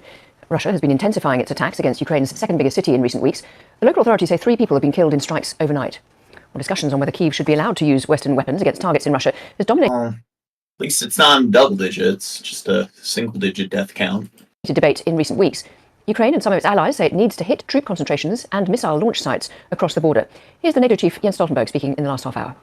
We need to remember what this is. This is a war of aggression. Russia has attacked another country, violated in international law, invaded Ukraine, and Ukraine has the right for self-defense, and that includes also the right to strike legitimate military targets inside Russia. And let me add to that, this is even more urgent as we see that Russia has opened a new front. They have attacked now again from the north into the Kharkiv region, and the borderline and the front line is more or less the same. So they are hitting Ukraine with missiles, with artillery based inside Russia. And of course, Ukraine must be able to hit back and to defend themselves. This is part of the right for self-defense. Let's speak to our correspondent Jean McKenzie in Kyiv. And Jean, what's the reaction been there to the fact that President Biden is now... Here, red bricks. You're all confused. I believe that all you kids are spending too much time.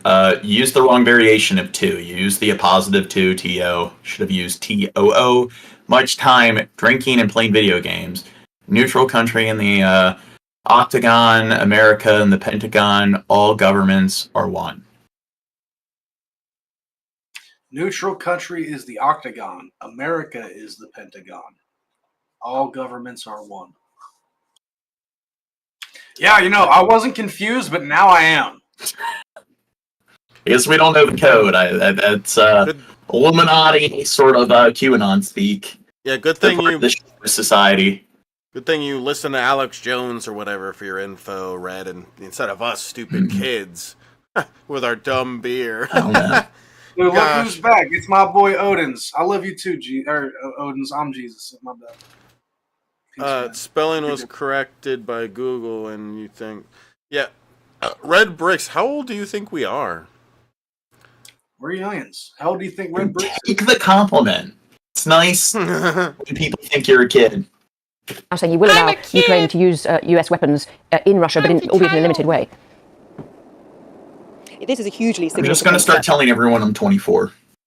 By the US and by President I think Biden. I And can it's pull something it off. that Zelensky has really been pushing on for the past few weeks, as have other countries in Europe. And Biden has, until this moment, stood firm throughout this war, saying that US weapons should only be used to strike Russian targets inside Ukraine or inside the Russian-occupied parts of Ukraine, and should not be used to strike into Russia itself. And the reason for this is that President Biden has been fearful for escalating this conflict, worried that Russia might perceive Ukraine using Western weapons into Russia as an attack on Russia by the United States or by NATO. But clearly the situation on the battlefield over the last month has changed. We've seen Russian troops go into this Kharkiv region in the northeast of the country, take villages, and the Russians are now using Russian territory to launch attacks into the Kharkiv region that are devastating. And Zelensky has essentially said that his troops have had to watch these attacks be mounted, and there is nothing that they can do until the missiles and the bombs enter Ukrainian territory. He has said essentially that troops are fighting with one hand behind their back. But as you say, the US has issued very strict rules on what Ukraine is going to be able to do now with these US weapons, so it can only use the weapons to strike over the border in this Kharkiv region where they are being attacked from, so they can't use these weapons. Thanks, Vid. Ooh, Singapore.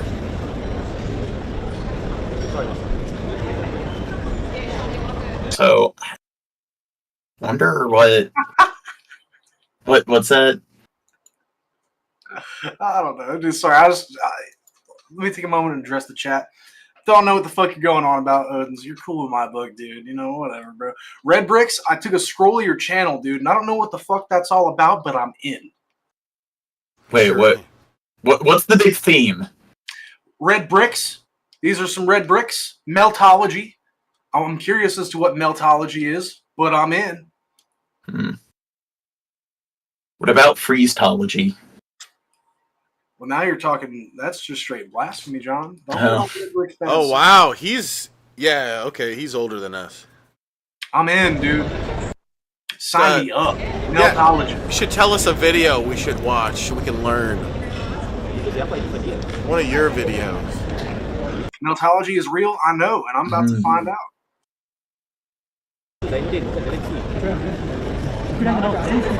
What about boilology?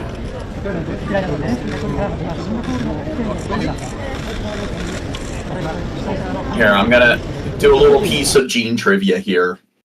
So, if it's what is it, like condensation where it becomes like gas to liquid, and then it's the what would be the term for when something goes from a gas to a plasma?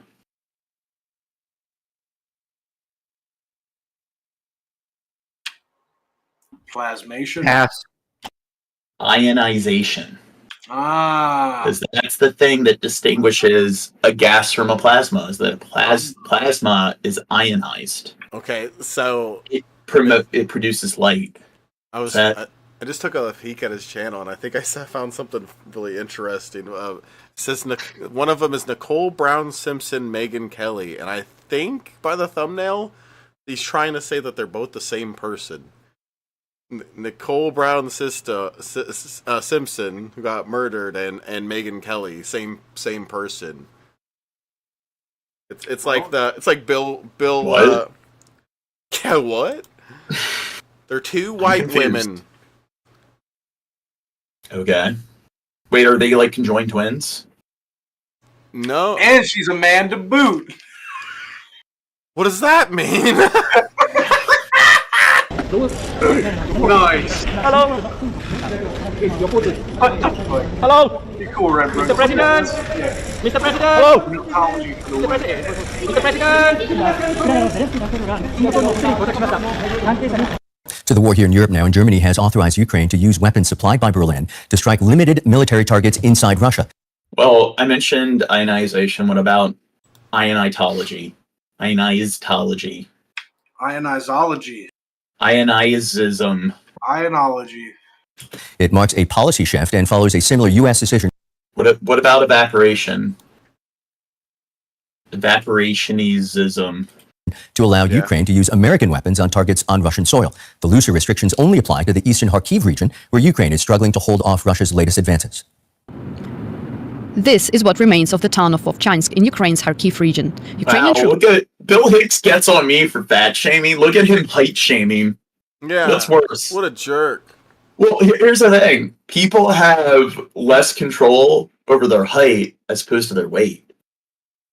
That's pretty bigoted, Bill Hicks. Imagine growing up as the short kid.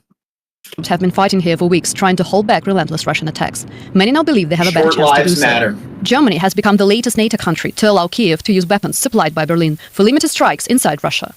In recent weeks, Russia has prepared, coordinated, and carried out attacks from positions in the Kharkiv area, in particular from the directly adjacent Russian border region. Odin hurt our feelings last time. Yeah, that's how I recall it as well. Yes, I don't know. Maybe he's That's how I remember it happening too. I don't fucking even remember Odin. Yeah, that's awesome. That's how much you hurt my feelings. I don't even fucking remember you one bit. Together, we're convinced that you know one thing that Spec made a clip of me saying me things too. Yeah. Ukraine has a right under international law to defend itself against these attacks. Dude, I'm like getting tired, and it's like 3:40, and I was thinking like, okay, after this we'll leave, and then we're getting up to like 20 views and shit, and it's like, oh my god, why does the views always go up whenever I'm like falling asleep? The one from the US. American supplied weapons can now be used to counter Russian attacks near the Kharkiv region. Over the past few weeks, Ukraine came to us and asked for the authorization to use weapons that were provided to defend against this aggression, including against Russian forces that are massing on the Russian side of the border and then attacking into Ukraine. That No, hold up. The US and Germany have now authorized. John threw me for a loop with that shit too, because he was talking about last time. That was the last time they had an interaction, Odin's and them. I guess I was there for the end of it too. But yeah, it was 3:40 when that happened. But John said, yeah, it's 3:40 a.m. I looked at my phone like, no fucking way. The fuck, John? Yeah. Authorize Ukraine to strike targets on Russian soil. Okay, this is the last Ukraine story, then we'll get to things that aren't Ukraine and Israel. Long-range weapons they are supplying. This a significant policy change that does come as Ukrainian troops are losing ground in the war. The deputy head of Russia's Security Council expressed outrage Friday, warning this could lead Moscow into a war with NATO. Yeah. Yeah. What? Sorry, I'm trying to get my camera to focus. Oh. Ryan Taylor is a professor of political science at Syracuse University, joining us now to talk more about all of this. Thank you so much for taking the time to be here with us this morning. Thank you, Josh. All right, so first off, can you provide a little bit of clarity on exactly what it is that the U.S. and Germany are allowing Ukraine to do with those weapons? So this situation arose because of the Russian attack on Kharkiv, which is Ukraine's second largest city and only about 20 miles away from the Russian border, and Ukraine could see Russian troops massing, preparing to attack just across the border, and we're basically unable to strike back with weapons provided by the U.S. and some of our allies. So what the U.S. and some other countries have decided is that that's not really reasonable to make Ukraine just have to wait and watch, and so they can strike back at areas just across the border with U.S. supplied equipment, hit troop emplacements, military depots, logistics points, those kinds of things. And my question is, what kinds of weapons are we talking about? So for the most part, with this specific decision, it has to do with artillery that will allow Ukraine to strike back against targets across the border inside Russia. You know what? It's okay for us to let Israel use dumb bombs. Why don't we just let Ukraine use a bunch of dumb bombs? Some types of missiles, but at the same time, the United States has stated that this does not open up. You missed the North Korea poo balloon story. Poo balloon? They're taking a bunch of balloons and just filling them with waste and garbage and excrement and just having them float across the border to South Korea. Maybe, What the fuck, dude? When was this? When did this happen? This has been happening the last few days. Oh my god. Yeah, the first coup balloon fleet. That's Enough to the use of longer biological warfare, isn't that Geneva Convention? That's what we should have missiles to done. strike deeper inside Russia. So it is very much instead of water balloon fights, we should have done poo balloon fights. About troop concentrations, depots, logistics within. Is it not? Is that not an international no-no? I guess. I'm just thinking that. Imagine that, where it's just, what are they going to do about it? What if North Korea just decides, instead of landfills, that's what we're going to do with all our waste. Just put it in balloons and send it across the border. And then they're south of them, so it's like, they can't really do the same thing. A couple dozen miles of the Ukrainian border inside Russia. Are there other countries that already do kind of supply weapons to Ukraine without any sort of limits of any kind? Yeah, the U.S. is actually kind of behind the curve compared to quite a few of our NATO allies in this respect. I was trying to add it up, and I think there are roughly a dozen NATO countries that have said that Ukraine can use the weapons provided to us in legitimate self-defense of its territory. So the restrictions are really only those imposed by international law. They have to be used against legitimate military targets. But other than that, Ukraine is allowed to use them to strike in various points inside Russia by these other countries. And this includes some major countries such as Great Britain. So we've been giving weapons to Israel. So, have we given them permission to strike in civilian pockets? Like, we're telling them, okay, Ukraine, we're giving you weapons, but you can only attack military targets. Why aren't we really enforcing that with Israel? See, America, they like Israel more than Ukraine. The Ukraine's probably pissed. In France, Poland, Sweden, and other NATO allies. This threat by Russia about a nuclear war with NATO and its allies, is that essentially just an empty threat? Will it deter the U.S. and Germany in any way? I think it's mostly an empty threat. Of course, that's somewhat easy for me to say, sitting at home on a Saturday morning. I'm not sitting in the Oval Office having to make these decisions. In some sense, both the U.S. and Russia have been deterred by the presence of nuclear weapons. President Biden, from the very beginning, after the full-scale invasion in February 2022, said that the U.S. will not be providing troops to fight in Ukraine because he didn't want the U.S. and Russia to get in a direct war. At the same time, Russia has avoided striking NATO territory, countries that border Ukraine, where U.S. and other military equipment is flowing into Ukraine. Russia is not hitting out at those countries because I think, regardless of the war that we're in. Why do you speed this up, and why do we send them anything at all? I'm the kind of person where I'm kind of indifferent towards sending supplies or giving aid to Ukraine. I don't approve at all of giving ammo or munitions or whatever to Israel. But why do you speed this up? Because it seems a bit slow even on 1.5 speed.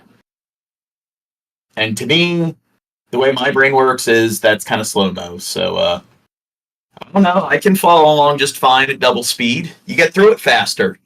It's more productive. It's more efficient, pragmatic.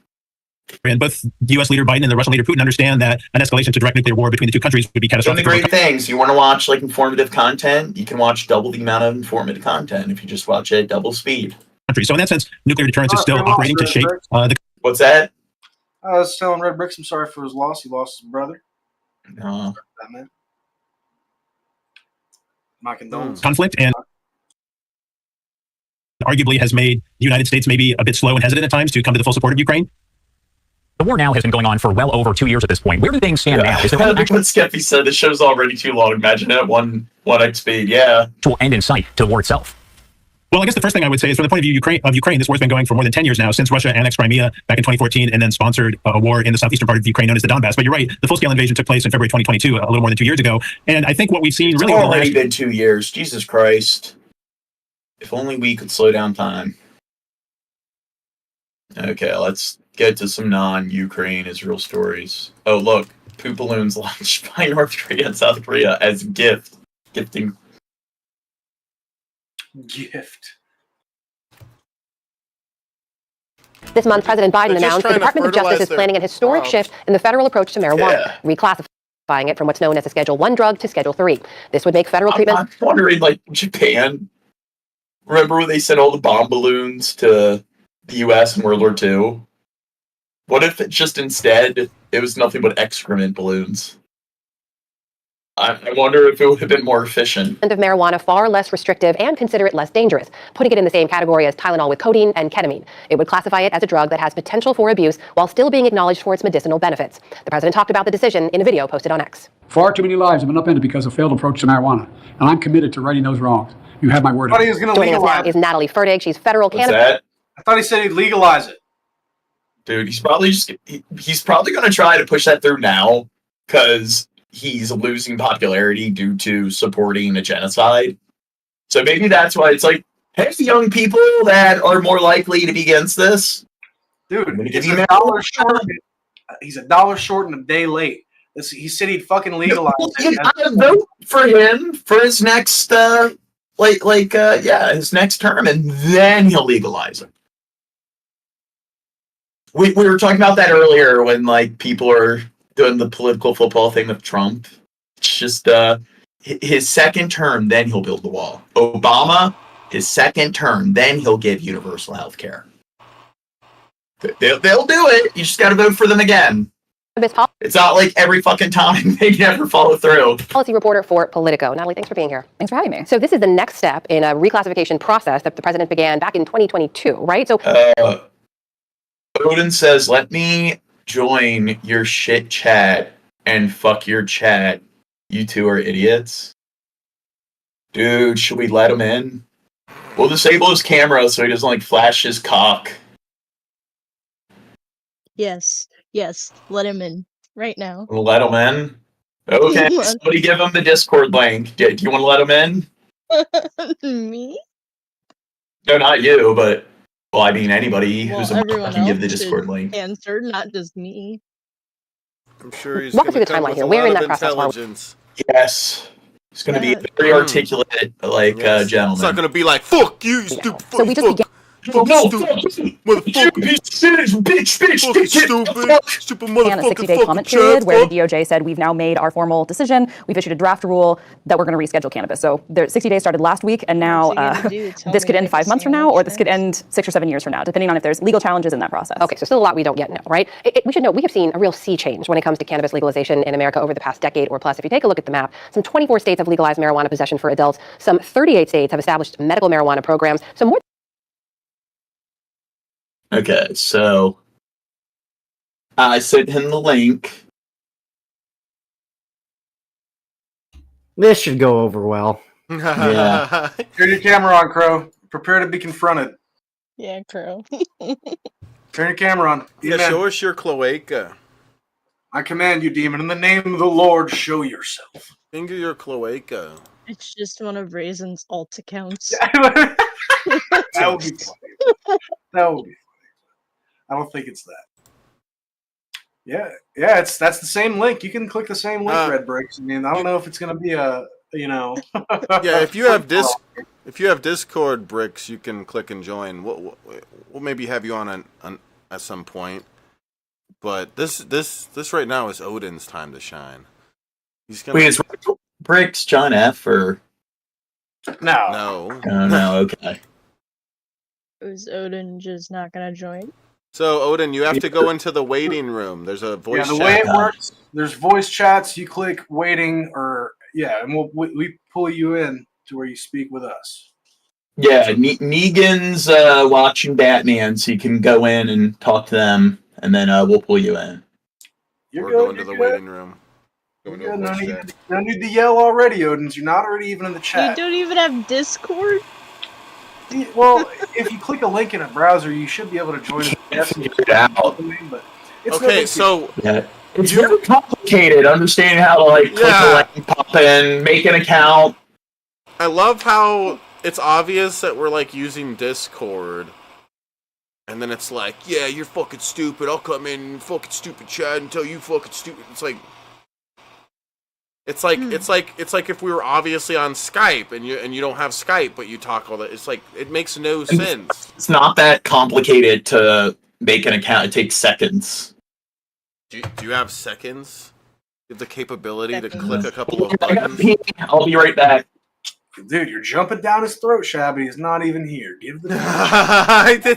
Well, he called us dumb, and it's like, oh, I don't even have Discord. It's like, well, why? How did you expect to talk to us through MySpace or something? What do you think this is? Like, this is crazy. Good thing we have you here to explain it all to us, because we're so slow, Odin. My cat was stuck to the chair, dude. Poor guy. I had to snatch his ass off. Yeah, did Did you throw the cat out or something for hurting your chair like that? No, he just, his claw was stuck and he was all hooked and he was freaking out. Hey, Chevy's 63 and he figured out fucking Discord. If he could do it, anyone can. Right, Chevy? God damn it. Shab's like, fuck, I'm gonna need a dad for this. Yeah, I was ready for you. Played once and now you're scared. I was ready. So, Odin, you literally just click that link that Shabisky spammed in the chat, and then you should be able to just create an account from there, and you'll automatically join the server. So then you click on one of the voice chats you see where it says waiting. You may also see some other members of the community fucking enjoying a movie. But that's not where you want to be. You want to go to the waiting chat so we can pull you into where we are, which you can't see. But maybe you're trolling. Maybe you have no intention of joining. But we get you've asked, we've allowed, so we're balls in your court, buddy. Waiting on you.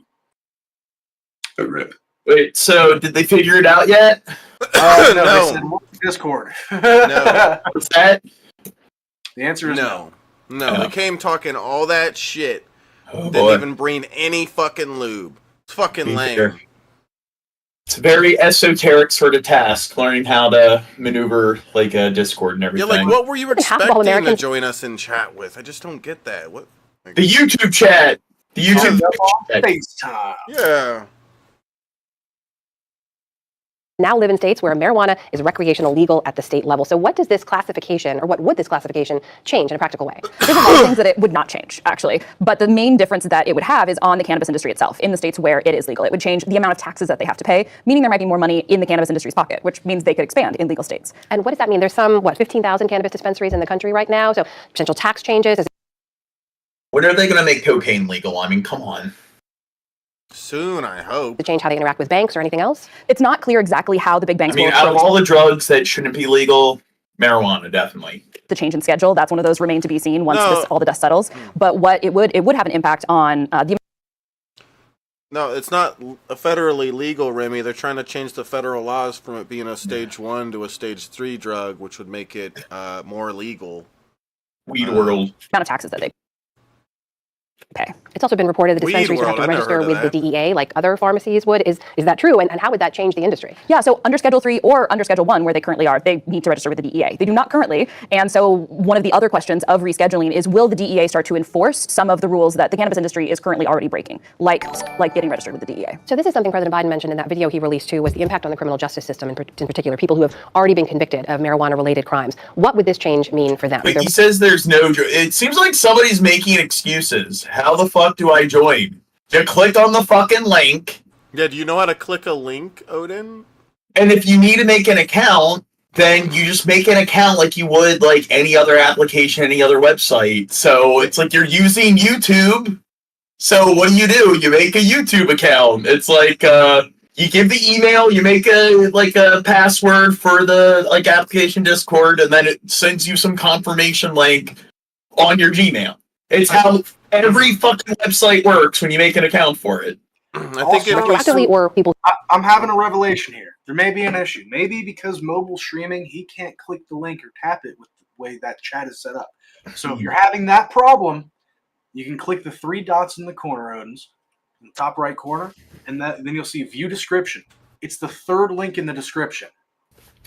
If you can't figure it out from those instructions, I don't know what else to tell you. Who are currently incarcerated. One of the biggest criticisms of Biden's rescheduling movement is that it doesn't have a big impact on people who have criminal records, especially at the state level. The majority of people who have criminal records for cannabis are in the state criminal justice system, not in the federal criminal justice system. Biden did issue some pardons for people with low-level, nonviolent They shouldn't have been breaking the law. marijuana offenses, but that's just a couple thousand people. We do know the proposal needs to move. I mean, yeah, like people who hit their kids because it's legal, they definitely are. They're more law-abiding citizens than those people who smoke the weed. Through the DEA. How are they likely to look at this? Do we know if that proposal is going to move through, and when would we see that kind of approval? Yeah, so what we just saw recently was the DEA and the DOJ coming out and saying, we've looked at the review that was sent to us by HHS, and we are recommending a reschedule. People get to comment on that. There might be some legal challenges to that, and so when the dust settles, there would need to be some big changes or big challenges for the DEA to change it. Thanks, Ed. Yeah, who gives a fuck? A dollar short and a day late.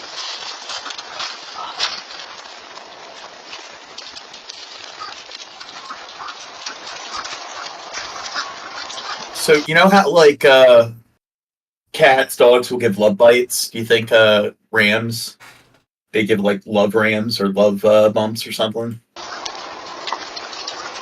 rub their head against you. A lot of horns, bro. A lot of horns at your head level, bro. That's scary as fuck. Well, I would be afraid of like the cows like stepping on you.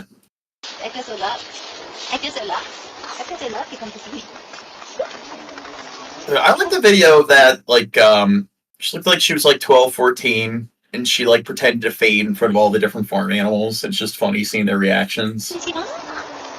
And then you feel like welcome back. Campaigning is underway. Really on edge because you think that like one of the horses or cows might step on her. Across Europe, with new members of the European Parliament being chosen between the 6th and 9th of June.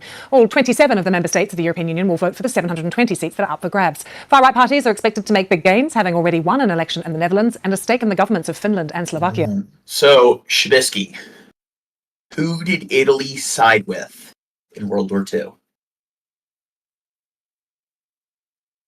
Who did we side with on World War II? Hitler. Yep. And who was their head of state in Italy? Hitler. No. Good guess. Kinda. Not really. Oh, it was Mussolini. Oh, I was gonna say Netanyahu next. Yeah. Oh, Shab looks like Himmler, and he has the same ethnicity as Mussolini. So yeah, my In Italy, my great grandpa was Hitler or Himmler or whatever. Fancy. In Mein Kampf and everything, Hitler was greatly inspired by Mussolini, and then Mussolini was like kind of like I don't know, a pushover, kind of like a sent to Hitler. So you think of that, like imagine Hitler, like his biggest fans allying with him, and then he's following his orders. Prime Minister Giorgia Meloni is topping the polls. The ruling party Brothers of Italy has roots in post-war fascism that is moderated in office. Our Rome correspondent Mark Lowen reports.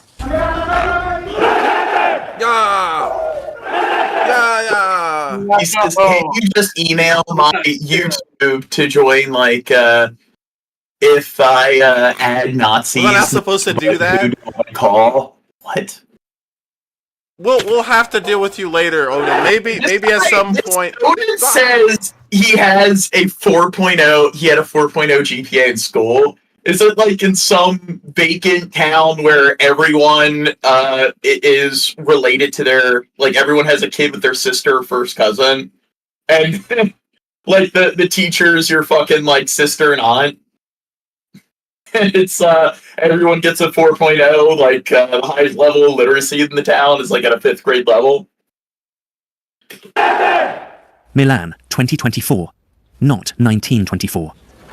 A rally for a far-right student killed almost 50... Dude, he had a 4.8 in school and everything, or a 4.0 in school. So I don't know.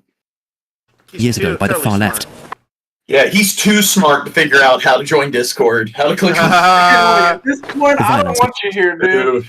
Like, at this point, like you're getting so worked up because you can't click a link. Like you're just gonna come in like raging, like off the fucking edge of that frustration. Like no civil discussion is gonna be had, bro. Like we're gonna invite you on so you can fling your poop around. Do you respect proper rhetoric? Or do you just want to come in here and yell at us and call us Nazis? I don't know, like when you look at their writing, it just like screams sophistication. I mean, it is the most like extensive, comprehensive kind of writing imaginable. I mean, we haven't seen this kind of literacy at all in any of our communities.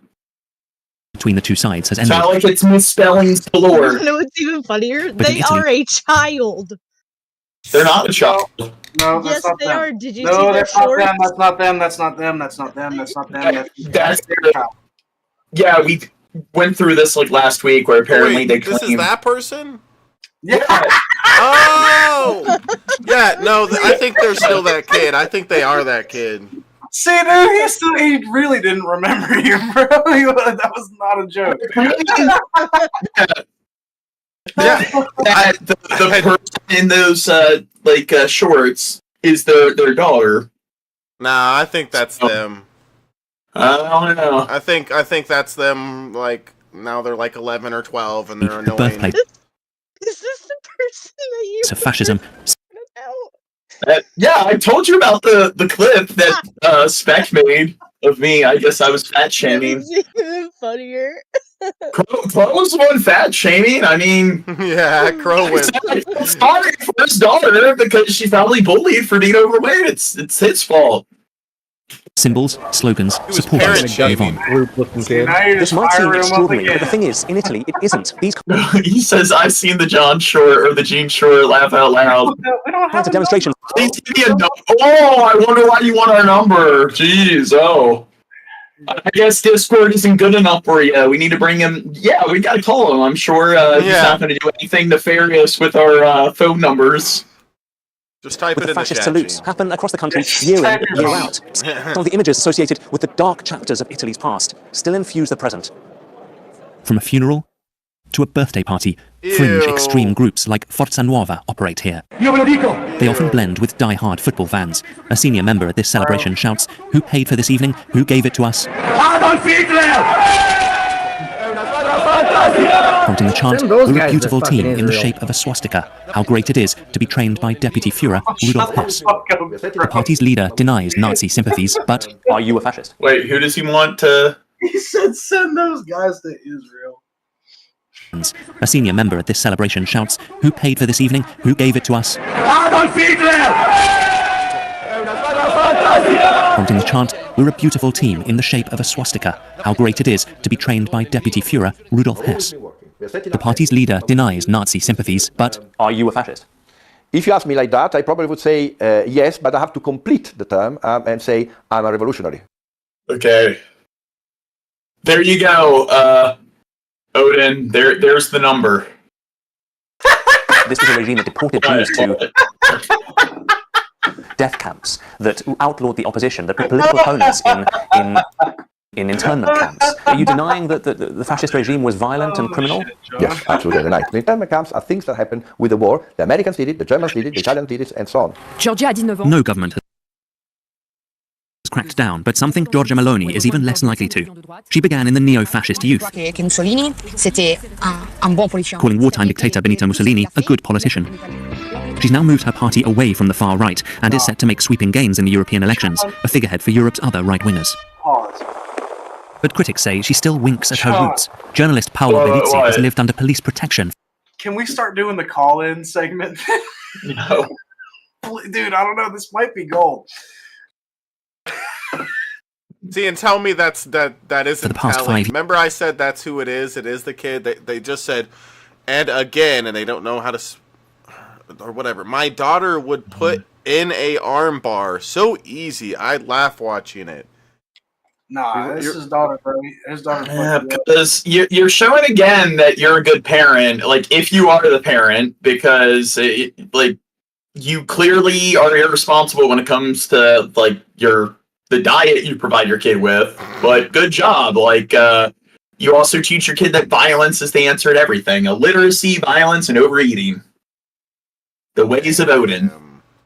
Damn. Years after neo-fascist threats. The far right and neo-fascist groups felt validated with the Meloni government because battles and slogans that had been kept on the political sidelines for years suddenly became legitimized.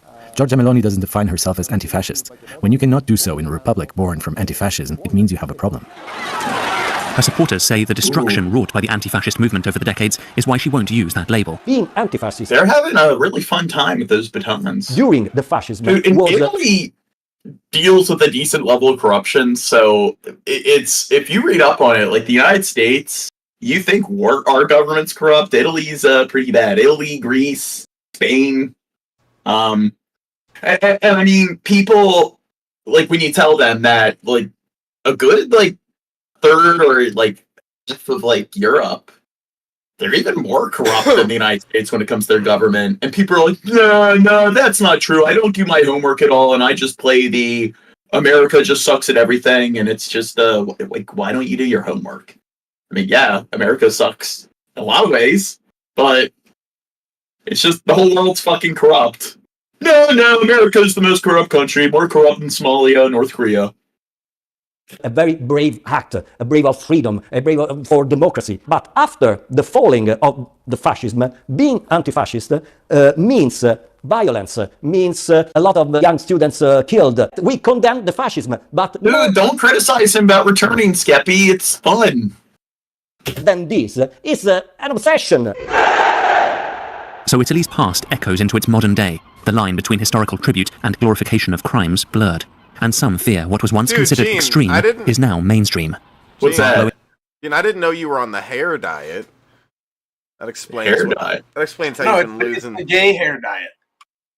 Oh, okay, you're on the gay hair diet. Sorry. Okay, that really explains why you've been losing weight lately. I wanted to know what your secret was. What is that? One of the quips they threw in the chat?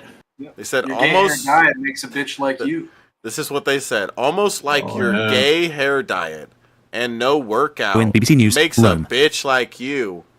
No workout. I work out quite often.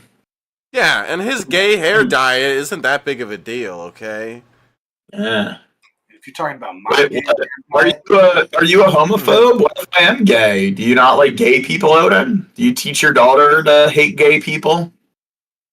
So homophobia, violence, illiteracy, and overeating. There you go. That's a recipe for somebody who's really going to be a really great citizen in the future.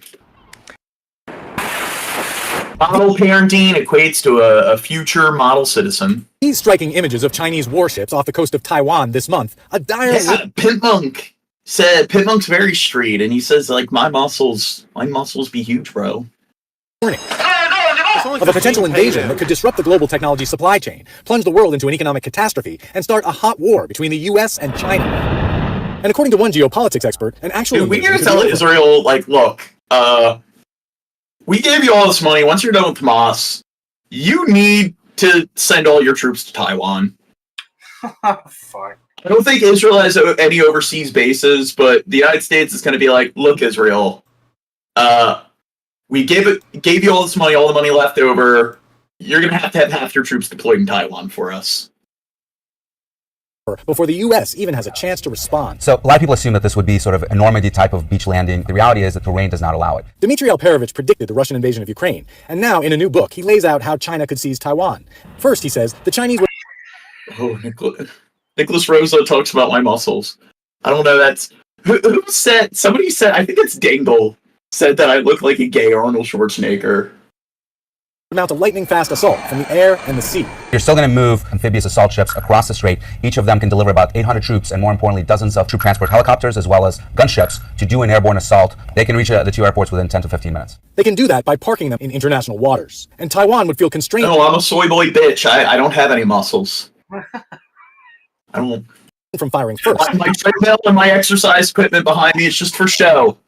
That's one for the audio board. Because that would be seen as provoking a war. You're going to have these transport ships, mostly civilian vessels, and have been loaded with hundreds of thousands of troops, armored vehicles. I've never been in a fight. I sound like I did hard time in Rika. Damn. I got my one good combat experience. Tanks, logistics that you need to occupy an island of 23 million people. To cover the attackers, Alperovich says, China would strike Taiwan's defenses from afar. You're going to have bombers launched from the mainland. You're going to have the largest cruise missile and ballistic missile and rocket forces in the world, pummeling fixed radar installations, pummeling naval facilities, pummeling communication nodes. Then, he predicts, Chinese Marines in huge airboats would rush up the river leading to the center of the capital city, Taipei. Okay, so I discussed this before. They've changed their defense spending and everything, so their defense plans, and they're investing in the similar tactics that Switzerland has. So it's called the Porcupine Defense, where you invest in things like sea mines, so forth, certain demolition charges to blow up bridges. You make it such a a burden, or it creates so much collateral for them to even attempt to take the country, where it's never mind, the ends don't justify the means. But the data shows that they probably should have invested in this a few years sooner, and they're a bit too late. So if they don't implement this soon, then China probably could blitzkrieg them. And maybe that's what China's going to do. And I think China knows that they have this narrow time span before they actually do start implementing that new defense plan. This can happen. happened literally within the first 30 minutes of action. All the while, he says, the U.S. president facing an awful choice. Allow the aggression to stand or launch a war that could kill more Americans than World War II. So why is Taiwan so vital to U.S. and global interests? One reason, Taiwan manufactures almost 70% of the world's semiconductors. Those tiny boards. They did like war games and stuff, not just war games, but they calculate things with supercomputers, and they found that they would lose. They'd be able to fight off China, but yeah, they'd lose all those fucking troops that they just mentioned. Like casualty counts, they go up to like World War II level casualties, at least for the United States. So, in the same way, it's like that sort of porcupine defense. Like you make it such a hindrance and everything, and such a loss, a liability to even invade, that they don't even want to like risk it.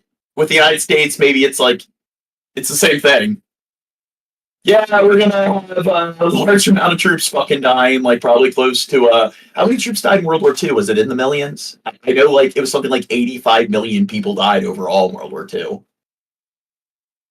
Used in everything from phones and laptops to life-saving medical devices and the vast server networks that power American industry. And if China invades, experts say, the US or Taiwan is likely to destroy those factories, which would spell economic disaster for much of the world. Or if China manages to capture the factories and keep them operational, it would leap ahead in the world's most important technologies. Alperovich says that would harm American prosperity and security. But so would a war with China. In the first year of that war, global depression right off the bat. And that assumes it doesn't go nuclear. That's right. Intelligence agencies and military leaders have been warning for years that China is working on plans to Okay, seize Taiwan by force. World War II, 400,000 something casualties. So they're predicting that we would have close to like 400k casualties. So I believe in the like war games and all the like calculations they did with like the supercomputers, they found that they'd be able to fight off China, but then China probably would lose hundreds of thousands of troops, and then Taiwan would lose hundreds of thousands of troops. So with what's been going on in Burma and Ukraine and Israel, all of these different wars, the casualty counts are only in the tens of thousands, not even in the hundreds of thousands. So that would probably result in over 1 million casualties if we get involved. In charge of U.S. Pacific Command told Congress in March that, quote, all indications point to the People's Liberation Army meeting Xi Jinping's alleged goal of potentially invading Taiwan by 2027. We haven't faced a threat like this since... Gotta liberate them, because people in Taiwan, they need help. China, they're there to help them, liberate them. Just like they did it in Inner Mongolia and Turkmenistan and Tibet. They did a good job liberating those people, bringing them into the People's Republic of China. China has spent the last 2 decades modernizing its military to be able to destroy American ships in the Pacific. You're going to lose ships. You're going to lose a lot of sailors. And that's something, thousands. Maneuverable hypersonic like drones and missiles. So just recently, they've like passed the sound barrier, at least when it comes to maneuverable like missiles and projectiles. So you don't even need like an explosive sort of projectile. You could just have like just some chunk of metal that you aim at the aircraft carrier, and it could sink the aircraft carrier. That's the big set that America has had. Like one of the sayings that they throw out there is that it takes a nuke to take out like an aircraft carrier. Well, now you could just use hypersonic missiles that don't even have explosive charges to take out an aircraft carrier, which just makes them kind of a bit useless and obsolete. And it's like, what are we going to do then when those aren't even useful? Potentially even tens of thousands of American troops. Alperovich says the U.S. must make containing China the focus of its foreign policy. The United States has to make it clear to them that the cost of this conflict are going to be too huge for the Chinese economy. He says that means ending U.S. reliance on China for things like critical minerals and solar panels. And it means arming Taiwan in a way that would make an invasion much more painful than it would be today. All to influence the calculations of the Chinese president. We want him to wake up every single day and look at himself in the mirror as he's shaving and say, today is not the day. Ken Delanian, NBC News. Is that Winnie the Pooh? Thanks for watching. Stay updated about breaking news and top stories on the... To be fair, I really don't get the Winnie the Pooh thing. I see it a little bit. You're just racist. Whoa.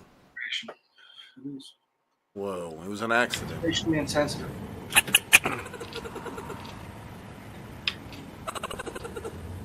Dude, is that Jack?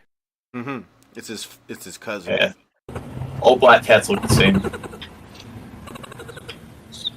Really discriminatory statement. Oh, you don't think all black cats look the same? They all look pretty similar, don't you agree? They're all black, they're all cats. Shit. It's a loquacious motherfucker. I want the... I'm not Reddit, whatever. So it's discussing this before. China wants to liberate Taiwan, but when people think of China, they think of like all these territories together, but throughout pretty much most of human history, when you look at all the dynasties and stuff, like the Qing Dynasty, the Han Dynasty, that have just been unifying, collapsing, it's only in this orange shaded part. Inner Mongolia, there are more ethnic Mongolians living in Inner Mongolia than in Mongolia. That and Tibet and East Turkestan have never been considered part of China. And it was Mao who's killed more people than Stalin or Hitler. He's the one, like during the Chinese Civil War, that went in and took over these territories in the 50s. So that's something America sucked. What? Do you think we could cover his 3-minute long video on the Cole Brown Simpson Megyn Kelly thing? It's only 3 minutes. The red look guy in the chat. I want to see his video. It's only 3 minutes long. Okay, send me the link. Here, I'll send it in the Discord chat here. You make America stupider, fake Jesus. That's Damn, racist. Somebody had to say it. How am I being racist? We're talking about cats. We're not talking about people. See, Redlooks wants us to respect. Breedist, because cats don't have races, they have breeds, so it would be breedist. Breedophobic. Where's the link, Chad? I put it in the Discord. In the Discord chat for this Oh, like when people are watching a movie, there's a chat. Yeah. God, Chad. Taylor left us. Yeah, we're scaring her. I think I offended her with my racisms. Yeah, you're a piece of shit. Hello, America. Hello, world. Hello, you. 1.15k subs. Huh. More than us? Well, they're doing a lot better. That's 1.15k more than, or I guess 1.14k more than our friend Odin. Damn. For real humans. We all need to get together and start acting like these actors. But we're going to act out truth and reality, unlike these people here. I don't think you should slow it down. I'm going to give you a Put it link in to watch normal Rabbit Hole speed, Gene. Productions. I want to talk him. I hear him talk like normal. I want to hear 100% this guy. Just normal. Yeah. It's only 3 minutes. This video will open your mind a little bit more. Yeah, man. But I'm urging people in the law agencies who are not part of this Leviathan beast. Okay, is this some conspiracy theory bullshit? No fucking duh. We need to get together and round these people up. This Megyn Kelly, O.J. Simpson, all these crisis actors that we've been handed. Crisis actor. They all look exactly the same, don't they? She over and over and over and over and over. Oh my god! Yeah, she got rewarded for years as a crisis actor with a cushy job at Fox News. I like how they both just have small We noses. have the technology to get them. and This is just in the that precipice. In that picture, their mouths are kind of open the same a little bit, so it's like, whoa, similarities. Holy fuck. Dude, all blonde chicks look the same. Of how many of I'm these allowed to say that because, well, I'm not a chick. I guess maybe not. It would be sexist, but it's not racist because I'm a blonde dude. reprobates there are. There's Megyn Kelly right there. Somebody who's allegedly Not all blondes dead. are retarded. Whoa, roll that back. What do you say? Folks. Go back 10 seconds. Megyn Kelly right there. Somebody who's allegedly dead, folks. I challenge anybody. No, it's not. It's not Megyn Kelly that's allegedly dead. Why would you? You had 3 minutes to make this video, and you couldn't even. You're missing the point. Yes, it is, bro. Oh, I mean, it is. Why would? Earth. If you go through the tunnel in Area 51, that's where she is. That's where Epstein is. Epstein's not dead. That's where all the people disappear. JFK is still alive, and he's living with the reptilians and the Bigfoots And on the other side of Flat Earth. Tupac's alive still. Disney, that's where they all are. We gotta the other side of the hollow flat Earth. John, you're misinformed. The tunnel is not in Area 51. It's actually in Antarctica. They leaked that in the Godzilla movies, remember? No, Antarctica, like, you're dumbass. The flat Earth conspiracy theory. Antarctica doesn't exist. It's just a ring of ice around the rim. The tunnel is in the ice wall. Why even go through a tunnel? You could just go over the ice wall. Well, because it leaps into the hollow flat Earth. Oh. That would be a hole. It wouldn't even be a... No, it's a polygon beyond your comprehension, John. I think now he's trying to say that Megyn Kelly is a man as well. No duh. No duh. Yeah, you're finally caught up, Trubisky. Gosh, I'm so fucking stupid. How did I not see it? Fuck. In the known world, this is 100% accurate that the whole thing was a farce, distraction to cause chaos. Dude, but, I mean, look at that, chin. Dude, you gotta love the music playing in the background. So he didn't know how to add music to his video properly. Instead, he, got out his another... Chad, why are you being... He wants us to watch the video. I know! Nice, I'm critiquing it, though! Do you not want... Red Brick, you want me to be... A piece of shit. Be nice, Chad. I like him, okay? It's just... I'm pointing out the two-headed monster. They get two-headed people in their lives. Once it was a man, once it was a woman, and they marry them. It's this ongoing thing, and you see it before your eyes. And the more you open up your eyes and turn your televisions off and turn your minds on to truth, you will see this is 100% truth. So, dude, O.J. Simpson didn't die. He's also with Jim Henson. Dude, there it is, folks. Red Brick is really showing his unhinged side. He said, "I have nothing but time, Jesus. Already know where you work. Don't be ableist." It's yeah, he works in heaven. Duh. Job. Everyone knows that. Never died. Jesus is also on the other side of the hollow flat Earth. On that. It wasn't the Romans or the Jews that killed Jesus. It was the reptilians that attempted to. No. And the Sasquatches, they rescued Jesus and brought him to the other side of flat Earth. God, let's not even... Okay, on with the video. Back to the evidence. Well, Shep, it's like what I said. The Sasquatches and the reptilians, they've been out of war with each other. Yeah, everybody knows that. I saw Red's video on it. The reptilians control this space of the flat Earth. The Sasquatches had to retreat, but they have dominance on the other side, and that's like a safe haven. It's true. So, thank you for putting it out there. We need more people like you putting out the truth. So, there it is, folks. Red bricks in your face. They're all a bunch of actors.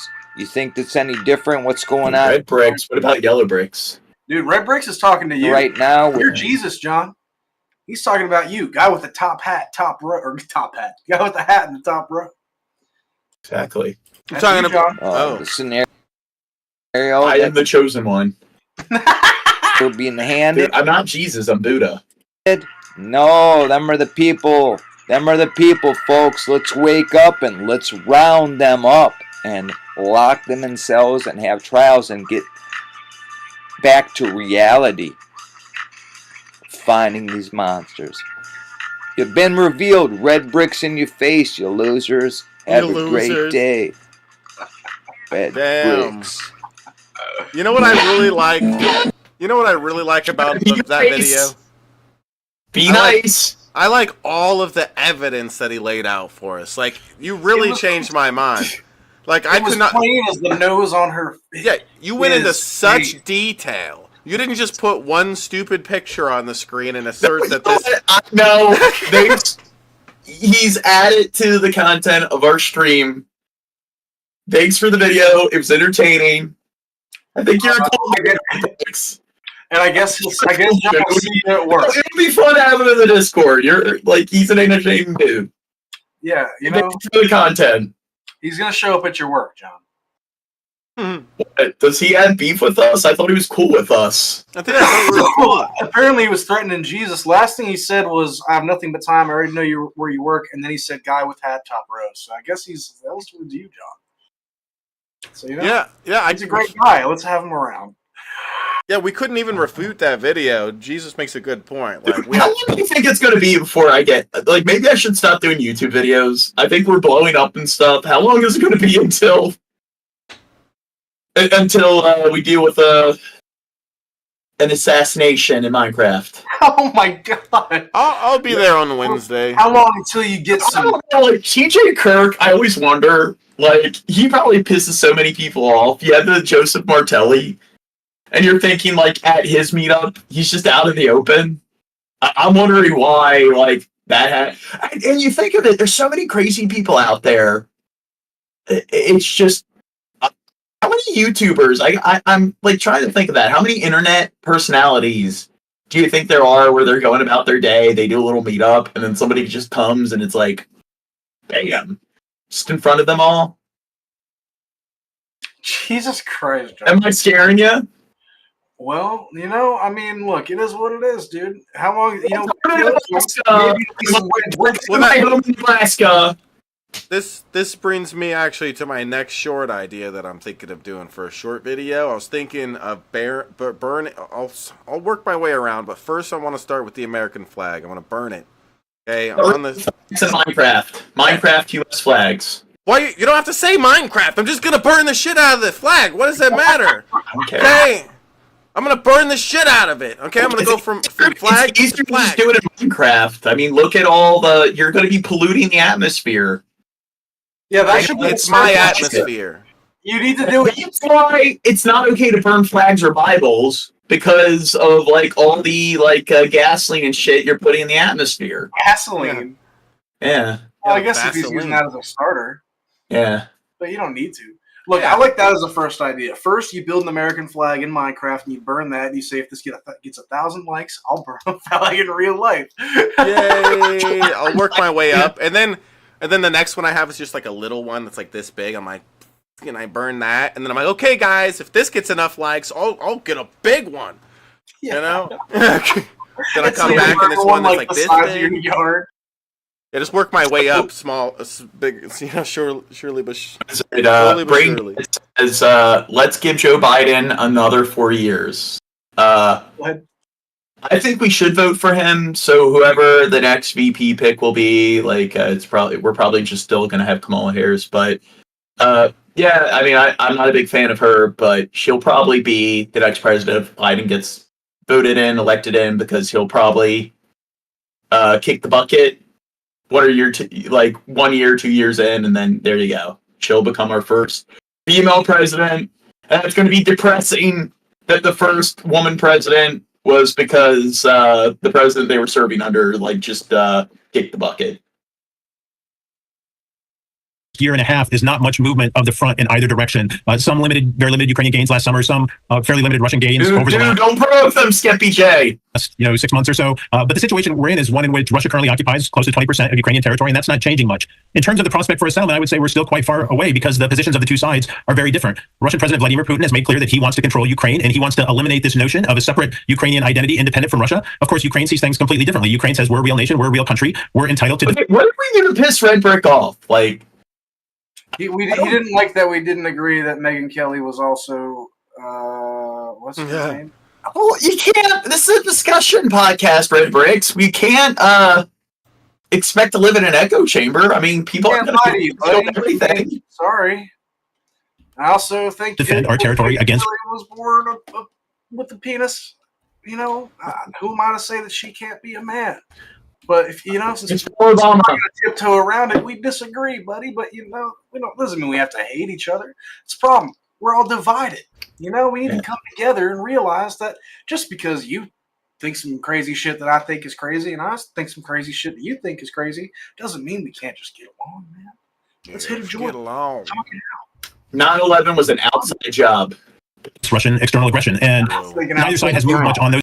That's thinking outside the box, John. I totally positions forgot really that over the we last were 2+ watching years. So in that Ukraine stuff, I like after that red brick video, I went down a rabbit hole on how Megan Kelly moonlights as the Mothman. Whoa. I knew it was There's no real. evidence, just I pictures. believed you. I believed you, Red, the whole time. You're right about that. In that sense, I don't think listeners should expect this war to be wrapping up anytime soon. And the question really is.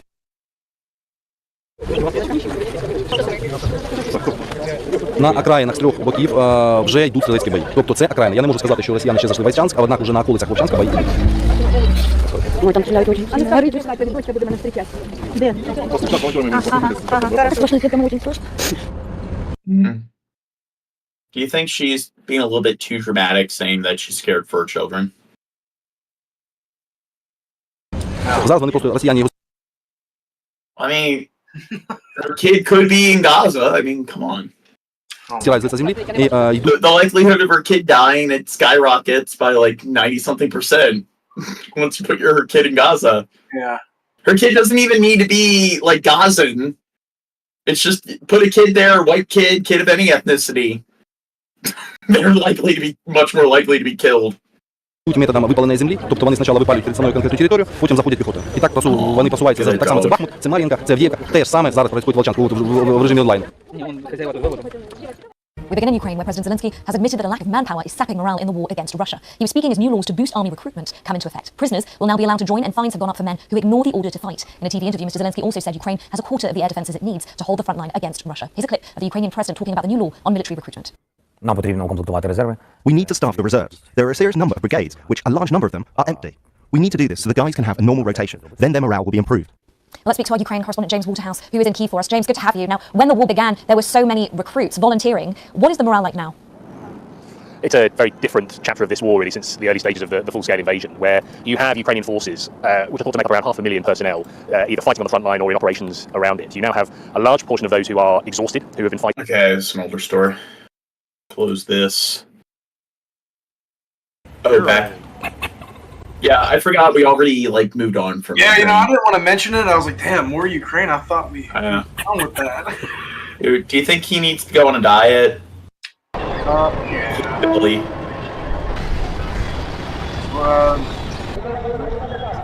Oh, so this dude. One thing I do know about him is that they're two least valuable like notes, like forms of currency.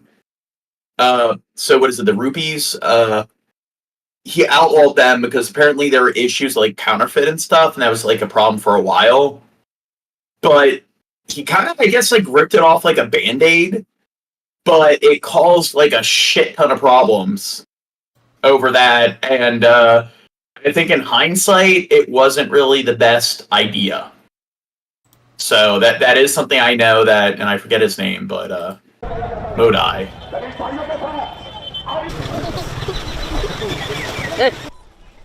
And he already served his term, so somebody else has been the like president of India now. So I guess he's doing a Trump, or like a Grover Cleveland, where he's trying to run for 2 non-consecutive terms. कहाँ से होगा गुजारा? नहीं कमाएंगे तो ration से थोड़ी गुजारा होगा. कमा कर अपना जैसे करते हैं वो 17-18 किलो से क्या होगा? कुछ होगा? So the GDP will grow. Do you want to do a meetup in India? Yeah, there's lots of people there. And it will compensate for all the losses which poor people are suffering in this country. Oh, to be fair, there are a lot of really beautiful parts of India. A lot of great cities. So this is a symptom, and a very serious symptom of growing inequality in this country. So rich are getting richer, poor are getting poorer, and they have to, just to arrest the kind of decline in their living standards, they have to work more. Actually, they have to self-exploit themselves. And apparently, in a lot of their cities, that like, of course, they are incredibly densely populated, but in most densely populated cities like New York, Japan, people are known for being very rude. Apparently, people in Indian cities, even though they're densely populated, apparently they're really, really friendly. Vote गेला के बाद कहाँ गरीब है मर गेलै कि जीलै कि पानी पिए है कि नहीं पिए अनाज खाए कि नहीं खाए ई माटी खा के रोड पर वाला जीते गरीब ना खेत है ना पथार है ना रहे के लिए के कहाँ तक जगह है. The economy has really boomed for the haves. And for those at the bottom, the have-nots, the economy hasn't brought as much consolation, right? So for people who have formal sector jobs, white-collar jobs, who are invested in the stock market, this class of people have enjoyed, pretty impressive returns. Who do you want to be? Indians voting out of all the people running for office for the next president in India, who do you think would be the best candidate? Which one? Dude, we're getting ganged up on in the chat tonight, dude. I'm just saying, look. Otis? I'm trying to pay attention to India is the most heavily populated country on the planet. There's more people living in India. 1/7 of the world's population lives in India. You don't care about who their next president is? We offered Odin's two ways to contact them. Indians know that Biden and Trump are going against each other. I bet you can't even say who's going up against Modi. Gene, stop yelling at me. Yeah. God. Okay, go ahead. Argue with the chat. John missed your call, John. John missed your call, Odins. Call again. Oh, yeah. During summer heat on Saturday in what was the final phase of the world's biggest election. Incumbent Prime Minister Narendra Modi is seeking a rare third term in a poll focused on inequality and religion. An early exit poll summary by the NDTV news channel on Saturday said Modi and his Bharatiya Janata Party-led alliance is projected to win a majority in the election. But exit polls have a patchy record in India and often got election outcomes wrong. More than 100 million people were registered to vote in the 7th phase of the election, with more than 1 billion eligible to cast their ballots overall. But scorching summer temperatures with unusually severe heat waves have compounded voter fatigue. Temperatures reached 118 degrees Fahrenheit in many voting areas on Saturday. For voters in the majority Hindu country of 1.4 billion people, like Preeti Bhatia, joblessness and inflation are key concerns. Right now, there is unemployment. Youth are not getting jobs. The poor are not getting any help, despite the government initiating in many projects. Those schemes are lacking. Not everyone is able to benefit from those schemes. I kept all these things in mind when I voted. So why are all these countries dealing with people complaining about unemployment? It's like you see it everywhere. And, yeah, it's like just get a job.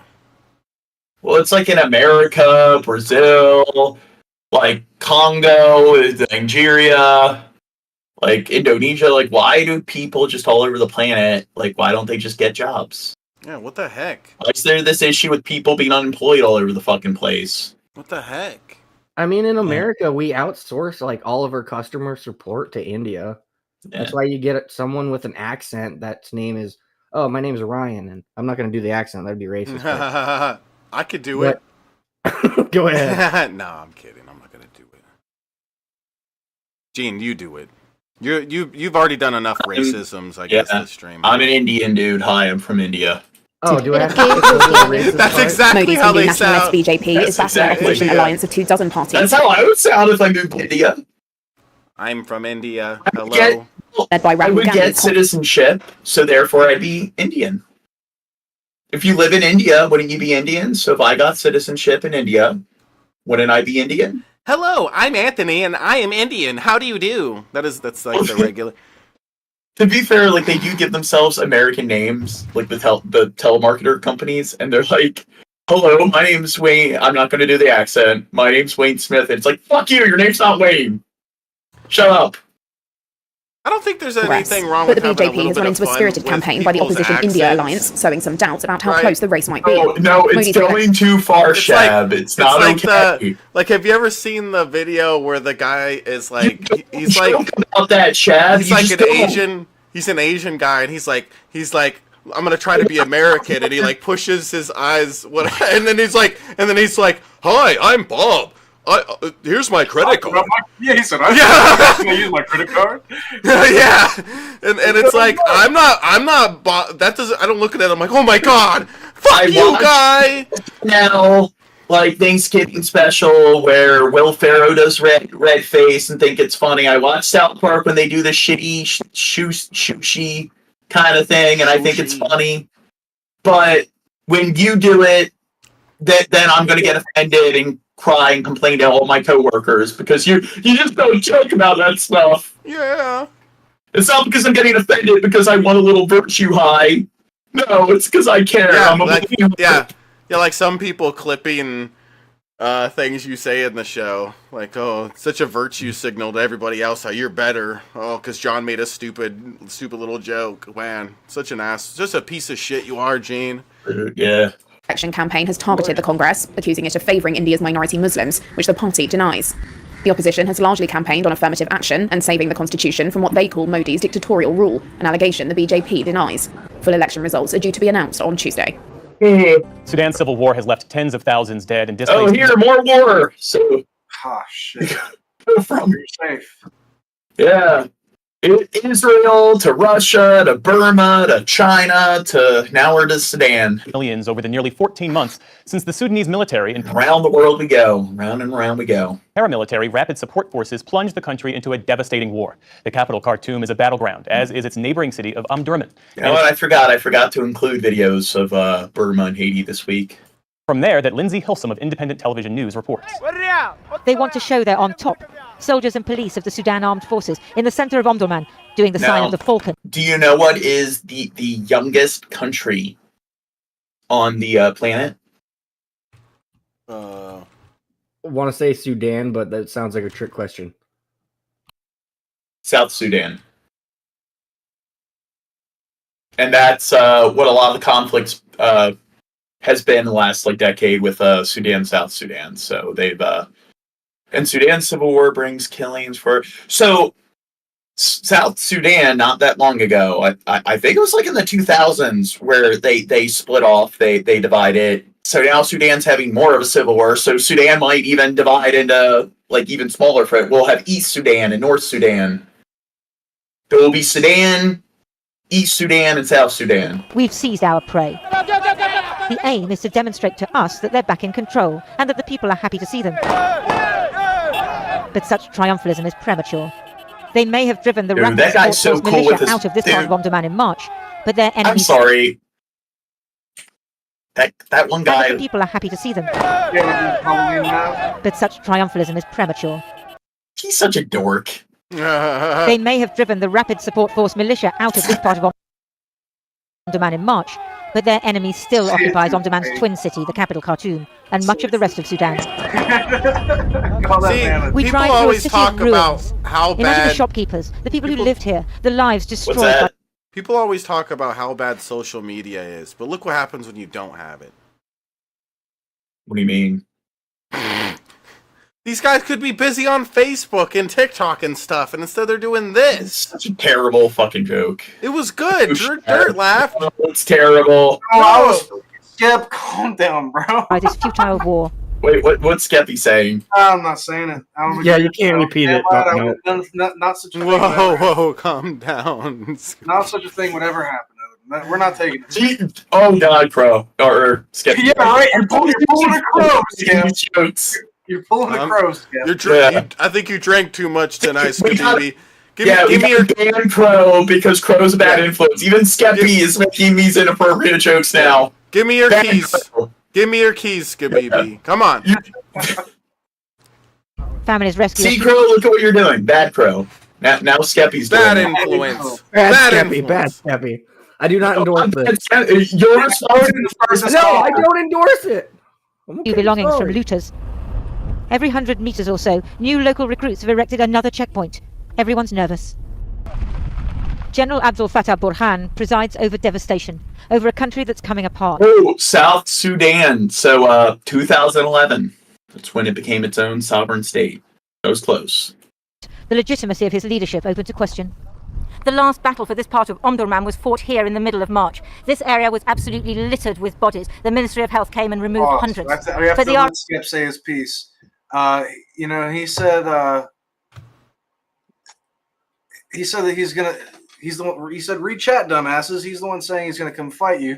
So I look up and I see, he never said he's gonna fight us. He just wants to touch us. And he said, I think he wants to touch us and fuck us. Whoa, Dave. Oh my gosh. In Singapore. Oh my God. RSF is still just about 4 kilometers up the road. The battle for the capital of Sudan is not over yet. Walls that remain intact hide the greatest horrors. This house was owned by a poet who fled to Saudi Arabia. The RSF took it over, But they didn't just trash the place as they did elsewhere, but turned it into a torture or maybe execution chamber. They dug a pit and I mean, at least they're being resourceful. placed a pulley on an iron bar on the ceiling to hoist people up and suspend them. Rumours of what happened here spread. After the RSF was Dude, driven we out, live in a fucked up world. I mean, Jesus Christ.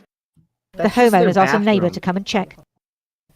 When I came here, I was shocked at what I saw in front of me. What could possibly have gone on here? Afterwards, I told other people in the neighborhood there was something strange in this house. I mean, from the sight of the iron bar and the holes in the ground, it's obvious that something terrible happened here. We found a document listing names. 31-year-old Omar Ahmed Adam, a 30-year-old woman, Manal Hassan, 12 names in total, all accused of great betrayal. In other words, not supporting the RSF. And amongst the debris, mementos And they're of the not happy supporting the right side. family who once lived here, who can... It's like that's what you gotta do. In Burma, they don't support the government, send in the troops to light all the villages on fire and round up all the women and children and murder them into firing squads. They don't support the right side. Put them in a makeshift torture chamber. Dude, I just want to say... No, real quick. I just want to say that I hope Red Bricks never stops coming around after what they just said. Okay. In the chat. They just continue to give me... just look at what they said, okay? Just look. Real quick. Yeah. I hope you never stop coming and watching our fucking show and talking in the chat. Stop provoking this person. I like them. We're dealing with a misstep. They're my best friend. What's Never that? in their worst What? I said they're my imaginings best friend. have predicted what would happen in their home. So there were really big battles here, yeah? Yes. I walked a few yards around the corner with Rashid Ahmed, who stayed at home here in Old Omdurman for 4 months. But it's like what I said. They got to do like General Barbecue, Lieutenant Barbecue. You go into the areas where they don't support your gang, you light everything on fire. Until the fighting became too intense. Outside his house, we can smell death. The piles of earth are makeshift graves. RSF slogans have been graffitied on the walls. This is your car? This is my car, yes. It was your car? It was, yes. His house was badly damaged. A rocket hit after he left. I have watched you, but never commented until about 2 months ago. See, you guys are like scaring our new subs away. Watch him unsub because you guys are being mean. Sub. Oh, he's an old sub. Yeah, He's and you're 2 scaring months him old. away. Shut up. 2 months? That's pretty new. We've been going for like a Saying couple that's of the years. first time he decided to talk. Oh, Saying okay. he's been watching for a while. With which his grandfather had... Dude, you've been watching for a while? I don't know. Like, what do you like about our content? Like, Me. It's me he likes. Well, I'm wondering, like, what draws him to our show? Like, what views do we have that he appreciates? adorned the walls when he built the house in the 1940s remains. We don't expect it to happen to us. All in our dreams, we can't imagine this. Always we hear about wars outside Khartoum and outside. Dude, I just need to do a stream where, like, I don't even come in here with Shab. I just, like, go on, bring the crazies in, and then just have a conversation with the chat. We need a call-in segment. I think it's not a bad idea. It's very bad. Well, Odin, I gave you my number. Why aren't you calling? Yeah, what the fuck? That's funny. Do you think he will live here again?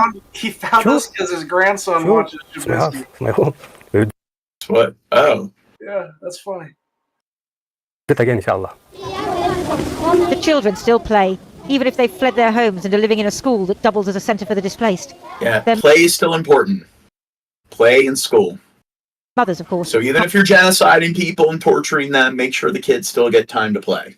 can't forget what brought them here. The RSF attacked our homes and tried to rape our girls. So, what is it? The RSF. So, Israel, take hints. They're torturing people, but they're not murdering all these children. So you can be evil, but not as evil as you are. So, seems like Sudan's corrupt government's doing, they're not as bad as you. Netanyahu and IDF. We managed to hide them upstairs, but the RSF men killed the girl's aunt and two uncles who were trying to... Okay, so what's worse, the IDF or the RSF? So far, what they're describing, it's like, okay, they've been torturing people, taking some people and murdering them, but at least all these kids are laughing and playing. Yeah? I don't know what acronyms mean, Gene. Dirt, can you answer? Oh, wait, no. I don't know, but that's the like governing body. That's their junta. That's their like Hamas. To defend them. Now our situation is difficult. Of course, our men can't find jobs. In the absence of international aid, neighborhood groups are pitching in. Do you think that the international community has let you down? Yeah, unfortunately, I think so. I think that people eyes now on Ukraine and Gaza, but we got not a lot of help here. So, Paradox asked, where did they tip to get me to chug? If you look in the description of the stream, there should be, the first link at the top should be the StreamLabs. Yeah, help us with the goal. Be the first person to tip, Paradox. Thank you. We gotta start begging people to tip more. We gotta get Chad out here to Nebraska. We're doing the Nebraska meetup. That's where I live. Yeah. Basically, people need food. So if you want to come fight me, come to Nebraska in Minecraft. Basically. Okay. Food and medicine, as simple as that. As simple as that. Because in war, you see the best as well as the worst of humankind. I hope that's a toy gun. On Ukraine and Gaza, but we got not a lot of help here in Sudan. Basically, people need food and medicine. Basically. Okay? Food and medicine, as simple as that. As simple as that. Because in war, you see the best as well as... definitely a toy gun. I hope. The worst of humankind. A toy gun. The best being people like Dr. Mohammed Banaga, who started a soup kitchen for displaced people. Rubber band on it. Yeah, I don't have my glasses, so I can't tell. You it has said like a rubber band thing at the top for firing something. Funded by local shops and friends in the Sudanese diaspora. And you stayed here throughout the war. Were you not afraid? No, I'm not afraid. Afraid of what? But good job, Sudan. You're not as bad as America, where a bunch of kids are running around with guns and shooting up schools and killing themselves. So that's because they don't have any schools. Yeah. Oh my God, Crow. Bad Crow. Bad! Bad I'm trying to laugh at the chat. Skeptical Jesus. Afraid of being killed? Man will die once, no? But see, like, you can look at the positives. So Sudan, even though their like corrupt like regime is capturing people and putting bags over their heads and torturing some people, they're not murdering a bunch of children like the IDF, and they don't have they have kids running around with toy guns, not a bunch of real guns like in America. So all of these nations have things that they could teach one another in terms of what to do and what not to do. Gene, you're a class-using little bitch. Dude, Tennessee, me too. No, I'm in Nebraska, Odin. This family just escaped Wad Madani to the southeast of Omdurman, where the RSF recently seized control. All over Sudan, people are going hungry because they've lost everything. The economy has collapsed, and armed men frequently steal what little aid is available. It's kind of odd that every like country across the planet, they keep talking about economies collapsing and people being homeless and jobless and kids dying. Why is that? Why does that seem to be a very common theme globally? There's not enough praying. Exactly, yes. That's the problem. Yeah. No, I think it has something to do with the fact that it's Pride Month. I think it has something to do with the fact that human beings fucking suck, and there's natural faults inherent with humankind. The situation is very bad. They're killing civilians, looting them, and throwing them out of their homes. They took their livelihoods, their crops, and everything they have.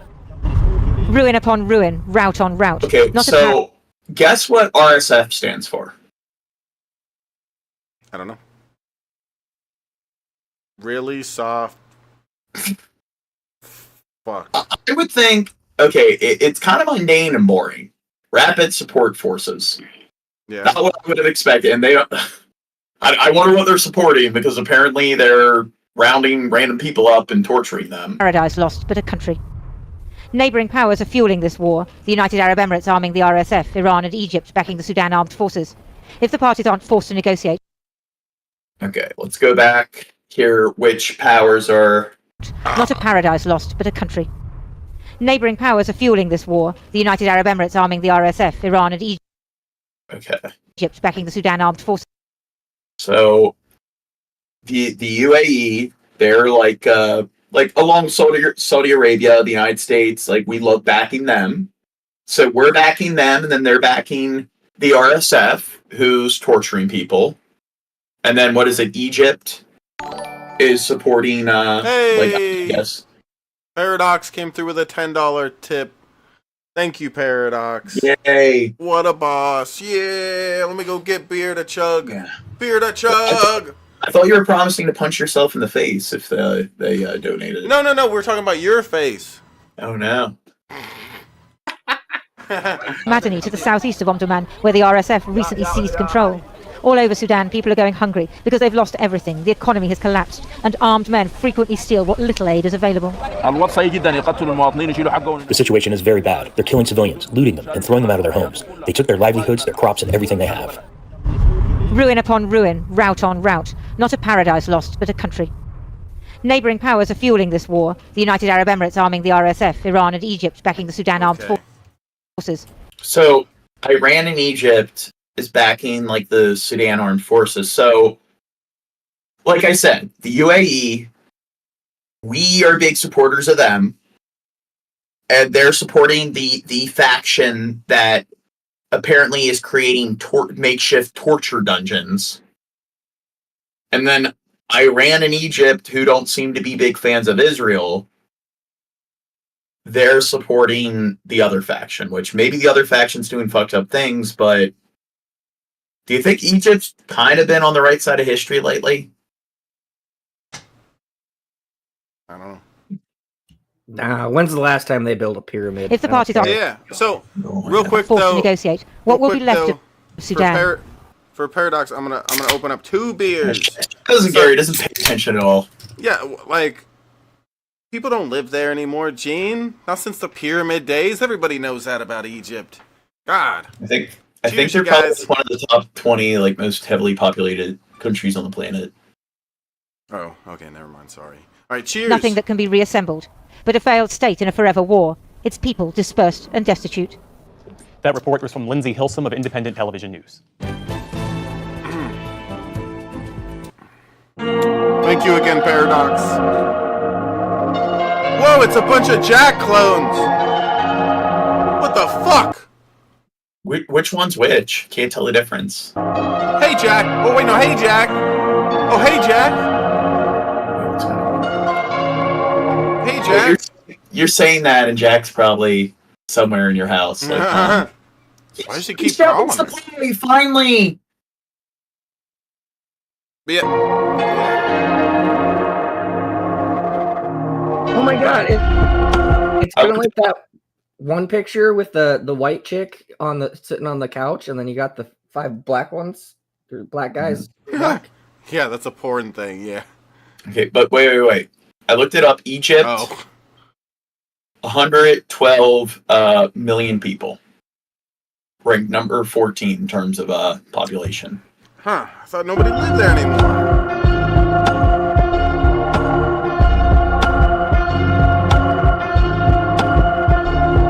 Dude, how much do you want to bet he's bullied? Or she, or they. Another black guy. There's Jack. Okay, that's Jack. I know Jack when I see him. I thought it was supposed to be like the blacks or the minorities. Not in the cat world. Not in the cat world, Jane. Look how he's late to the party. Yeah, he's not sure what the thing. He's looking at the person on the camera and he's like, "What's this giant doing there?" Look, there's an inbred cat. You can tell it's inbred. Oh, there's another Jack. Whoa. God, this is great.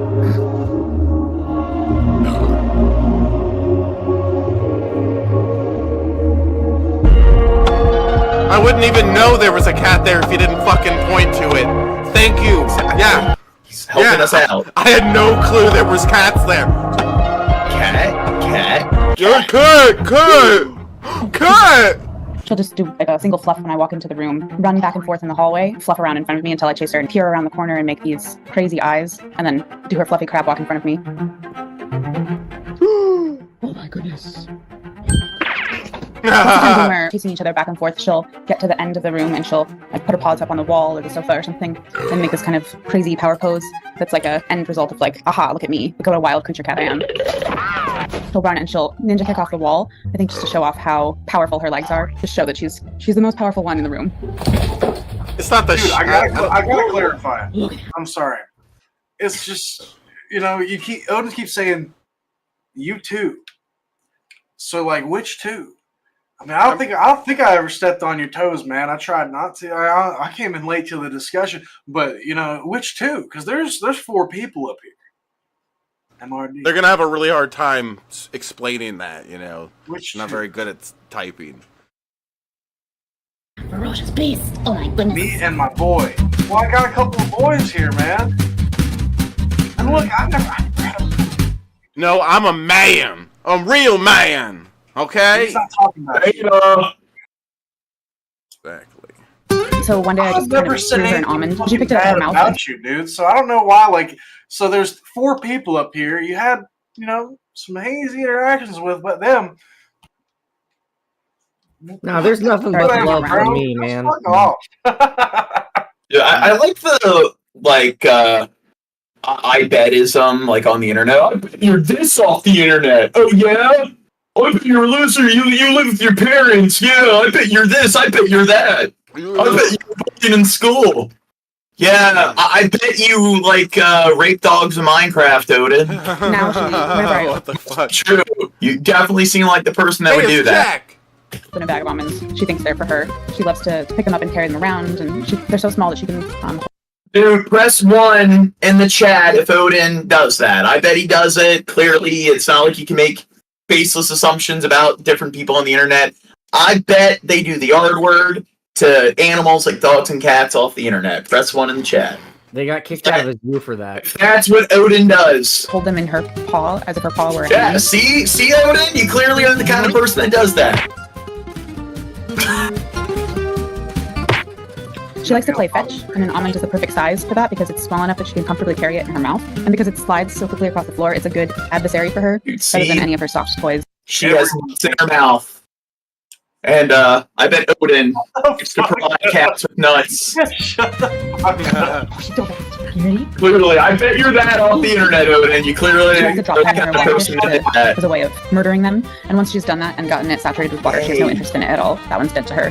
Time for a new one. She knows that they're not cat food. She thinks that they're a great thing to stuff in the closet and make me search back out when she's bored of playing fetch with them. That was a good one, Odin. I like the comebacks. That was a good one. Oh, yeah. Dude, he must have stayed up all night coming up with that one. She made. I like it like more the Dunning-Kruger effect, where it's like you'll roast them, and then they sit there and they're like, "Fuck you." It's like, "Whoa, God, fuck you, motherfucker!" Pie every day, Fuck you. better, Yeah. and funnier, and more full of love. Okay. And I really can't imagine my life without her. I knew I always wanted a cat, but she is much more than I ever could have imagined. I always had cats growing up, but they were not like her. Yo, Shabisky. They were much more of like a typical Yo. cat. Playing with Arya is much more like hilarious, and I could never have imagined a cat like her.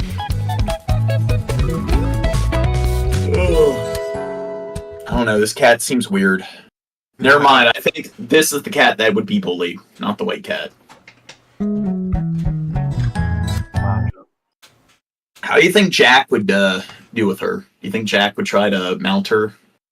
He doesn't like Look, other cats. I like how Odin's had no problem with you, but you're over here saying he rapes dogs in Minecraft. So it's like, what did I do to you, bro? What did I do? Dude, spec, hear me. Like, I think it would be really fun if you clipped all this stuff. What did I do? It really helps getting more views. Vote tallying in this week's South African parliamentary election entered the final stages on Saturday with the governing African National Congress. Yeah, thank you for the 17 views you brought to the last stream, Spec, and probably It was 16 of them 30 were views. okay. Well, 30. probably then 23 of them were John. 23 of them are me. You showed it to me. You showed it to several people. It works. Oh, whatever. If you Both watch Spec it- and John are helping spread the Yes. stream to people. Okay, they're working as a team. I think Dirt thinks that if you watch the video multiple times with one account, that it's like 20 views if you've watched it 20 times with one account. I don't think it works that way. I think it Was does set work to fall that short way. of a majority for the first. With clips. I think it doesn't work that way if it's finishing the video. Like if it's some like if you go back to the video and it continues from 3 minutes in and stuff, I think it's still going to probably continue that one view. But if it's the other way where it's the same thing being watched. Watch it again. It's probably like you could probably watch it over and over again and watch add views to it. Oh, didn't know that. First time in 30 years of democracy. In the streets of Johannesburg, some say they felt disappointed that the ANC had failed them. I was hoping or maybe there can be another party that's going to merge with ANC so that maybe the changes will be there.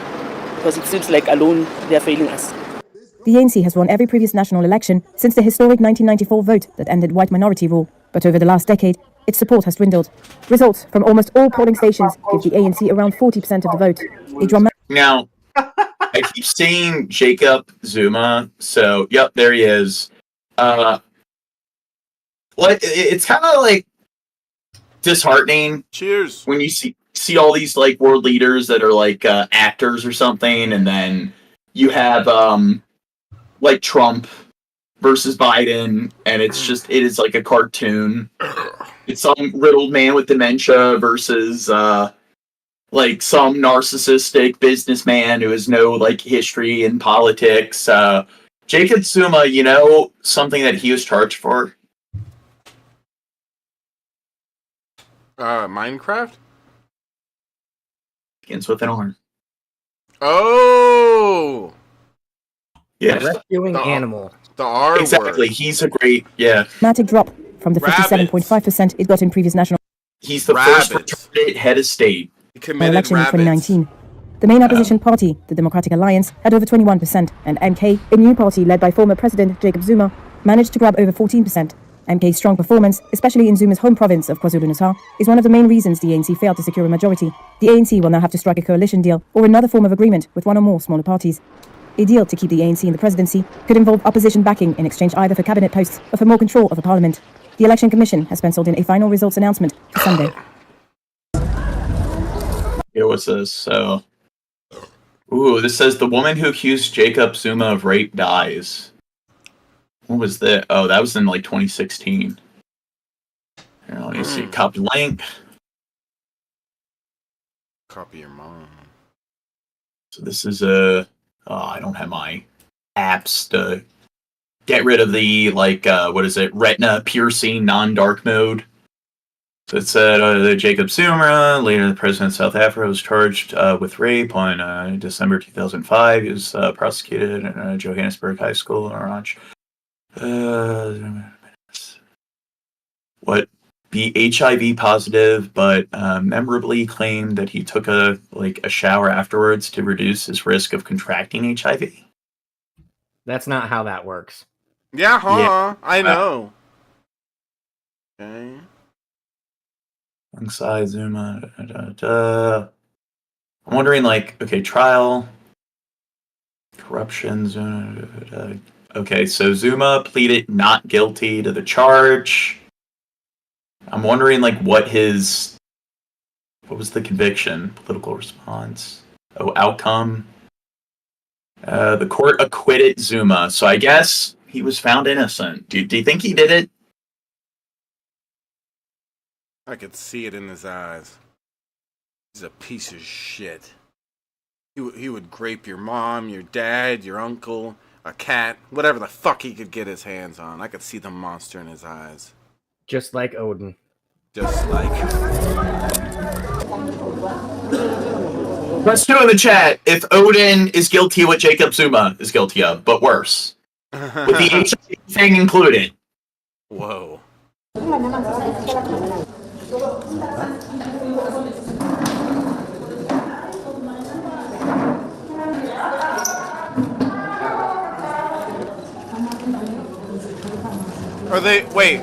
Are they voting? Oh, this is in South Africa. Never mind. I was gonna say, are they voting for Hamas? Yes. This seems like the perfect time to vote for Hamas. I mean, come on. That's why South Africa is trying to prosecute Israel, because all the operatives of Hamas, they fled to South Africa and took over South Africa. See, we figured out the conspiracy. We don't need any evidence. Fault for voting Hamas in office, the South Africans. No, we don't need no evidence.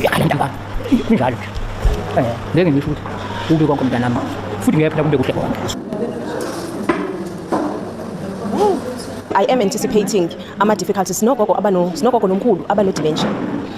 Lapho uthola ukuthi umuntu akazi nanokuthi wenzani, Where are the subtitles? I am anticipating inkinga lapho because honestly mawuthi akavote lowo muntu uthi makavotele ini ngoba No, wena she speaks perfect English. I can tell everything she's saying. She's not speaking.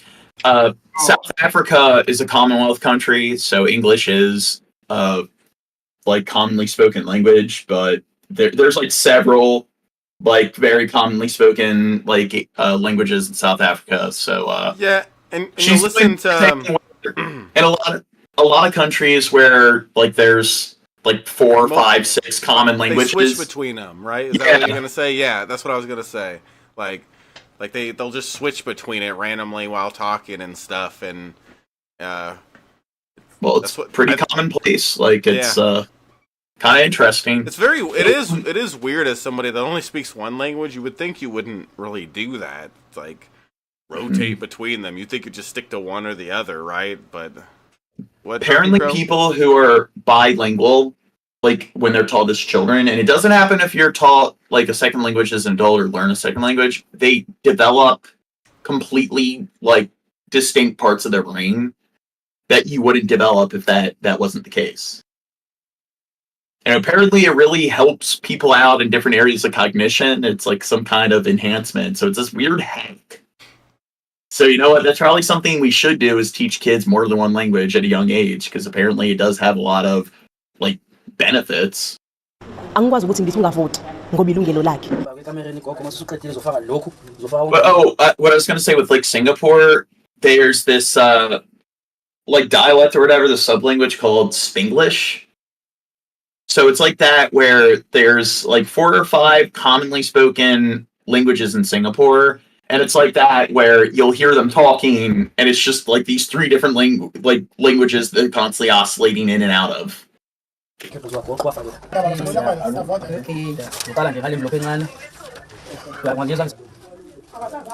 And South Africa was a Dutch colony, right? No, it was Britain. South Africa? Yeah. Johannesburg? You don't remember where...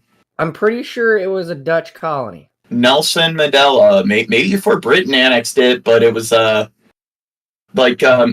Mandela, or not Nelson, Gandhi got his start in South Africa, and it's a Commonwealth nation. Like that, that's pretty well known and everything.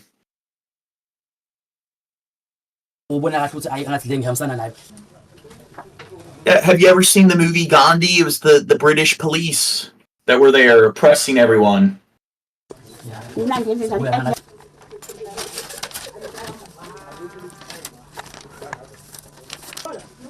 Yeah, and Britain, like, you gotta hold Britain accountable as well. Like, they did not get rid of slavery before we did. They still had slavery in South Africa and India and shit. After we got rid of slavery, those motherfuckers wanting to act like they're better than us. Fuck you, Britain and France. Get all your slave colonies. Don't act like we're the only evil white country.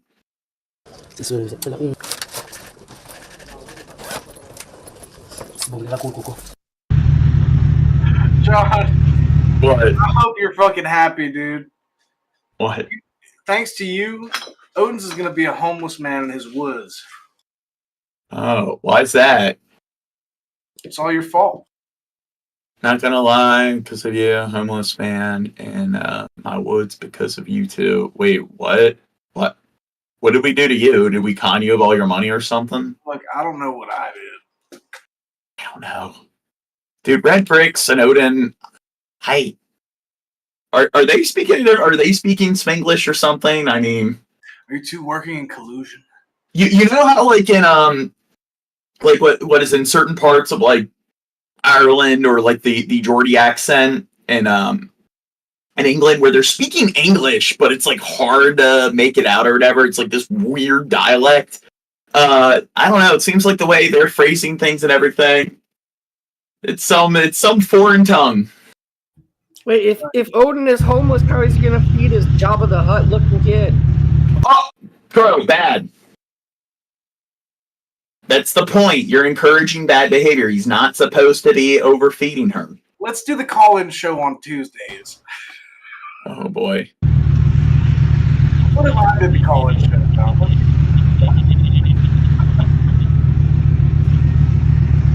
I'll be your secretary. If I had the money, I would still do this.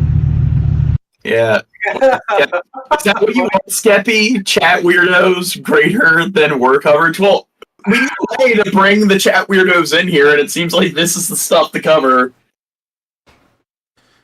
Paradox. Tip more to keep me drinking, Paradox. Do it, Paradox. I had a giant excavator so I could like play with my like trains and planes and automobiles. I would do that, but I would do what you just saw there, but with John's house. Just pick up his house while he's in it. John will be just maybe shake him up a little bit. Grew up in the largest walled prison in the world.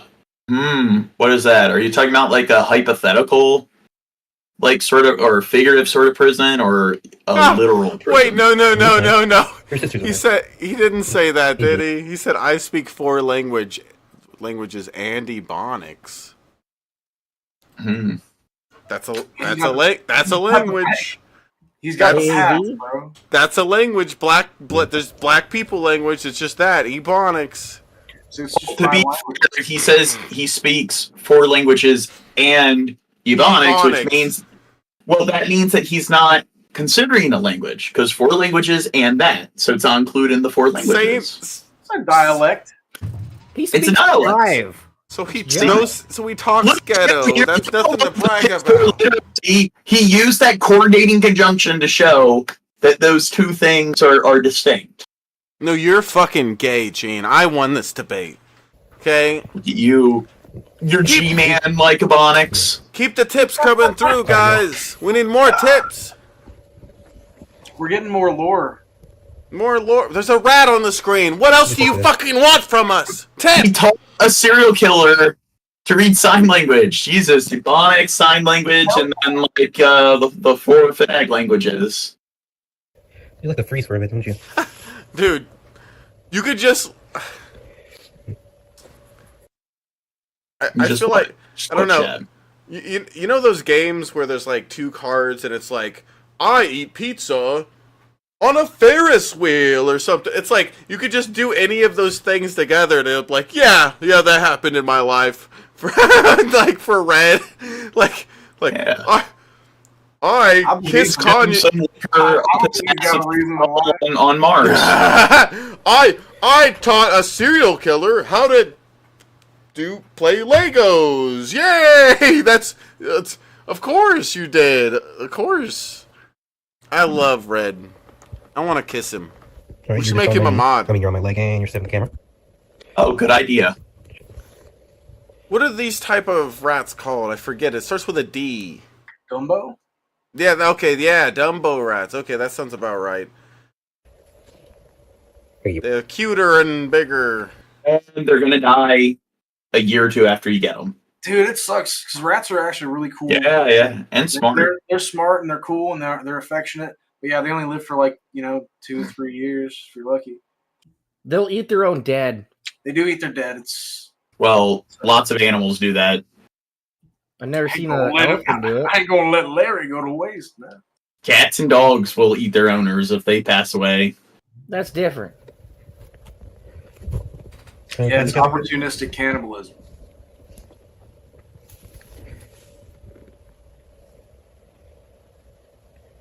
Oh, can you not nibble at my toes, please?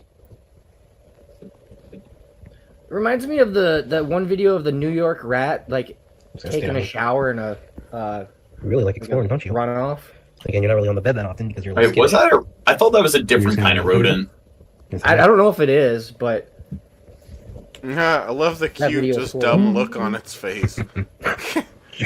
What, you think rats are dumb? Sorry about that. It's called a Dumbo rat, and it literally was just sitting there looking at him like all cute, like just. It looked pretty dumb there for a second. It's still cute. I mean, Jack's dumb, and he's cute. He's an idiot. Okay? Alright, set it.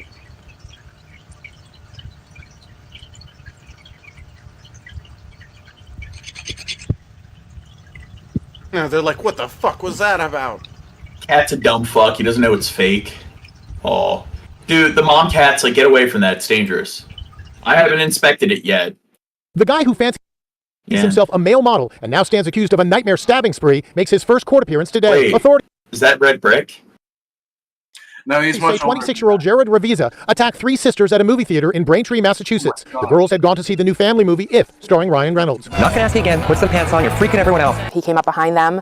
My oldest was leaned over to get something. He got her in the back, and then my other daughter in the top chest, and then my last daughter across her arm. Mom Lisa Dembowski says the suspect was laughing the whole time. Here's Allison Hall. After the Memorial Day weekend movie theater rampage, cops say the suspect drove 30 miles and went on a stabbing spree at a McDonald's, attacking 2 workers. And that's not all. Prosecutors say they found the suspect's roommate slain here in this house in Deep River, Connecticut. The roommate was identified as 70-year-old Bruce Feldman. This is him demonstrating his leaf raking. Okay, what have they said so far?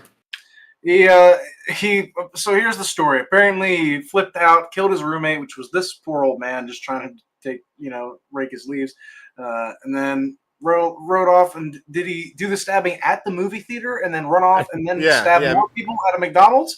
Yeah. You don't even get to kill a lot of people. Oh my god! I guarantee you, we're gonna blame it on the movie. It was absolutely nothing like it. What's that? I blame Batman for this. No, the movie it was Hamas. If or whatever. The market. Ravisa You know what? I blame it on. was taken into custody after crashing his The Porsche movie was Grown Ups 3. the end of a police chase. 2 of the girls stabbed in the movie theater are 9-year-old twins. Their sister is 17. Oh, The fourth God. who was stabbed is I'm their sorry. friend. Hold up. I'm not laughing at this. This is fucked up. I'm laughing at what Otis is saying in the chat. So just to clarify, this is not a time to laugh when this kind of shit is what we're covering. Or sorry, that's down there. But yeah, sorry, Odin, you're fucking hilarious, bro. I'm sorry, Paradox came through with another $10 tip. Thank you, Paradox. I'm gonna chug 2 more beers in the name of you. Thank you so much. Cheers. Odin must have put his glasses on because he finally realizes that there's 4 people on the panel. You had to explain it to him. He's only got a problem with 2 of us. He saw the faces, and he's. Well, I don't know. There's 3. I don't know. I don't know where the confusion is. Well, they didn't even think 3 people. I don't know. He's only got a problem with 2 of us. One of us is safe. 2 of us are safe. All right. Thank you, Paradox. Thank you for supporting so much. Cheers. This is the animal, the Pecorana or whatever. That so it wasn't a rat. That was misleading. But this is the animal that was bathing itself. A Pacorana? There's a video of a rat in New York doing the same exact thing. What the fuck? Yeah. He's just What the showering like a fuck human. is happening? You think it's uncanny? It's weird. It looks animated or something. It does look a little uncanny. It's just he's so fucking big. It looks too much like a rat, and then its movement is too much like a human when it does that. It's way weird. Rats You being judgmental. Look at you, species shaming. You've never seen a rat do that, Sheb? Rats do that too. No. They shower like that. Look up rat showering, John. New York rat showering. I'm gonna see your ass. That's the viral video of the Pacorana. So I swear I've seen an actual rat do it too. Yeah. Tinkerbell. Get in the back, Tinkerbell, huh? Tinkerbell! Yeah. What are you doing in the bathtub? Maybe not. That's much more restricted movement. I thought that. I mean, maybe just start with the face. I swear they scrub their pits and shit too. Sitting in the bathtub, giving yourself a bath. So you just put the rat in the bathtub with the water, and she washes herself. Think when you dropped the soap. It looks more like a fly. Odin's like, no, again, you're both definitely gay. What if we are gay? Do you hate gay people? Are you a homophobe? Is that... If I'm gay, that's gonna be some hard news to break to my girlfriend, dude. John, his girlfriend. The point is, it's like, what's the insult there? It's like, yeah, you guys are definitely black. Yeah, you have a different sexuality than me. Oh man, you really got us. Hey, thanks for confirming that you're a bigot. Yeah, don't know you're if a he's got bigot. different sexuality than y'all. He's blowing you kisses. Mm. He's projecting. Are you gay too, or are you gay for us? He's flirting. He's doing what like little kids do. They pick on the people that they have a crush on. Is that what it is? You just have a crush on us? That's why you wanted my number? Well, he does say they, like he spells it THAY. They. So. You don't your bath yet. That's just Tennessee You don't your flair. bath yet. You want some more water, huh? Some more water on He's you? a Southern gentleman.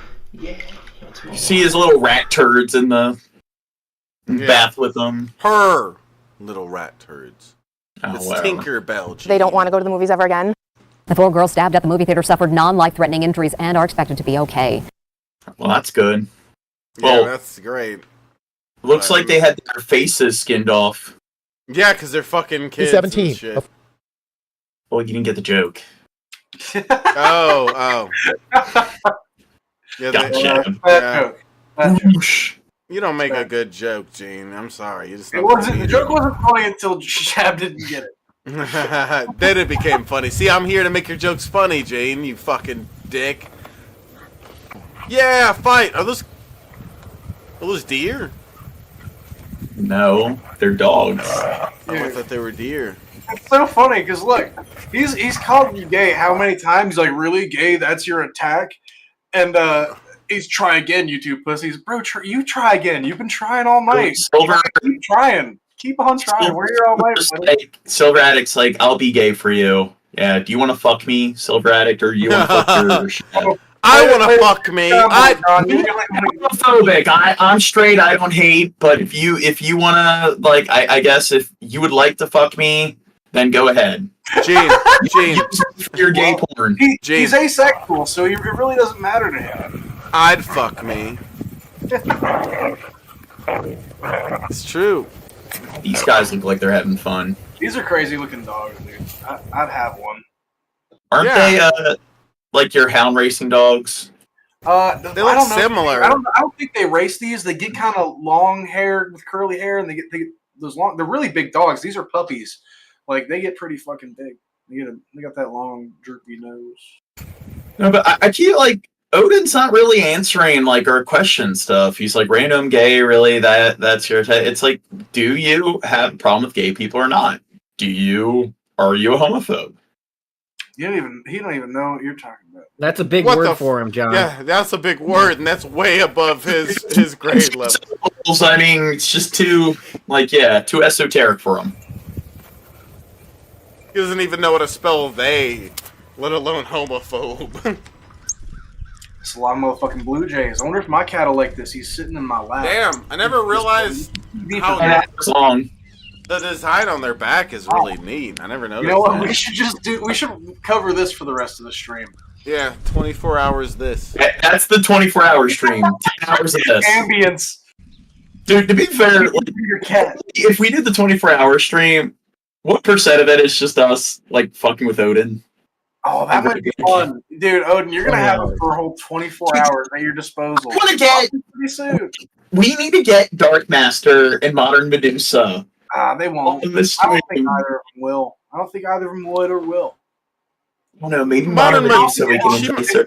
Skeptical Jesus, go to Modern Medusa's chat and tell her that Shab wants to have her on stream. I want her to say the N-word live on the PPP. I want her to be the first person to say the N-word on the PPP. It'll be great. Be legendary. Odin, if you can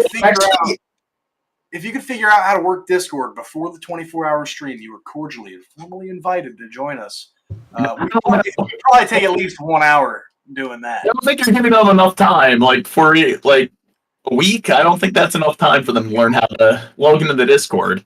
I don't know, dude. No, we gotta be accommodating to the special needs. We can get to the meat of this and hash it out like men. Yeah, naked men. What is that? Old John. What is it? Crow? Old John Crow. Track star. Free shout out for old John Crow. So how long do you want to watch? Like 10 minutes, 10 hours? No, I think about 10 hours. Yeah, full Let's thing. do the whole thing. Well, put it on double speed. Yes, that way it will only be 5 hours. Yeah. All right, now skip to a point where there's birds. We need content to cover here. Well, where there's birds that aren't blue jays. I think I saw a cardinal in there somewhere. Yep. Oh wow! See, I wasn't expecting that. No, that's the subversion of expectations I was looking for. See, that's content. See what other birds? I saw it again. Dude. Oh, that's a different cardinal, dude. That's entirely different. And that's a sparrow, but Oh, I didn't even see that, dude. See, that's like a little hidden gem there in the corner. when are the crows and ravens? The magpies could show up, but the we're losing viewers, John. I know you don't like to bring it up, but this is a good segment, John. What is it? Blue jays are okay, Shep's up to the Blue Jays are all in like giant flocks and stuff. The Cardinals, they seem more solitary. I've never seen so many Blue Jays in one spot. Gene, all right. We have to recognize our biggest supporter, Gene. Okay? Paradox. So shut your goddamn stupid fucking mouth right now, Gene. Let the birds play. Okay? It's just ended. Paradox. In the name of you, I'm gonna chug this beer. I'm opening and chugging it. Oh my Cheers, God, Paradox. you're so fucking annoying. We can talk over the birds, John. How many subs have we gained so far? All of them. We actually gained all of the subs tonight. All of them. If you did like I said before, we'd have a sub count that's accurate to the T, and I'd be able to tell you, stupid. It's too much work. If we had Odin on, we'd be at I mean, 3K already. You just need to give me your social security number. It's not that big of a deal, Gene. Just shut up. And your credit card. Give me your credit card number, Odin, your social security number, then you'll be able to get into Discord. Okay. In Minecraft. Also, you guys. Ooh, no, see, he's cut. I told you we were going to cut to the meat of it. He said, "You talk too much. Can we privately massage?" Whoa. He wants a private massage, Gene. He wants a private massage, dude. Gene, Come on, bro. How do you do this to yourself? He says you talk too much and he wants to privately massage the back of your throat with his dick. Yeah. He's not stupid. He went to collage. Collage? He said, "Fuck it, I'll do it." You think that's what it'll take to get over each other? You know, I think if you guys just gave each other a nice massage. Nice little back rub. See, he's really been gay for us this entire time. He just wants us to give him a massage. We're welcoming here. We're okay with the gay.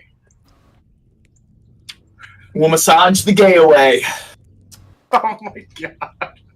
Hey, it is the first day, second day, or whatever of Pride Month. So thanks for the first coming out on our day of all the gay. Gay in May. I guess it's June, not May. Dude, it's Pride Month, dude. Yeah. Gene. See, he's with it. Odin, you're cool. We're okay with the gay. Gene. You can have a happy ending. What's that? What? When these birds eat things, how do they know what things is okay to eat? How do they do it? How do any animals know what's okay to eat? I don't know. I'm not an animal. I'm a human being, Gene. Because it's smell, odor, taste. Like, we have all taste, so if you eat something that tastes disgusting, you spit it out. Do you know that birds can't taste capsaicin? So, like, things like, you know, jalapeno seeds don't fuck them up? I don't know. Evolution, Chad. Gene, you don't know anything. Okay? I know everything. No, you don't. I am God! Pandas are coming back. I've been waiting for this moment since Mei Shang Tian Tian and Xiao Qi left. So for me, like, this is huge. I can't believe it couldn't have come any sooner. We're getting 2 young pandas. They're currently both 2 years old. Okay, so I know China seized a bunch of pandas from the United States. Now they've given the pandas back, so I guess, I don't know. China can't make and Qing Bao. So Bao Li is the male that we will be receiving. He is actually a descendant of the Mei Shang Tian Tian family. So for those who are familiar, we had a cub in 2013 named Bao Bao. She went to live in China in 2017, and since she's been over there, she's had 3 cubs. Bao Li happens to be one of her cubs. So we will be bringing in a family member of the pandas we've had in the past, which is so awesome. And Qing Bao will be the female that will be joining him, and hopefully in the future they will be breeding and having cubs here as well. Y'all love pandas? Yeah, we love pandas! Did you know pandas are some of the only animals that, like, non-primates that have opposable thumbs? Prove it. They evolved opposable thumbs in order to eat bamboo. And you know what the other two non-primate animals that have opposable thumbs are? Raccoon. No. Bats. Giraffes. No. Giraffes are one of them. Possums. No. Dolphin. Dogs. Gerbils. So, koalas. And tree frogs. So koalas aren't worthless, Gene. No, they're worthless. They're wet brain. Yeah. Would work things out with the Chinese government. We'd enjoy seeing. But here's the thing. They have the smallest brain to body mass ratio, but they have the largest gut to body mass ratio because they have to rely on eucalyptus leaves. The pandas while they were here, and I have a new generation that wanted to see the pandas because we have a love for all things furry. So we just wanted to have the pandas come back, and we're excited to see them come back. So. The pandas are coming back! We are super excited. We have a love. And honestly, we never gave up faith. We knew they were going to come back eventually. We kept our panda cake pops, our panda t-shirts, our panda postcards. We knew eventually they would come back, so we were super excited. I think that, in this climate, it's something really positive for everybody to focus on. It's not controversial. Everybody loves pandas. They're cute. They're fun to watch. I love pandas. Pandas are fucking stupid. And that's what we're really excited about. And it's not just in DC. It's all over the country and the world. People come to visit pandas here. Do you honestly think that we should put so much effort into, breeding pandas? Yeah, well, it is just... Out of all the endangered animals out there, they are some of the dumbest mammals imaginable. They're broken in the same way koalas are broken. Because pandas can only get pregnant for 6-week period. Yeah. Every year, and for them in the wild to actually find a partner is the odds are fucking astronomical. And they're only able to take care of 2 of their cubs when they usually have a litter of 3, so they always have to choose which cub to abandon. So he's chill. But it is it's their diet is bamboo, but the problem is they're a bear. So humans or pigs, they have evolved a kind of a gut system to digest a large array, they're omnivores. I forget what the term is, the kind of omnivores we are, pigs are, bears are, but it's weird because they still have the same kind of gut biome and stuff, but they rely exclusively on bamboo. Yeah. I've always considered doing content like this where you see how they have English text and they have this Asian text, and I've thought of doing that with my content where I make it multiple imagine if all your content was also based on a different language. There's YouTubers that do that where they make a whole different channel where it's all Spanish or something, and they just have somebody else interpret it. It's I don't know, it's an interesting aspect to being a YouTuber. Trubisky, you should do the English on the top and then some obscure, almost dead language on the bottom. Yeah, I'll pick the least popular language. Yes. Hieroglyphics. I don't even know what that is. That's great. Let's do that. Fuck yeah. You don't know what hieroglyphics are? I've heard that before. I don't know what it means. Ancient Egyptian hieroglyphics. So you mean drawings on the wall kind of thing like that? Drawings on the wall. Wow. Carved tablets. Wow, Shab. Pictures in a arranged form. Was that? I'm sorry, Gene. Was I being a bigot again? Oh my God, Odin is just really rubbing off on me. You make it seem like it's cave paintings and it's hieroglyphics is That's what I was asking. I wasn't making it seem like it. I was asking a question to Dirt. I'm he's hieroglyphics, and I'm wall things or whatever. Okay, I don't know what they are.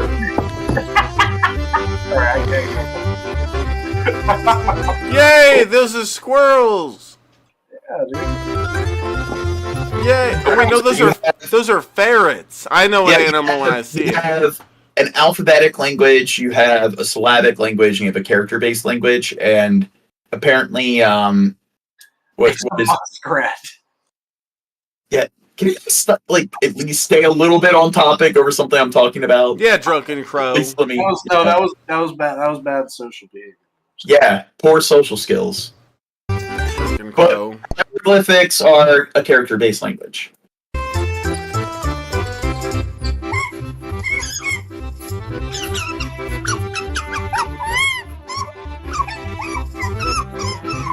I might just looks disturbed.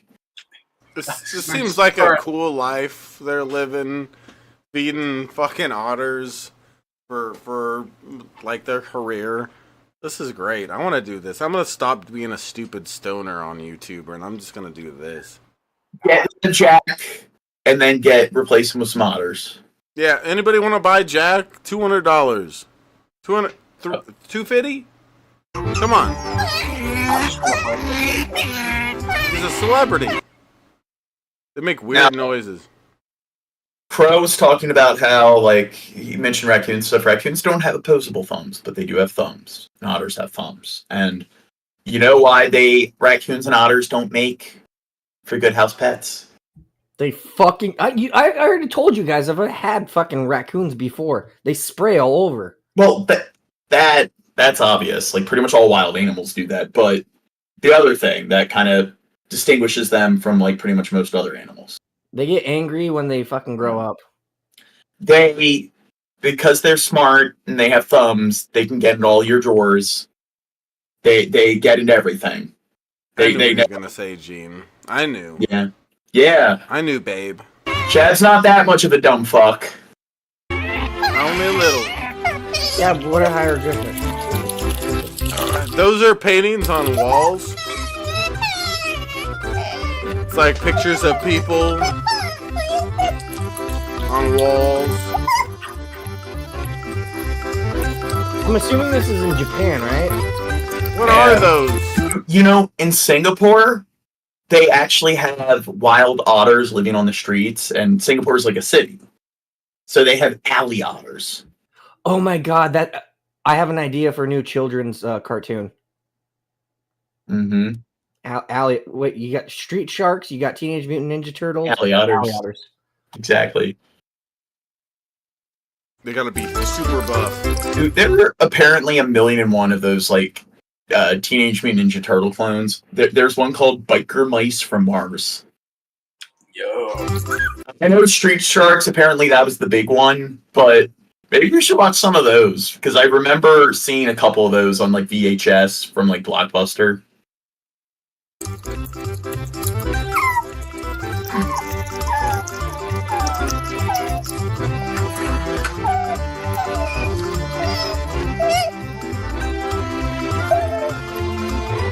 God, I want one as a pet. Jesus.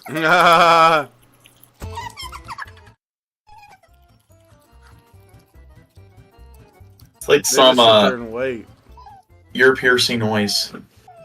Remember the otter in Guardians of the Galaxy 3? Didn't watch it. I didn't like that part. I seen clips of it, but yeah. It creeped you out? It didn't creep me out. It just made me sad. You're a pussy if that movie makes you sad. I'm sorry. Fuck you. Part.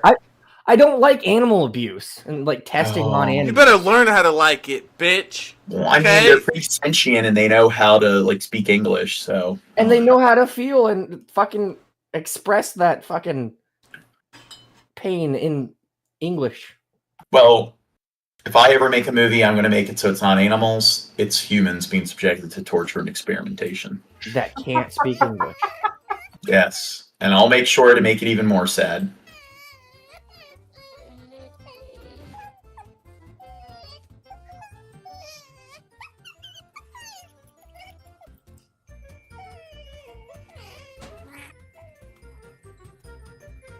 Yeah, it's almost 4 in the morning. Hey. It just look like they got little people hands. Little people hands, John. Jeez. Yeah, little people, their hands look like otters. I like sushi, Otter man. hands. I'm telling you, the instinct in my brain just wants to snap into that salmon like they do. Dude, it seems like they're being overfed. Well, yeah. Unless you don't know, John. You don't know how far apart they recorded these videos. Okay, maybe I shouldn't be too judgmental. They don't look that overweight. They don't look like they're gonna get stuck in a chocolate tube.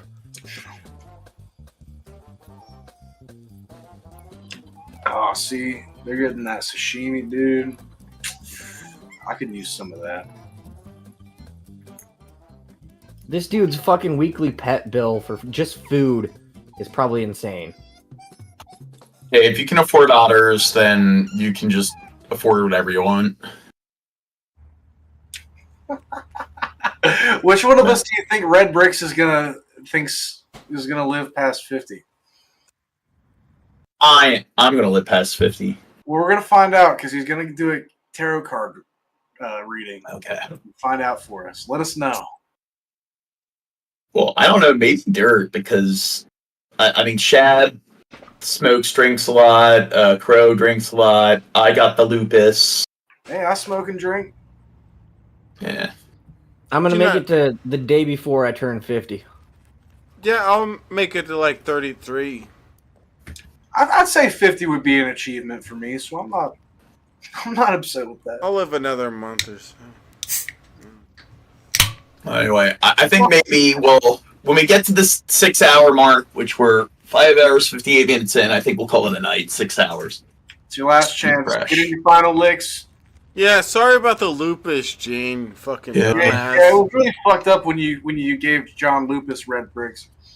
It seems sorry about the lupus. Yeah, I don't think that's what they mean. Maybe they know how fucked up it is. It's like sorry about cancer. Sorry, yeah. I was being. Why do you gotta vilify them?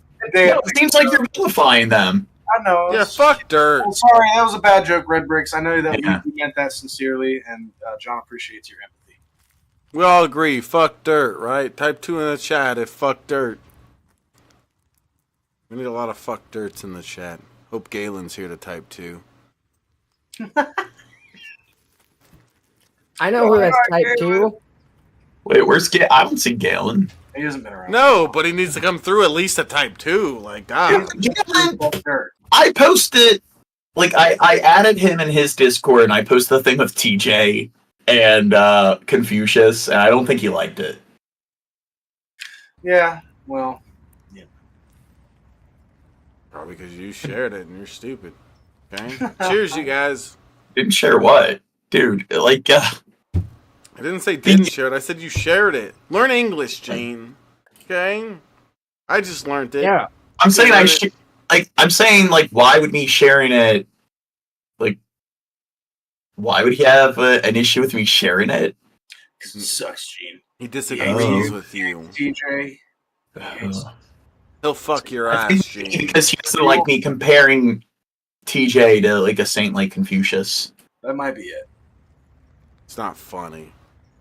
Yeah, it is. It's hilarious. You're not funny, Gene! Now, let's see. The fucking Gaza war is more funny than you, Gene. Fuckwad.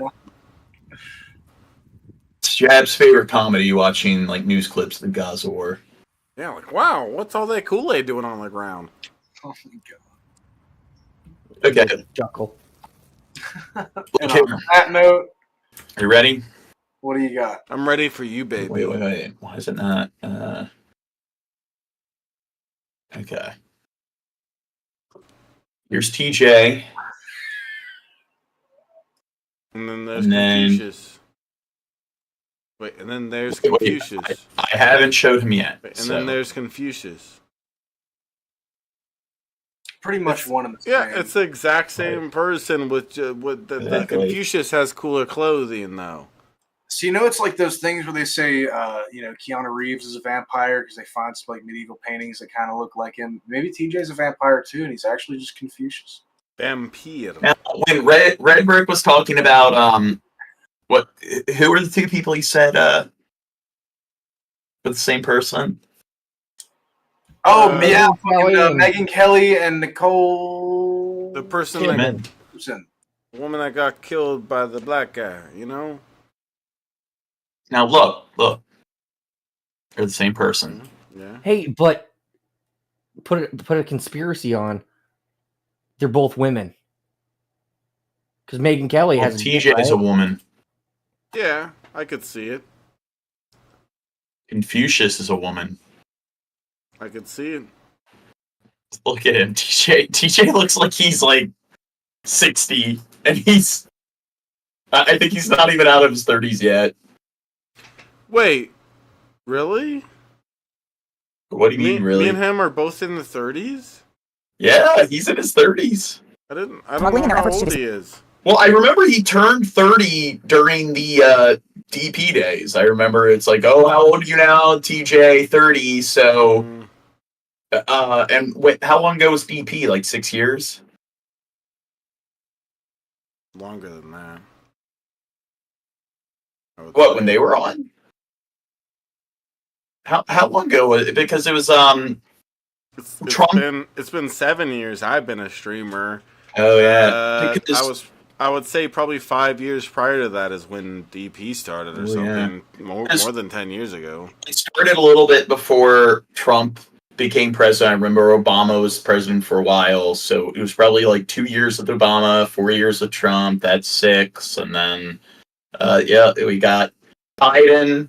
So, oh God, has it been that fucking long? Jesus Christ! Like 10 fucking years. So I guess he's 40. Damn, he's old. Well, no. I don't think he is, because it was like 2 years in when he turned 30. Yeah. So he probably is like 38, 39. In the area, NBC's Rob Sanchez reports from Tel Aviv. Israel's military says it has seized control of the entirety of the Gaza-Egyptian border. They refer to it as the Philadelphia corridor, and they say it's of military significance because that's where... Oh, yeah, I forgot to click. Yeah, but anyway, 6 hours in, I think we're ready to call it a night. 38, I think, yep. Skeppy says it's 38. When you're in the bathroom, you're peeing. Huh. Gotta crack the code later on. Yeah, I don't know what that means. I don't know what any of that means. Device. I gotta get my red bricks Rosetta Stone. I need to chug this beer though. Okay. We can't end it until he chugs it. I love the awkward response of John. Yeah. Okay. It's like, okay, cheers, John. Yeah. Fucking pussy.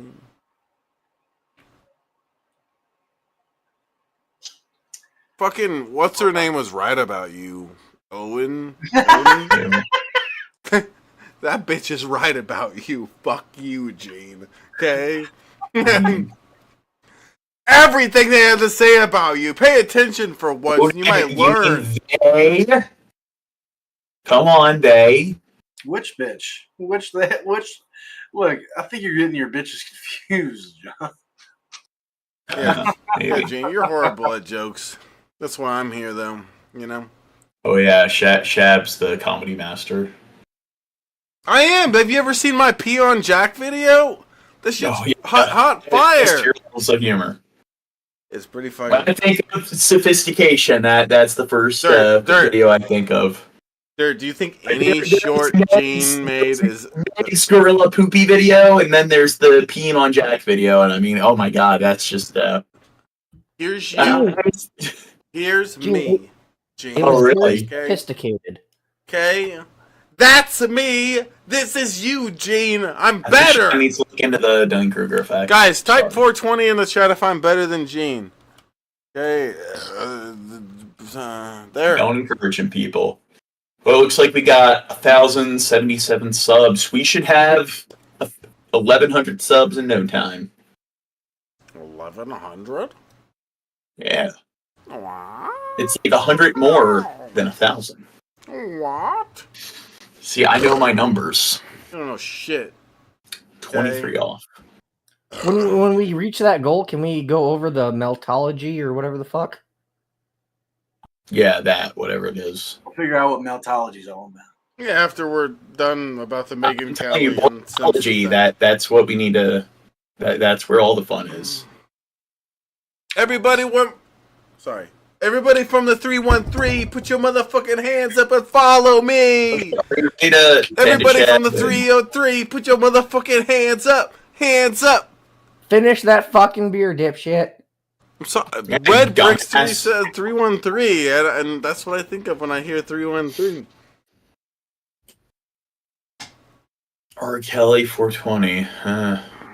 Fuck yeah, Paradox. R. Let's Kelly see. for the win.